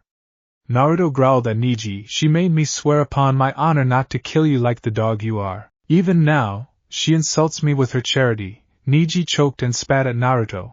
Naruto cuffed him with an angry backhand. It is not charity, he shouted in Neji's face. It is love. Even now, after all you said and did, she loves you and only wishes to help and alleviate your burden. And what would you know about bearing a burden? What do you know about being spat upon by fate? Ha! For one with unfailing vision, you are as blind as a bat. Naruto laughed, and pulled Neji close enough to whisper into his ear. You have seen what is inside of me, you've seen the seal. You think you have a burden. Fool, you have no idea what a true burden is. If I were a crueler man, I would give you just the barest glimpse of my burden and pain. But Hinata would be angrier at me than she is now, so remember this lesson as you recover in the hospital, and if you ever require it, I will gladly repeat the lesson. With that, Naruto let go of Neji's throat and let Neji plummet back to the ground. The crowd, particularly a certain Hyuga princess, winced and cried out when a loud crack echoed across the arena. Naruto floated to the ground as the dust settled, gave a satisfied look at the unhealthy angle of Neji's right arm and leg, and looked at the proctor. The winner is Naruto Uzumaki, Conan announced loudly. A smatter of applause, mainly from the non-Konohan spectators, followed. A team of medics rushed out and carefully carted Neji away on a stretcher. One approached Naruto, but he waved her off. His injuries, while serious, were already healing and would be gone within the hour. That was certainly interesting, the Otokuchi said. It is rare to see a wind user in Konoha, especially one so young. It is a shame my Temari did not reach the finals, the Kazekage commented. Then you would see what a true wind user can do. But I do wish to know what kind of training Konoha stole from Suna to teach this boy. Naruto has always been a bit of a wild card, the Hokage smiled, and I would never endorse the theft of a village's training methods or techniques. Such things are inexcusable, don't you agree? Of course, the Otokuge agreed. It is one of the oldest and most sacred of laws between villages. You really need to lighten up, Kazekun. This stress will send you to an early grave. The Kazekage turned away, arms crossed, and grumbled under his breath as the proctor announced the next match. Will Shino Aburame and Choji Akimichi please report to the floor?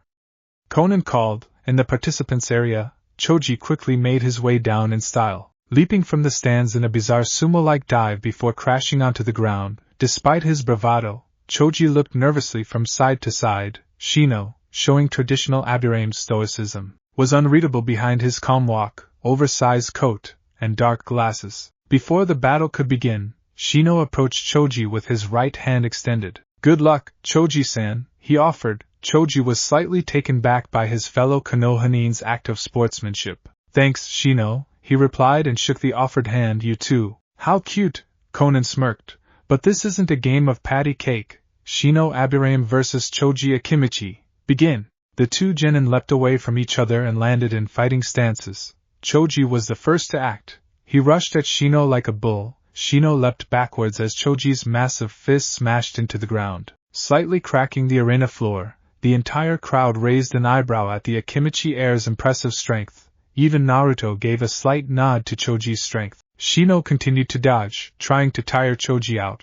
He knew the Akimichi could only maintain his assault for so long before they ran out of the necessary calories needed to maintain the pace. The Akimichi's sheer size made it difficult to keep such a frantic pace for a long time. Sure enough, after only 3 minutes of Choji smashing and Shino dodging, Choji began to show signs of exhaustion. He stopped chasing Shino and shrank back down to normal size, slightly thinner than before, and panted for breath. Now it is my turn, Shino said softly and raised his arms. Hundreds, perhaps thousands, of insects flew out from under his sleeves. They formed a thick, black cloud over Shino's head before buzzing toward Choji. Choji stared at the approaching cloud, unnerved by the sheer amount of buzzing insects, even though he had had a month to prepare for them. The sight of so many Kikaichu insects flying towards him was terrifying. Choji reached a shaky hand into his shirt sleeve and popped a large pork dumpling into his mouth. Instantly feeling recharged, Choji grinned at the incoming swarm of insects. Partial expansion jutsu. He shouted and his arms and hands grew to enormous proportions. Sonic clap. Choji slammed his expanded hands together in a tremendous clap. His hands crushed hundreds of Shino's Kikaichu. The resulting shockwave blew the rest away, killing the entirety of Shino's attack. The crowd in the stands and all but Naruto in the competitors' area held their ears in pain from the thunderclap. Naruto chuckled at the effectiveness of Choji's attack. Hulk would have been impressed that his thunderclap has been passed on, Naruto thought. According to Thor's memories, Banner was both a pain in the ass and a valued friend, depending on his mood that day. At least Choji lacks the gamma radiation and violent mood swings. Shino watched his insects fall lifelessly to the ground with a straight face. Even though he was closer to these insects than he was his own family, Shino did not allow a single flicker of emotion mar his features. He simply pulled his hands back into his coat sleeves as Choji made a new hand seal. Human meat tank! Choji shouted as he transformed into a massive ball of flesh and clothes. With a muffled roar, Choji rolled towards Shino at high speed. Shino remained where he was, watching impassively as Choji bore down on him. The crowd winced and turned away when the massive Akimichi rolled over Shino, crushing him. But when Choji's momentum carried him past the spot where he squished Shino, all which remained of the Aburame was an empty coat, pants, and a pair of cracked sunglasses. While the crowd searched for any sign of Shino's remains, most looking at the back of Choji's clothes for a blood smear, Choji began to wobble and waver. Suddenly, a swarm of Kikaichu ripped out of Choji's clothes, fat from dining on Choji's chakra, retreated toward the lone tree in the arena. Shino stepped out from behind it, and allowed his insects to retreat back into his body. Conan waited until the last of the Kikaichu insects had retreated back into Shino's body before she approached. While she had nothing to fear from the insects, they still gave her the creeps. Choji Akimichi is unable to continue. The winner is Shino Aburame, she announced. There was a small smatter of applause, never smaller than for Naruto. Most of the crowd, both shinobi and civilian, where two craped out from the swarms of insects. What happened? Choji muttered weakly as he tried to sit up. A bug clone, Shino stated. Nice one, Choji smiled before closing his eyes and laying flat on the ground. You don't happen to have any snacks on you, do ya? No, I do not, Shino replied with the barest hint of a smile on his lips. But it would be a pleasure to go with you to find some. Deal. Such camaraderie, Conan thought as Shino helped Choji up and together they made their way out off the arena floor. Reminds me of how we used to be. Memories tried to overwhelm her, tried to overtake her, but she buried the dead memories where she thought they belonged. Sasuke Uchiha and Ino Yamanaka, please report to the floor. In the competitor's box, Ino paled and shook from the shadow she had stood in. She had barely been able to watch her own teammates match from fear. But not fear for Choji, fear for herself. Hello girls, Sasuke grinned as he approached. You don't know how glad I am that you're both here. All this excitement has really given me a big appetite. Sasuke-kun, what happened to you?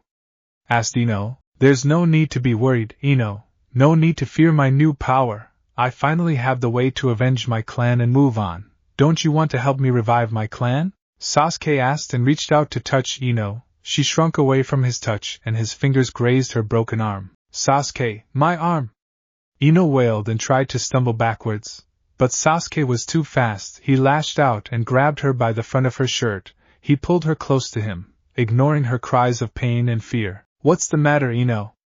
I thought you'd love to be this close to me. Isn't that what you and Sakura always fought about? Ino cringed and turned her head away from Sasuke's. His breath was foul and the dark marks continued to spread across his face. The scene from the Forest of Death had played out in each and every one of Ino's nightmares during the month-long break in the exams. Ino could still remember the stink of Sasuke's breath, and the feel of its foulness on her skin. Every waking thought was filled with dark marks and swirling red eyes. She had barely slept since the Forest of Death. Only when she was physically exhausted from training did she sleep, and then only fitfully. The lack of rest hindered her training and she still bore the deep purple circles beneath her eyes. And now it was time to face her fear again. This time, without anyone beside her, not her teammates, not Sakura, not Naruto. Ino stopped her slow march toward the box exit and looked at her, the blonde boy. Naruto noticed, and quickly walked the distance between them.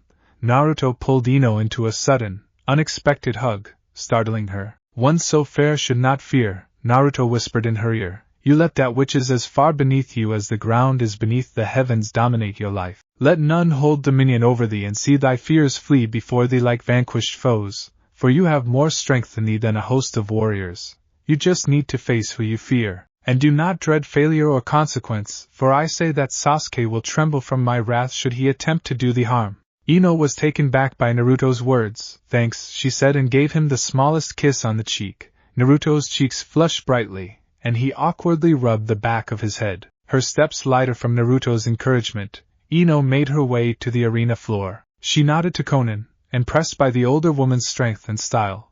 To see such a powerful kunoichi, even one from another village, encouraged Ino more, and she hoped for an opportunity to speak with Conan at another time. Minutes passed and Sasuke remained absent. Throughout the stadium, the crowd was torn between restlessness and the desire to see their honored Uchiha compete. Even those in the Kage box couldn't hide their disapproval. Your Uchiha seems to lack courtesy, the Kazekage sneered at the Hokage. You really must not be so lax with discipline, Hokage-sama. Why, just think how bad this must look to the clients. No one wants to hire a shinobi who can't appear on time for something so important. I agree, the Otokage said. This is rather insulting. How much longer are you going to allow this farce to continue? Sasuke Uchiha should be disqualified and his sensei punished for this insubordination. Well, unless of course some real trouble occurred to delay them. Sarutobi looked at the two Kages solemnly. Damn you Sasuke and damn you Kakashi. Of all times to be late, this is the worst. Not only are we looking irresponsible and biased to the clients, but you are making me look weak for not being able to control my own shinobi as well. Sarutobi stood up and raised his hand. Once the crowd took notice and settled, the Hokage's chakra-enhanced voice carried over the entire stadium. Sasuke Uchiha has failed to report within the allotted time and is hereby disqualified from the Chunin exams without any hope of promotion. A full investigation will be performed to determine if criminal charges are deemed necessary. Ino Yamanaka will advance to the next round. Ino let out an audible sigh of relief. Even though Naruto had eased her fears of facing Sasuke, they had not been completely exorcised from her mind. She turned and began the march back to the competitor's box. She shrugged toward Naruto and saw him shake his head. There will be another time, Ino, he said. You will have to face him someday. But your exams are not over yet. Ino gulped, nodded, and went back to find a seat. Naruto's right. Now I'm going to have to face either Lee or that Gaara kid. Both of them are in a league of their own. I'm going to need one heck of a plan to beat them. Will Rock Lee and Gaara of the Sand report? Conan called. She looked bored and was tired. Other than Naruto's first match, the exams had been quite unimpressive in her eyes. Gaara appeared in a cloud of swirling sands, his raccoon eyes looking even more tired than Conan's bored orbs. Dynamic entry! Lee shouted and leapt from the competitor's box. Lee shot through the air in a green blur, twirled in the sunlight, and landed in a flashy taijutsu pose with one leg high in the air, and his arms spread out like wings. Conan did a double take when she saw the spandex-clad genin, and could have sworn she saw a sunrise just behind him. Kai, she whispered to break the genjutsu, but nothing happened. A flutter of panic filled her as she tried again and again. Why won't it go away? She wondered, am I going insane? Oh dear, Sarutobi muttered as he watched Conan try over and over to break the supposed sunset genjutsu. He looked to his companions in the Kage booth and saw them trying to break it as well. He chuckled slightly to himself and nodded to one of the hidden ANBU. Seconds later, Hate appeared beside Conan and approached the Aimnin cautiously, making enough noise for her to know he was there. It isn't a genjutsu, we've been studying it for years, but Lee and his sensei seem to generate at it unconsciously. We still haven't figured out a way to break it. The best thing to do is just start the match. Once Lee begins fighting, it should go away, Hate whispered. Conan sighed and felt her body and mind relax. She nodded her thanks to Hate, who vanished as quickly as he had appeared. Conan looked at Lee, trying her hardest not to be drawn into the freakish sunset he was projecting, and looked at Gaara. Rock Lee versus Gaara of the desert, fight! Yash! Cried Lee as he leapt into action. He sprang at Gaara and launched a mighty kick, Leaf Hurricane. Lee's kick landed against a wave of hardened sand that had appeared to defend Gaara. Lee saw the sand move to grab hold of his leg and he quickly jumped back. Lee looked at Gaara in shock. The Sunanin had not moved at all. What a wonderful technique! Lee exclaimed. Your control over the sand is most masterful. It is truly an honor to test my skills against you. Shut up, Gaara replied, his voice rude, cold, and bored. With a thought, he shot tendrils of sand at Lee, hoping to ensnare him and crush him like he did to Yoroi in the preliminaries. Lee jumped away from the tendril and cartwheeled toward the far end of the arena, trying to determine Gaara's maximum range. Gaara smirked. Running is useless. There is nowhere you can go where I will not find you. I will prove my existence with your blood. Lee ran up the arena wall, not using chakra, just pure speed, and used the wall as a springboard to leap back toward Gaara. He hurled a handful of shuriken at Gaara to further test his defenses. Another wave of sand, independent from the tendrils that still chased after Lee, blocked the shurikens from ever getting close to Gaara.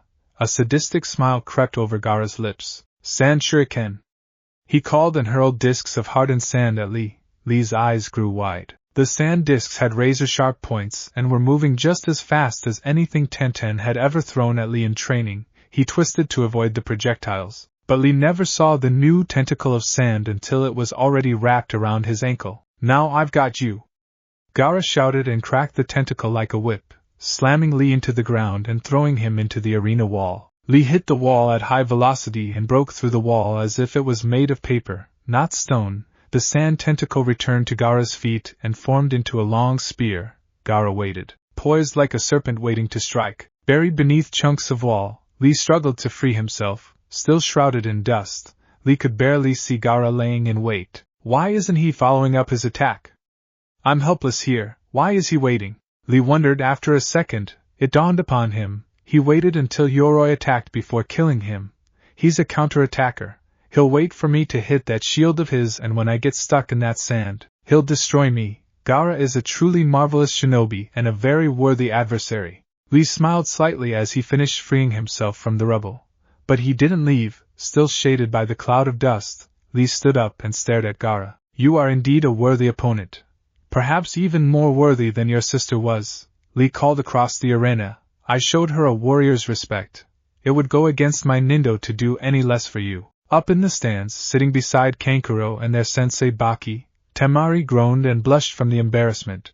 Kankuro snickered until Temari hit him hard in the face. While he complained of her smearing his war paint, Baki wisely stayed out of it, and went back to reading a new copy of Ika Ika. Down on the arena floor, Gaara was not amused. You talk too much. You are not the first person to tell me that, Lee admitted, but it would be unyouthful of me not to display my youthful exuberance all the time. I'm starting to prefer listening to Mother's voice more than yours, Gaara said, his tone slightly afraid at what he was saying.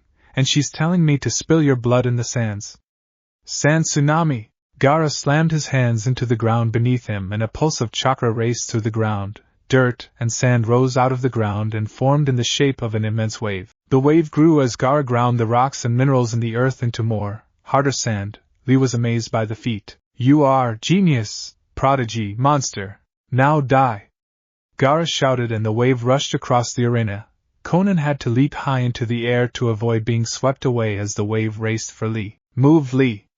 Guy and Tenten shouted as one from the stands. Lee snapped out of his stupor just in the nick of time. In one swift move, Lee pulled off his leg weights and threw them at the oncoming wave. Gaara's shaded eyes burst wide when he saw the sets of weights rip through the dense sand and fly at him. Suddenly, Gaara did something he never did in battle before. He dodged. Gaara moved out of the way at the last second.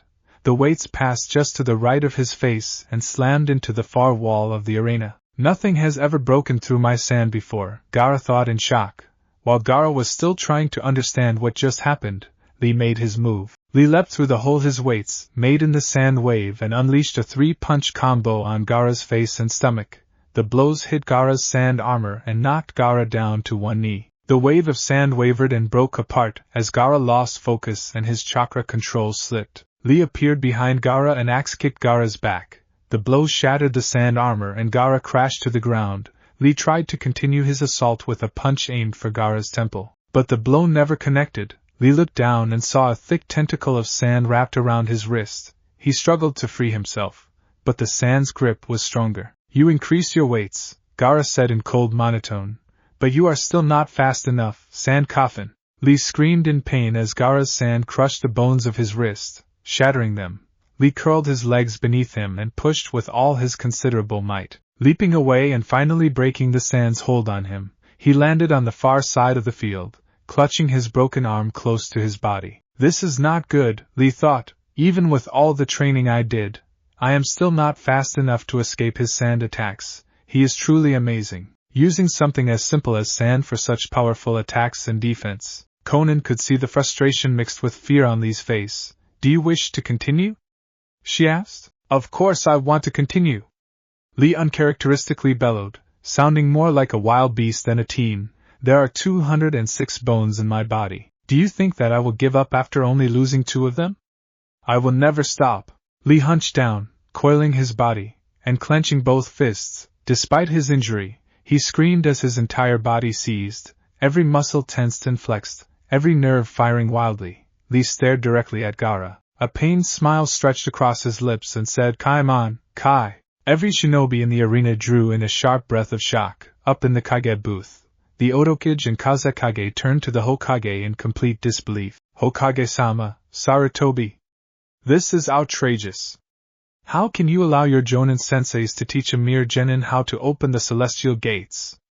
The Kazekage yelled. This is unheard of. I believe this Rock Lee is the first genin in history to open the first gate like this. The Otokage added, you allow your shinobi to take far too dangerous risks. While the power he gains is incredible, the risks are monumental. Lee knows the risks, the Hokage said grimly, remembering the tongue lashing he gave Guy the month before when he reported to the Hokage that he was teaching Lee how to open the gates and listening to Guy's reasoning. How could you be so reckless and irresponsible? Sarutobi shouted at Guy, slamming his fist upon his desk. Just what were you thinking? Respectfully, Hokage-sama. But you don't know enough to judge the situation, Guy replied. Mind what you say, Guy. Despite your relationship with the boy, remember that I am still your leader. What I meant, Hokage-sama, is that you do not know enough about Lee. Lee has not talent for ninjutsu or genjutsu and he cannot use them. However, His taijutsu is second only to Niji Hyuga in his age group, and I believe that someday he will even surpass me in mastery of taijutsu. That is a pretty bold claim to make, Guy, Sarutobi said before frowning, but that still doesn't explain why you taught him something as dangerous as the gates. Lee will never stop. Every day he trains until his body breaks and his muscles rip, Guy explained. Every attempt I've made to get him to properly rest or at least not train like a madman possessed has failed. Nothing short of tying him to a hospital bed with heavy chains will slow him down. It was only a matter of time before he opened the first gate accidentally. I felt it would be better for Lee to learn properly and under my supervision than to experiment on his own. Sarutobi thought for a moment, then nodded. Very well, you were right to try to help the boy. Just make sure he doesn't go overboard and open more than the first gate. Guy suddenly looked very interested in studying the floor. Sarutobi saw through the guys immediately. Just how many gates can Lee open, Guy? Sarutobi looked back down at the arena and smiled, much more confidently this time. Keep your eyes trained on the arena floor. Gentlemen, we are in for quite a show. The Kazekage and Otokage looked at each other, both slightly confused, until they heard Lee's now deeper voice ring through the air. Kyumon, Kai! Simon, Kai! Lee's skin turned blood red as his blood flowed faster through his veins. His muscles bulged to twice their original size, nearly tearing apart Lee's tight spandex outfit. Fortunately for the eyes and moral sanity of the spectators, the spandex stretched appropriately, and nothing was revealed. Greenish-white bands of chakra swirled around Lee's body and, from across the arena, Gaara could feel wave after wave of power erupt off of Lee. Lee gasped for breath, his mind reeling from massive release of strength, speed, and energy. His broken wrist no longer hurt. It was a mere inconvenience in his current state. The gate of healing had temporarily alleviated the pain. Now I will show you what the springtime of youth truly is, shouted Lee, and he vanished. Gaara searched for a sign of the green-clad genin, but there was not a single trace to be found. Gaara's sand flared to life behind him, but there was nothing there but a green after-image. The sand continued to move all on its own, but Gaara still could not see any sign of Lee. Lee grit his teeth in frustration. Even after opening the third gate, I still cannot penetrate his defenses. The only reason I landed a hit before was because I used my weights as a distraction. I am very sorry, Guy-sensei, but I must push myself even farther, even though you warned me of the great dangers involved. If these are to be my last moments as a shinobi, I will make them worth remembrance. Lee stopped and stood still in front of Gaara. The Suna Jinchuriki narrowed his sleepless eyes at Lee, wondering what trick the leaf Nin was going to pull from out his spandex sleeve next. Shomon, Kai! The fourth gate opened and a shockwave of raw chakra swept across the arena. Lee's body swelled even more. The veins in his muscles pushed out and were visible through his green spandex. Gaara felt grains of sand being ripped away from his armor and cast into the wind from the sheer power Lee was generating. Lee dashed forward. His body wasn't even a green blur anymore. One moment he was there, gathering his strength, and the next he was gone. Half a second later, Gaara's head rocked back and his body was lifted off the ground from a blow to the chin. A second and third blow followed until Gaara was hovering 10 feet off the ground. Lee reappeared behind him. His eyes wide and pupilless, he raised his hands and slammed them down across the back of Gaara's neck. Gaara let out a scream as he plummeted back to earth and skipped across the arena floor. Lee landed roughly. As soon as his feet touched the ground, he bit his lip to stifle the cry of pain. My body cannot take much more of this, he worried, hopefully. That last attack finished him off. Lee looked across the arena with hope in his tired heart, and brightened when he saw a bloody smear on the broken rocks. He stepped once, and his left knee gave out in a crunch of cartilage. Lee fell. Catching himself with one arm, he hobbled back to a vertical base and looked down at Gaara. Gaara pulled himself out of the sandy rubble and felt pain. He looked down and saw a line of blood dripping onto the ground. His head felt odd. Gaara reached up and gently brushed aside the remains of his sand armor, and felt something warm and sticky on his fingers. He pulled his hand back and saw nothing but red. Blood? My blood? Is this my blood? Gaara cried out. His tired eyes grew fantastically wide and his hand shook violently. I'll kill you! Gaara's gourd dissolved and swirled around the entire arena like a blinding sandstorm. Lee and Conan were forced to shield their eyes from the whirling sands. When the sands finally stopped, Gaara was encased in a solid ball of sand, and a large eye, made entirely of polished sand, hung high above him. What kind of jutsu is this? Lee wondered out loud, curious, but tempered with caution. He reached into his pouch and hurled a kunai at Gaara. The kunai only penetrated half an inch into the reinforced sand. A tendril of sand reached out like a finger and, after removing the kunai, spun it by its ring. The finger of sand twirled the kunai twice before another tendril appeared, grabbed the blade and snapped it in half. Lee was shocked and a little terrified. I have never seen something snap a kunai so easily before, and that was one of Tenten's kunai. Oh no, she is going to kill me for letting it get broken. Lee felt a pulse of killing intent from the stands, and suddenly he wasn't only afraid of Gaara. Meanwhile, Gaara lurked inside his sand shield, muttering and holding his hands in a single seal.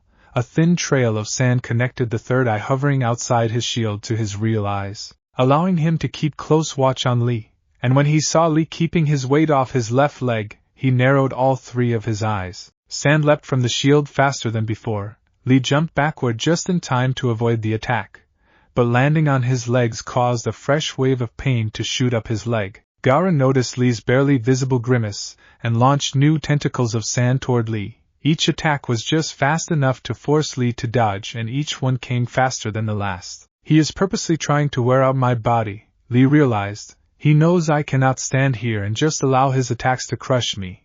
But I cannot keep dodging like this either. I must go back on the offensive. But my body is giving out on me. There is only one choice left. Lee landed as far away from Gaara as he could and crossed his arms in a great X in front of his chest. Gaara's sand slammed into Lee's guard, but Lee grit his teeth and ignored the sand-blasting pain. Taman, Kai! The fifth gate opened in a roar of chakra and Lee's body actually rose off the ground. He hovered 2 inches off the arena floor and, when he darted forward, his body glowed green with the released chakra. This is it! Lee shouted as he charged Gaara. My final attack! Green Beast Barrage! Lee leapt forward, fist held out in front of him, his chakra surrounding and encasing him in a bullet of chakra. Gaara responded to Lee's charge by forming an array of sharp spikes stabbing outward from his shield. But this did not deter Lee at all. With a roar, Lee's chakra bullet glowed brighter and flew even faster. Lee's bullet crashed into Gaara's ultimate defense and exploded in a blast of green chakra and swirling sand. The blast was bright enough to blind the spectators momentarily, and shook the arena down to its foundations. When the dust and bright glow finally cleared, both Lee and Gaara were lying on the ground. Both were battered, bruised, and bleeding. Lee, however, looked to be in worse shape. His left leg, already injured, was bent at an unnatural angle and a portion of the spandex was bulged from the broken bone pressing into the skin underneath. Gaara's sand armor was shattered and falling off his pale skin in chunks and pieces. Blood poured from his head wound and from a multitude of scraps and cuts all over his body. Slowly, Lee raised his head and looked at Gaara through his one unswollen eye. I hope that finished off Gaara. My body is done for, I have nothing left. Lee let out a mental groan when he saw Gaara start to rise to one knee. Lee tried to do the same, to at least try to put up an attempt at defense. Lee managed to prop himself up on his left arm before his elbow hyperextended, and he dropped back to the ground in pain. A sadistic smirk crossed Gaara's lips and he pointed a single finger at Lee. A finger of sand wrapped around Lee's injured leg and pulled viciously. Lee screamed in pain and Conan began to step toward the pair, ready to step in if she needed to. Gaara raised his hand and the sand lifted Lee into the air by his ankle. Gaara slowly raised his other hand, pointing at Lee's chest. A spear of sand formed in midair. Gaara took his time aiming.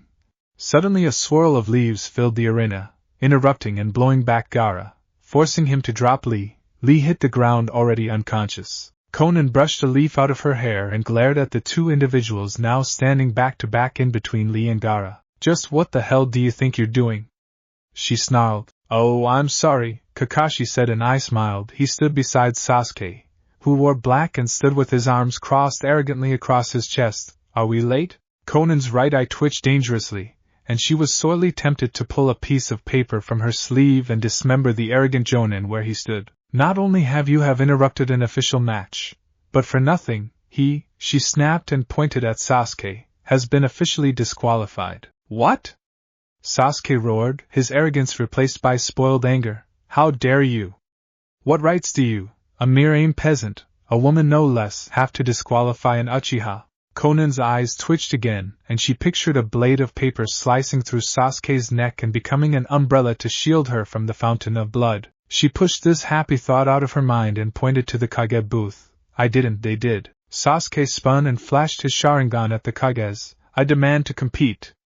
These people came here to see the elite fight, not this spandex-clad rabble. I demand to be promoted. Up in the Kage booth, Sarutobi seethed and saw red. His armrests cracked and splintered beneath his furious grip. Beside him, the Otokage had a similar reaction. Killing intent swelled off the hidden sound Kage. But the Kazekage let out a soft giggle. When Sarutobi heard it, he turned and stared at the veiled Kazekage. Are you enjoying this spectacle? Sarutobi growled, barely containing the anger in his voice. The Kazekage laughed again. I am indeed, he said. Such audacity is rarely seen in a shinobi so young. You should be proud of the Uchiha's desire to fight. Surely this is an example of the will of fire you leave shinobi are so proud of. Sarutobi slammed his fist down upon his armrest, breaking it with a snap. The will of fire is not something one jests about, Kazekage. Nor among its tenets is a lack of respect to one's superiors or habitual tardiness. Umbu. Take Sasuke and Kakashi into custody for insubordination and manner unbecoming of a leaf shinobi. Groans and curses filled the arena as those who came to see the last loyal Uchiha fight expressed their disappointment. Although all the foreign dignitaries, clients, and shinobi cheered and clapped appropriately for the Hokage's decision, but of everyone in the arena, Sasuke was the most upset. How dare you? I demand to fight. Sasuke roared and darted at Gaara. He swung and tried to punch Gaara, but Gaara still had enough control over the sand to intercept the blow. The sand wrapped around Sasuke's wrist, Gaara clearly trying to repeat his success with Lee. Gaara made a closed fist, but Sasuke tore free before Gaara's sand could crush his wrist. You're too weak, Sasuke sneered and dodged a wave of sand. Sloppy. I don't even need my Sharingan to avoid your attacks. Gaara grit his teeth in frustration. He was hurt. He never gets hurt. Pain flooded his body and clouded his mind, making it hard to focus. Mother, where are you, mother? They hurt me, mother, make them hurt. I'll give you their blood, mother, please prove my existence. Gaara let out a scream and more sand was summoned to his side. His sand armor reformed, but thicker this time, visible, and bulky. The first traces of bluish veins appeared in the sand and Gaara's eyes darkened in color. Sasuke narrowed his red eyes. Already, a squad of ANBU had landed on the arena floor and was cautiously approaching. Kakashi had moved to intercept. Sasuke hoped the Jonin would prove he was worth more than just a jutsu encyclopedia for him, and stall the ANBU long enough for him to prove he deserved to be promoted. You're just a stepping stone on my path to vengeance, he told Gaara and began to flash through hand seals. No amount of armor can stop me from destroying you. Sasuke gripped his left wrist and held it away from his body. His chakra began to focus in his hand, growing visible and cackling like lightning. Up in the stands, Guy was being held back by Asuma, Kurenai, Anko, and Irika to keep from rescuing his protege. When he saw Sasuke prepare his new attack, he stopped struggling and growled. How dare Kakashi teach him that jutsu? How could he be so careless and reckless? You're one to talk, Guy, Asuma sighed. How can you say what another sensei teaches his student after you taught Lee how to open the gates? Lee would have opened the gates on his own, Guy justified, and, as you can see, they have limits. But for Kakashi to teach this, it's completely senseless. Just what's the big deal? Anko asked. All he's doing is focusing his chakra into his hand. The only jutsu that requires someone to do that are medical jutsu and taijutsu strikes like Tsunade does. There is another, Guy said ominously. It is a one-hit one-kill assassination jutsu that requires incredibly high speeds to pull off. The speed creates a form of tunnel vision. But the Sharingan eliminates that, making it even deadlier. It is the only jutsu that Kakashi didn't copy with his Sharingan, his sole original jutsu. He created it while trying to master the Yondame's Rasengan. They say he used it to cut a lightning bolt in half. That's how it got its name, Chidori, the lightning cutter of 1,000 chirping birds. Sasuke's chakra grew brighter and hotter and a chorus of 1,000 chirping birds filled the arena. Chidori! He shouted and dashed towards Gaara. The Chidori's wake burning a furrow in the ground, Gaara threw his hands in front of him, commanding a swarm of sand tendrils and spikes to intercept Sasuke. To Sasuke's Sharingan, Each tendril and spike looked like it was moving in slow motion. This is too easy, he thought as he slipped through Gaara's defenses and thrust his attack home. The Chidori ripped through Gaara's sand armor, skin, flesh, and bone with equal ease, and Gaara let out a fresh wail of horrible pain. Sasuke remained still for a moment, his hand still buried up to the wrist in Gaara's stomach. With a sickening squelch, he removed his hand and a cascade of blood stained the sand at Gaara's feet. Sasuke smirks as he raises his hand to finish Gaara off, but something grabs his upraised wrist. He looks to see a thick band of sand holding onto him. Gaara is standing behind him. He is panting heavily, but the wound in his stomach is gone. Sasuke turns back to see the Gaara he attacked crumble into a small pile of sand. A sand clone? He's cleverer than I thought, Sasuke thought. He used those tendrils and spikes to block his real moves from my Sharingan. Cute trick, he said, arrogantly cutting himself free with a kunai. Is that all you can do? Mother wants to meet you, Gaara stammered, his sand armor still growing. She wants to taste Uchiha blood. With a roar, Gaara's left arm and right leg thickened and grew to enormous proportions of sand, claws, and blue veins. Sand crept up his shoulder and spread over the left side of Gaara's face. When it reached his eye, the whites turned black and the iris gold. When it reached the corner of his mouth, it stretched into a grin filled with large, triangular teeth. The first beginnings of a tail appeared on his hip. Enough of this! Konan yelled and made her presence known with a terrifying pulse of chakra. I'm tired of this bullshit, and of the leaf for letting it get this far. The Hokage should be ashamed his ANBU can be stalled by just one Jonin. She glared at Kakashi and the sheepish-looking ANBU. Konan walked calmly toward Gaara, heedless of the obvious transformation the Suna Genin was experiencing. This match is over. Gaara of the desert is the winner, due to disqualification. So you calm the hell down, she shouted and pointed at Gaara. And you, surrender now or I will end you where you stand, she threatened Sasuke. The match finally officially over, Guy knocked aside his comrades and leapt into the arena. He carefully scooped up the unconscious Lee and rushed him to the medical tents, but despite the pulse of chakra, neither Sasuke nor Gaara showed any signs of backing down, nor did the embarrassed ANBU show any more initiative to arrest Sasuke or Kakashi. Konan was ready to level the entire village in frustration and rage toward the leaf. Kakashi put his hand on Sasuke's shoulder, stopping him from retaliating toward Konan, but Gaara had no outside influence to calm him down. He ripped past Konan and waved his transformed arm at Sasuke. The sudden blow caught Sasuke by surprise and knocked him and Kakashi out of the arena and into the stands. In the Kage booth, Sarutobi was already out of his seat, ready to stop Gaara from harming any more people, although he was internally debating whether it would be easier to just let the insane Genin devour Sasuke and Kakashi, and narrowly avoided the kunai aimed for his back. He spun around and saw the Kazekage holding said kunai, a dark look in his veiled eyes, behind him. The Otokage made a hand seal and Sarutobi felt the beginnings of a massive genjutsu spread over the entire stadium. A quick pulse of chakra freed him from its effects, but Sarutobi saw much of the stadium fall into a deep sleep. What is going on? He demanded to know as he turned toward the Kazekage. This is the end, Hokage-sama, the Kazekage purred, the end of the Hidden Leaf Village. The Otokage and Kazekage's bodyguards leapt to action, cutting down Sarutobi's ANBU before they could react. One of the Otokage's bodyguards split in two, revealing two shinobi where there had only been one. Alongside the Kazekage's bodyguards, they leapt to the four corners of the Kage box and destroyed the pavilion roof, tossing aside their disguises. The now exposed and infamous Sound 4 began making hand seals in unison. Ninja art, 4 flames barrier. They shouted together. Fiery red chakra exploded from their bodies, forming two barriers around the entire Kage box and high into the sky, topped with a barrier roof. The first barrier was in front of the four to keep anyone from attacking them.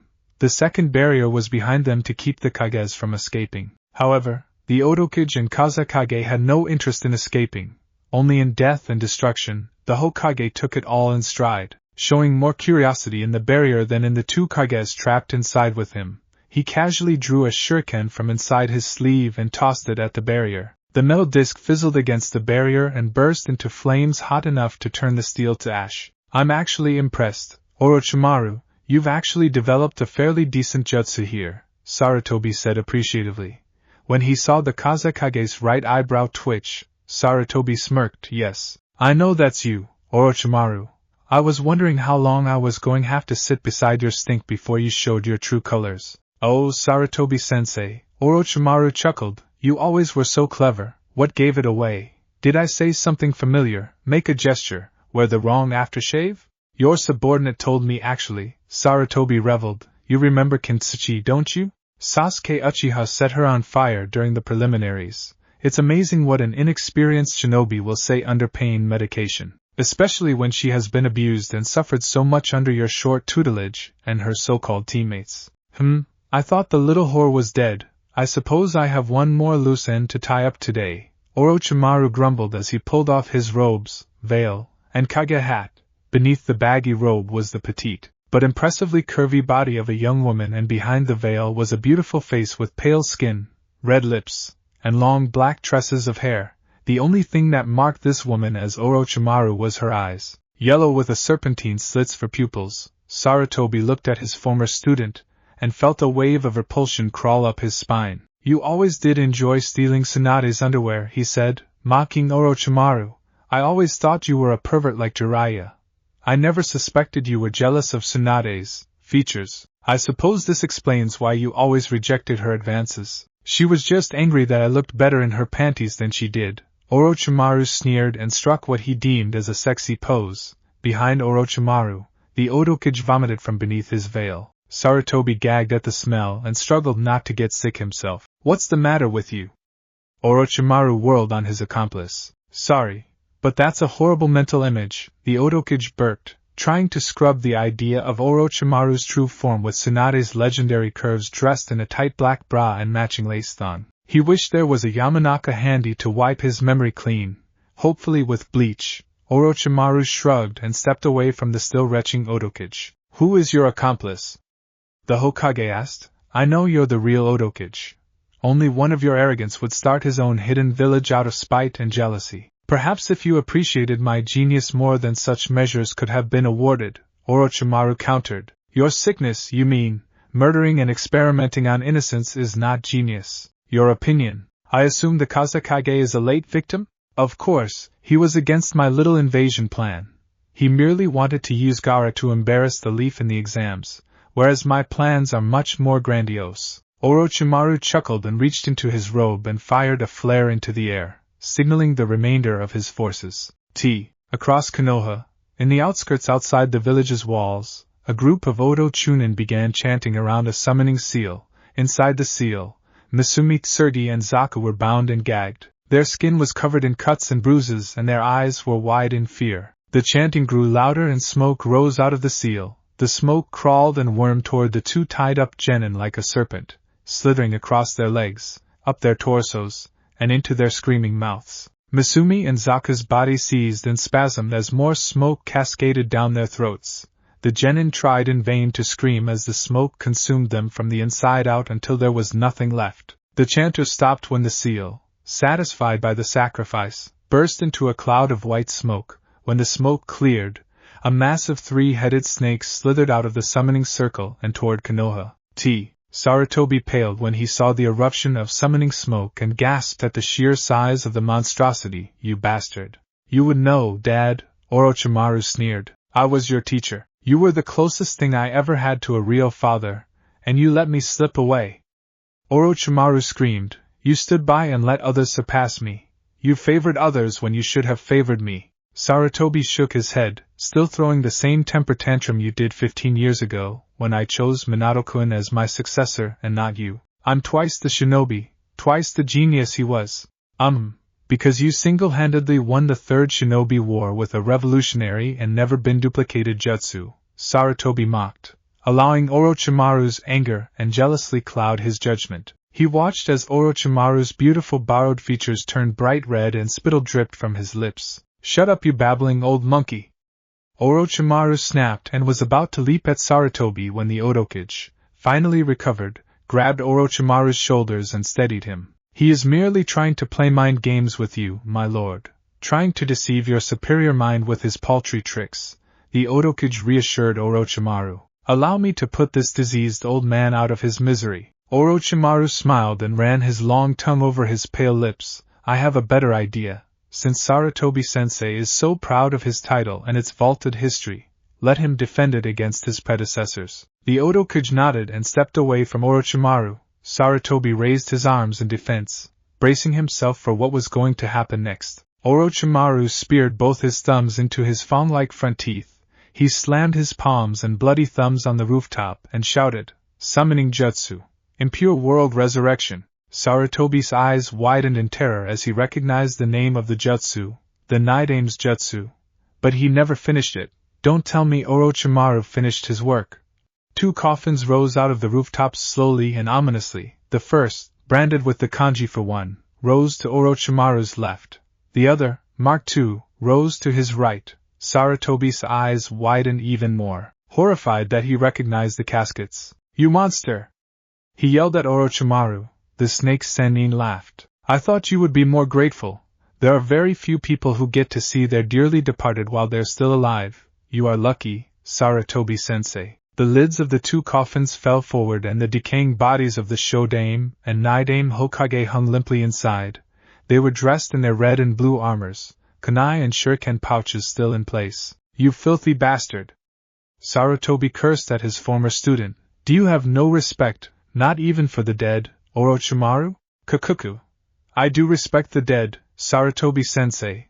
I honored the Shodame in my experiments, and exalted the Nidame by fulfilling his legacy and completing his greatest jutsu, and the information I've taken from their decaying bodies was particularly delicious. You really are a monster, Orochimaru, and it is past time for you to pay for your heinous deeds, summoning jutsu." Smoke burst beside Sarutobi and Enma. The Monkey King appeared. "What's going on, Hiruzen?" Enma asked. "What is the snake doing here and why I am looking at the Senju brothers? Aren't all 3 of them supposed to be dead? Orochimaru is an old mistake about to be amended. The Senju are his doing, not mine. He completed the Nidame's resurrection jutsu." "Oh no, Sarutobi-sensei, this is one mistake that you won't fix. This mistake will bury you." Orochimaru grinned and produced 2 kunai with a string of seal tags attached to them. He stabbed a kunai into the Shodame and Nidame's foreheads. The kunai was sucked into the dead flesh, and the strings followed until they were completely inside the skulls. Both the dead bodies began to heal before the Sandame's eyes, and he was terrified when he saw the Shodame's hands twitch. Both dead Kage's eyelids opened the scratched, milky white corneas of the dead. They blinked, and those eyes returned to those of the living, albeit tired and heavily bloodshot. The 2 brothers looked at each other, confused, and finally looked towards Sarutobi. "Hiruzen? Is that you?"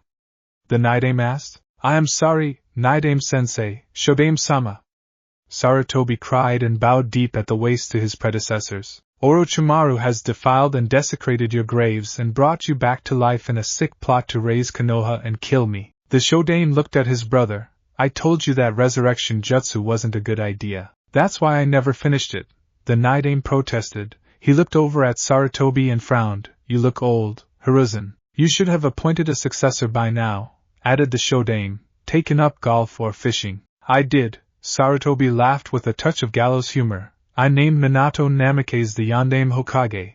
He died sealing the Kyuubi when it attacked 15 years ago. I took up the mantle again after his death. Even so, you should have appointed one of your students, one of the Sannin, to be the Godame." "Kukuku, do you see now, Sarutobi-sensei? Even a dead man can see that you should have appointed me to be Hokage." Orochimaru laughed. "All this death and destruction today could have been avoided if you had just acknowledged my greatness and appointed me." "Who are you again?" the Shodame asked. Orochimaru's pale skin turned bright red while Sarutobi, Enma, and the Otokuge face faltered. "I am Orochimaru, the snake Sannin, the pale viper and strongest of the Sannin." "Oh," was the Shodame's only reply. Orochimaru ground his teeth in rage. "Enough foolishness. I did not bring your decrepit corpse back to this plane of existence to insult my greatness. I command you both to kill Hiruzen Sarutobi. Up, wake up, you Mulinquim!" The Kyuubi shouted inside Naruto's head. The boy opened his eyes and pressed his palm against the searing pain in his head. "Shut thy snout," he growled back. "What's wrong with you? Why won't you let me sleep? It's night time. That's what we humans do. You're not human, and it's not night time." Kyuubi roared. "Use the pathetic wits that you have and look around for Midgard's sake." Naruto continued to grumble curses at the fox, but sat up and rubbed the sleep out of his eyes. Damn fox, always making a racket and giving me headaches. When Naruto finally looked around, he realized he wasn't at home in his bed like he thought. It wasn't even nighttime, or even early morning. He was still in the competitor's box inside the arena, and the sun was still high in the sky. What the hell is going on? He wondered out loud. You were hit with an arena-wide genjutsu, you idiot. The fox shouted inside Naruto's head, get your narrow ass in gear and get moving before you get killed. And here I didn't know just how much you cared about my well-being, Naruto muttered sarcastically as he stood, ignoring the fox's creative and colorful curses for a moment. The arena was in chaos as dozens of sound and Suna shinobi ran amok through the aisles, killing and fighting along the way. All of the civilians and some weaker leaf shinobi were asleep and were casually being slaughtered by the invaders. Naruto flexed his right hand angrily and Mjolnir leapt into his grip.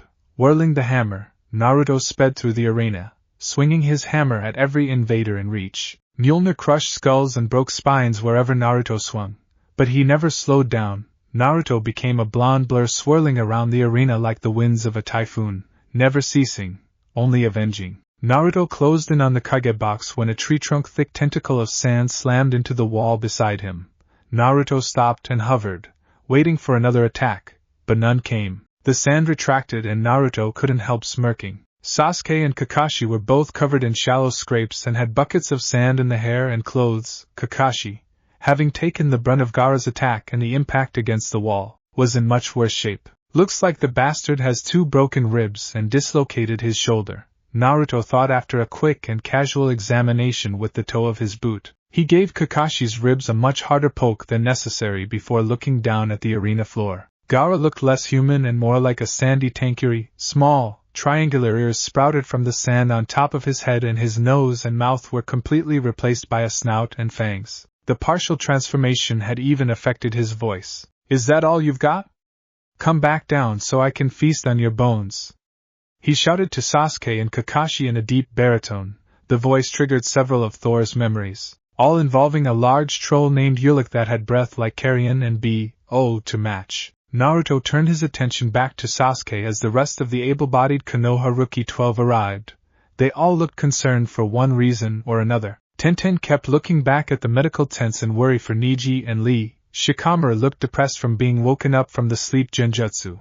Choji was angry at the invaders as he bit down on a turkey leg. Shino. Kiba kept looking around and sniffing for a sign of Hinata in the panicked crowd. Sakura was trying to rush to her Sasuke-kun's side, and Ino was standing as far from Sasuke and as close to Naruto as she could. Unfortunately for Ino, Naruto stormed towards Sasuke and picked him up by the front of his shirt. Sasuke groaned at the rough treatment, but glared venomously at Naruto. You self-absorbed, cowardly cur!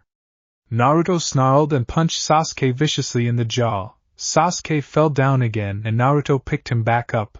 Look with those damnable eyes and see what thou hast created. Sasuke just stared into Naruto's eyes with his Sharingan.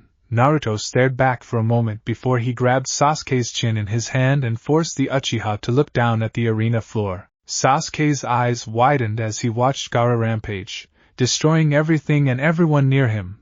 Only Konan seemed to be able to avoid his wrath.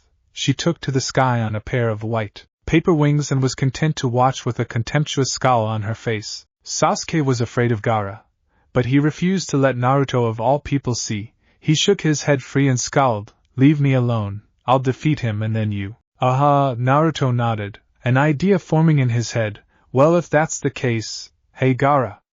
You still want the Uchiha? Naruto shouted at that top of his lungs. I'll kill you all.